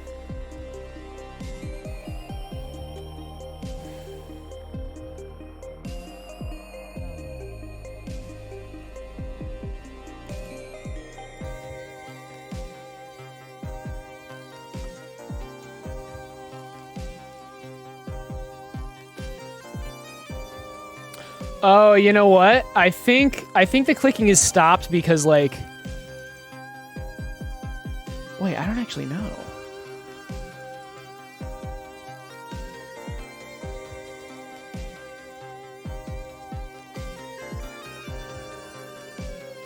Like, what if I...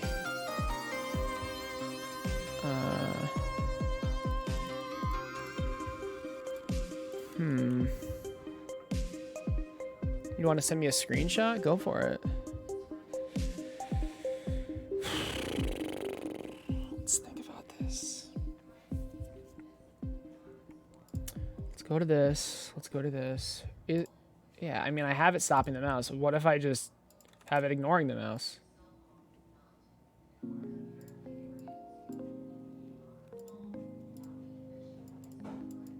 It still doesn't work.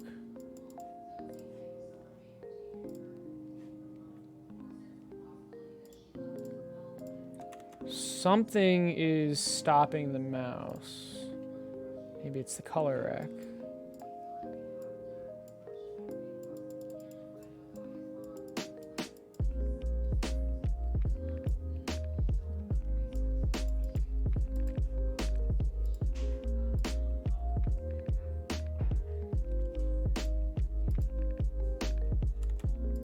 Maybe it needs to be set to pass. But this, I mean, that's... The mouse is still, like, working. I want to know why I can't, like, what is stopping me from dragging? Something is stopping me from moving this.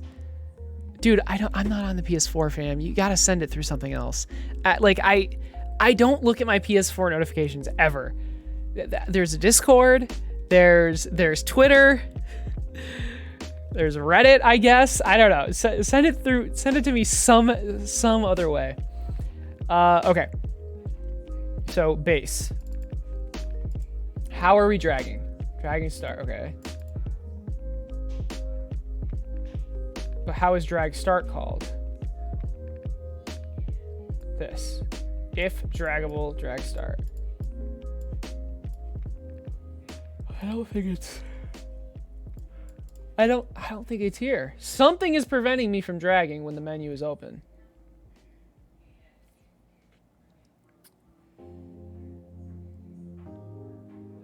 If you had any Power of the Angels in the Lucifer show with that theme. Oh man, dude, I have no idea. I haven't seen that show.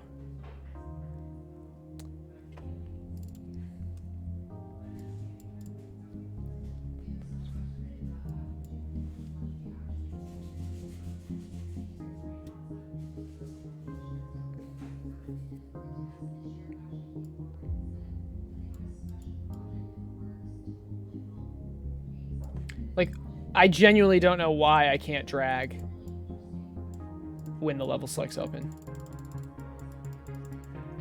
Like, I have no idea. All right, let's just make the entire thing invisible. Okay. What if I made these two things invisible? Okay. So this. Something about this.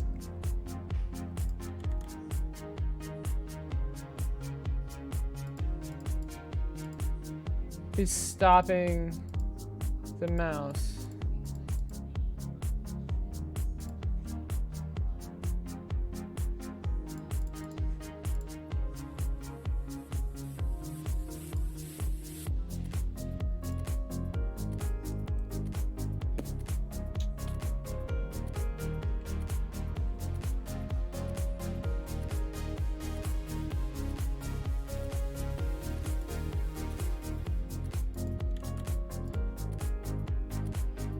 But I've already tried that and it didn't work. This is really confusing.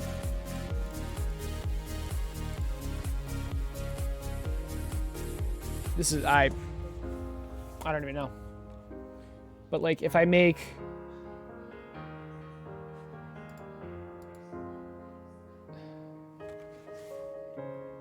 I mean, that has to be it, right? Because if I make this invisible, the mouse doesn't stop.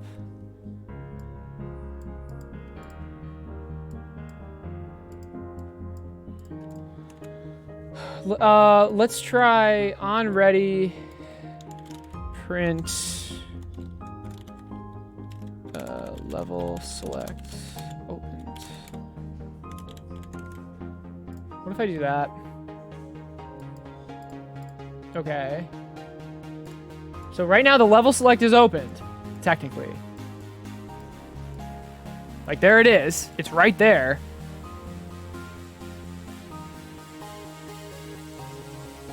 What does that mean, no lower?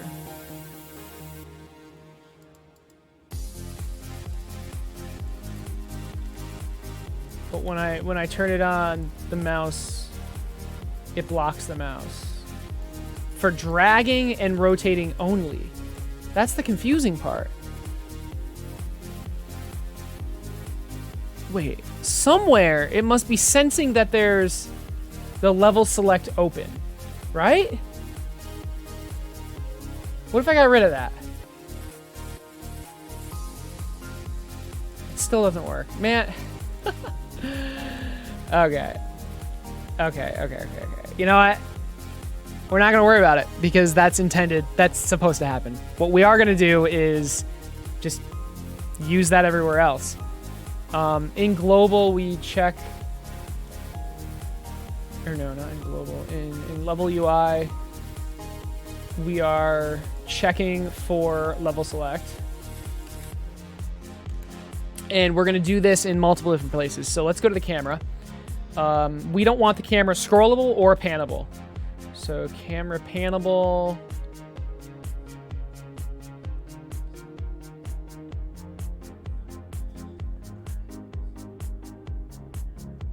So it's checking. This is checking if the mouse. Wait, what is this checking?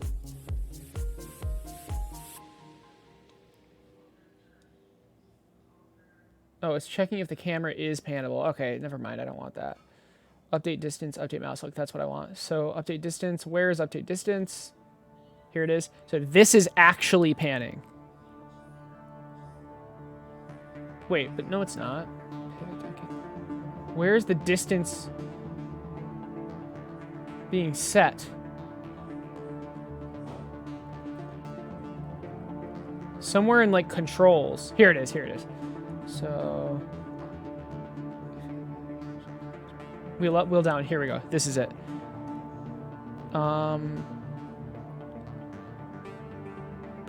Input event. I don't want anything to happen if level select is open. I want none of this stuff to happen. So if this dot size is greater than 0, return. Okay, now it's checking if level select is open, and if it is, camera can't move. Perfect. Or it can't scroll. Perfect. Okay. That's exactly what we wanted. So now what?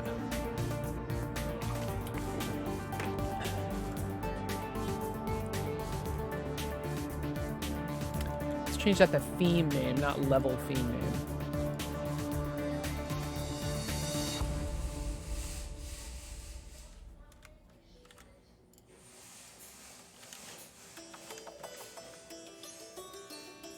What do we have to do next?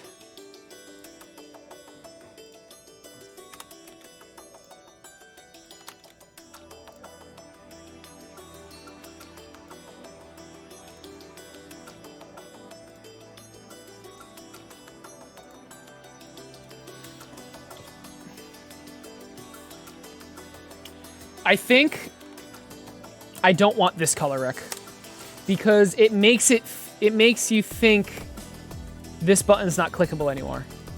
Yeah, that's what. Yeah, there you go. And can we make this one darker just a little bit?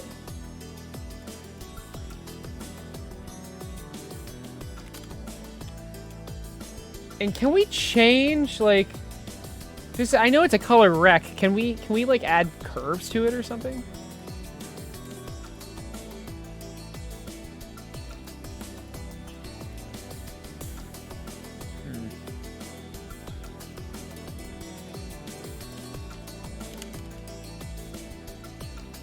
I mean, look, we can just get our own, like, thing, but it would be nice if we could, like, add curves and a shadow to it.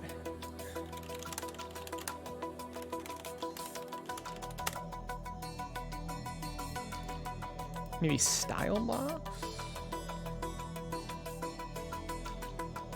Okay, okay. Style box? What is style box? What the hell is this?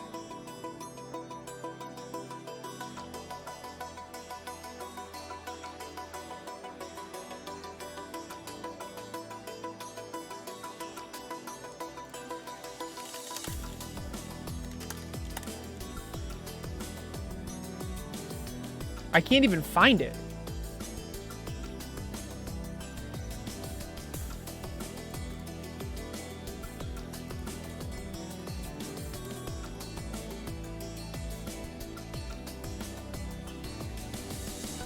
So panel node? Oh. Oh. Oh. Okay. What? Oh. Oh. Interesting. Interesting.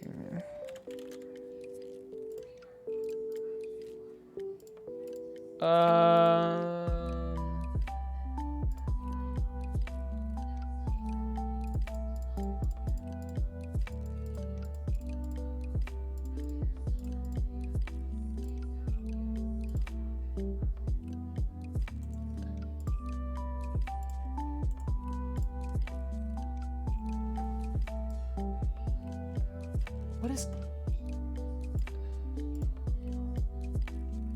Yo, okay. Okay. Oops.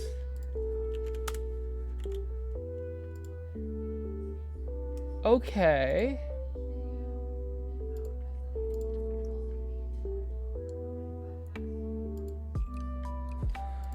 Huh. 10 minutes, Ace Daddy. So who's playing with us? I've never played before. I feel like I'm gonna die.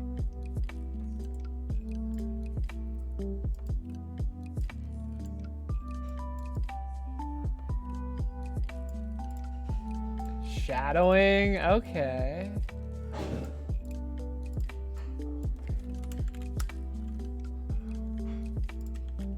Anti-ant. Anti-aliasing? Aliasing?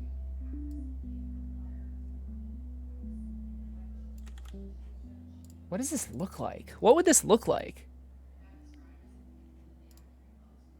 Oh. Okay. That shadow is disgusting, but maybe we can make it better. With shadow, less is more. Less is always more. I mean, I like it though. Like the panel thing, I like it. It's interesting.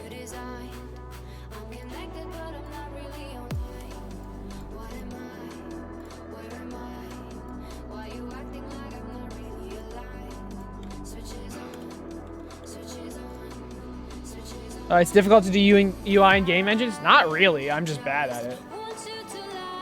It depends on the engine though. Like in Godot, it's actually really easy.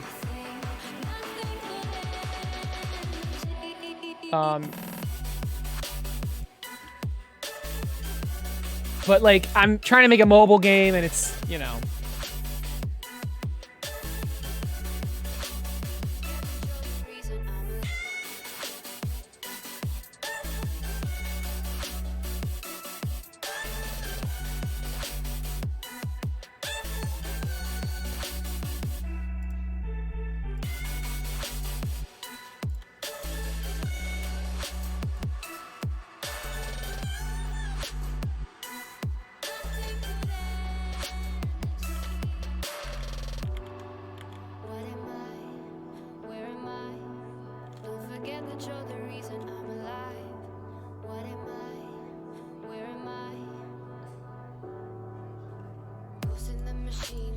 I think I want another margin container.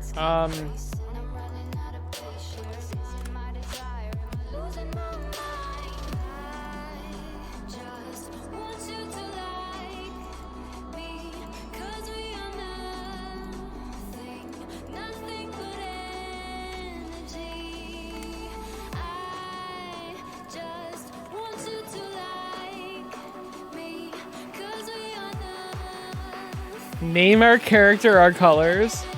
Oh yeah, no, I should be all right. Oh, this is perfect.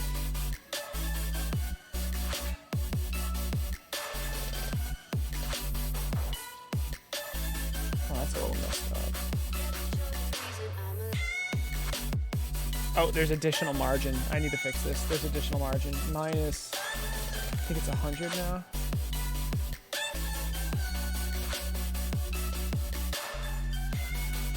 That's literally perfect. That is literally perfect. Hell yeah. All right, all right, all right. These buttons may be too big, but we'll change it later, I guess. Can we make the background darker?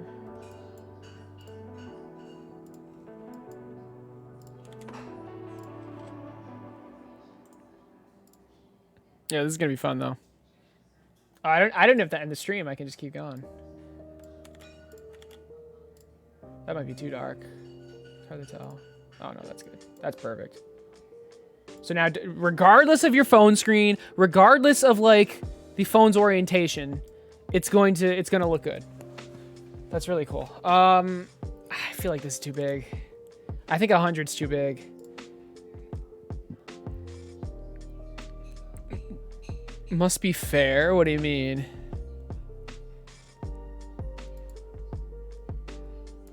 Oh yeah, if I like see someone kill someone else, but I don't even know what color it is. Yeah, that would be bad. That actually would be pretty bad. This week you learned how to do data structures with objects. Nice, very nice. Okay, let's edit this. I want this to be 50 by 50. Okay. 50 by 50. And that means this needs to be 0.5, I guess. Okay, and then this should be smaller.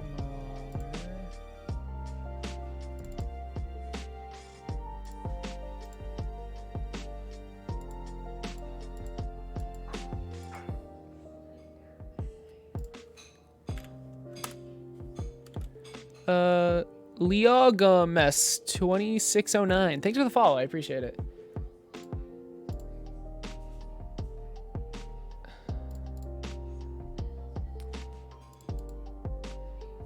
I don't understand why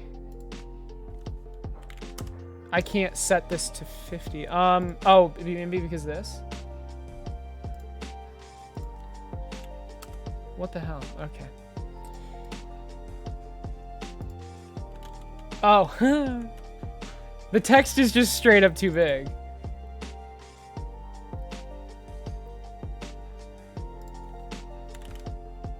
There we go.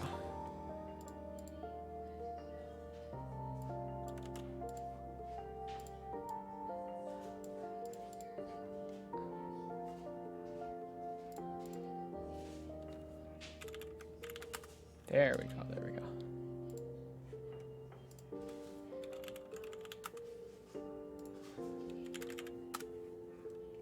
I don't know why I can't shrink it down farther. Oh. What? Wait, the scale reset.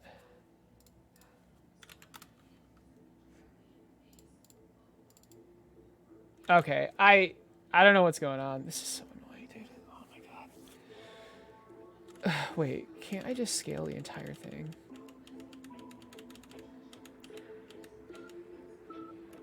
Why don't I just scale the entire thing? Why didn't I just do that? I don't know what's wrong with me. Okay, but then... Okay, it's fine.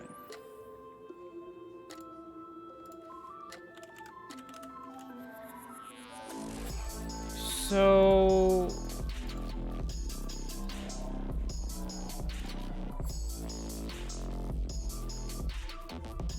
Wait, it's still the same size. Are they? Wait, is it?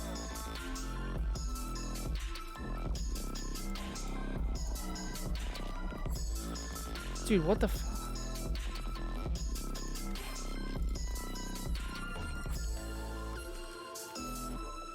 Okay, I don't know why they didn't do anything. I need to download the game now. I'm not sure if downloading it during the stream is a good idea. Do I even need these icons? Can't I just do like a panel box thing? I'll figure it out later. Anyway, we did make really good progress though. Okay, well, we didn't do the settings page yet. But we did do this. Ooh, you know what? You know what I could do? If you open settings, it closes this one. So maybe I like make it some sort of tabbed. Well, no, it's just like an overlay. I'm fine with it being an overlay. But I think it should close the level select if you open settings. And if you're in settings and you open level select, it closes settings. I think that's fine. I don't see a problem with that. But that's like literally just tabs. So why wouldn't I have some sort of tab system? I like having your current level in the background. I think that's cool, and it simplifies the entire app. So like the app is the game, right? And then you can go level select, you can go settings. Are you talking to me? You watched me eat 2 hours ago. Why would I be hungry? Baby, I ate with you. I made dinner. That's literally all I came in here. Oh, you should have said that. I'll eat it later. But do you want to put... What's wrong? Natalie, what's wrong? Why did you just leave? Okay, do you want to play Among Us? Do you want to play Among Us, like, really soon? Okay, perfect. I don't know why Natalie's in such a bad mood. Okay, so she does want to play Among Us. I think I'm going to call it here. I'm very happy with this, by the way. 5 minutes, yeah. So I'm gonna... yeah, I'm gonna end the stream, and then I'm gonna restart the stream, okay? Don't go anywhere. We're gonna play Among Us.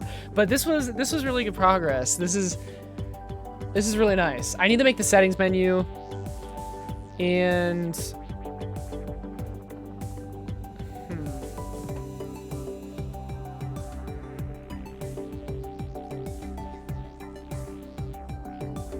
yeah, I think that's it. Like, I'm just trying to think, like, what kind of formation I want or whatever, what kind of layout I want. Like, do I want this kind of thing?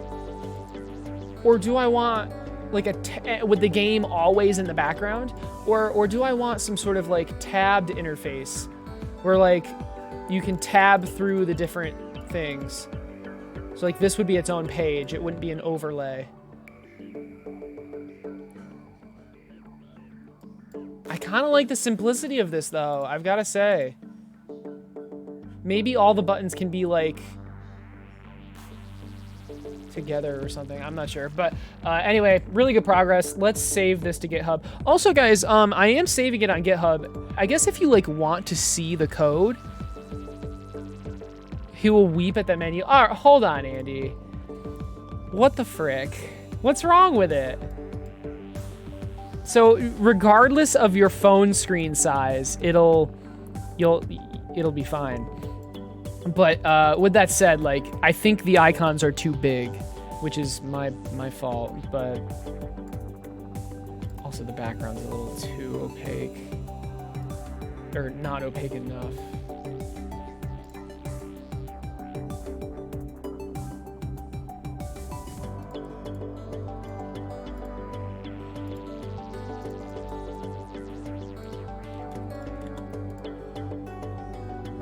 It's just as ugly in any ratio. No, but look, the point is it fits different phone sizes. Oh, yeah. Oh, right. Look, I can make it look however you want. But it's the whole point is, like, it's scalable. That's the whole point. I'm actually really happy with it, honestly. Like, the idea of it, like how it functions. So, like, let's say you're on a tablet, right? This is what it would look like. Well, probably. And then let's say you're on a mobile phone. It would look like something like this. But the icons are too big. The icons are too big. I don't like how big the icons are. But, like, regardless of your phone size. I mean, I hope your phone's not this small. I mean, so, like, what's a phone size? Maybe we can project settings. Screens, window, yeah.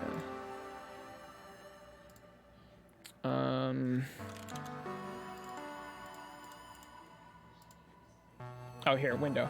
So, what would be a phone size screen?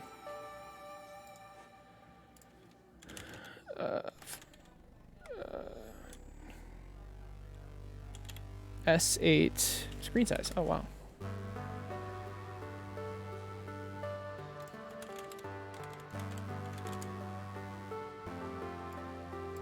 Okay. So the width is that. The height is that. For example. Oh, wow. Okay. What the shit? What is going on? This is massive. Wait, I am so confused. So, okay, maybe they're not too big.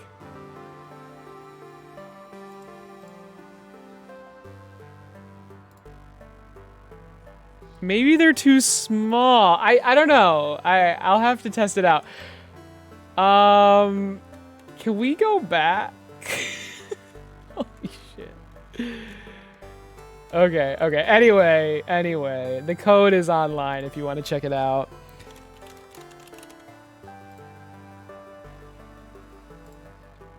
I need to commit more.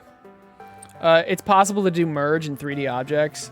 I'm not sure what you mean by that, but what does that mean? But yeah, Andy, like, it's a mobile game. I'm not gonna, like, that main menu was perfect for something like Dreams, but for a mobile game, it's, I don't know, it doesn't need to be like that. So I'm basing my menu off of well, here. The game is called, it's on Android. You can hear it.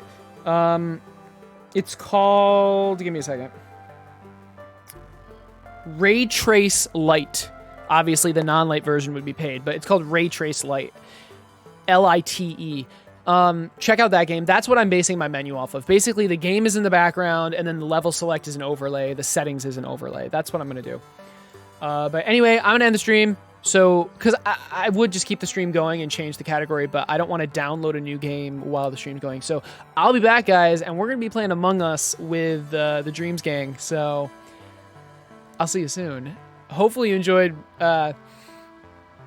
excuse me. Hopefully you enjoyed the stream. The laser bounce mechanics are done. I'm just working on, like, what the app looks like and how to navigate it. So, you know, we're making progress, which is good. Anyway, I'll see you guys soon.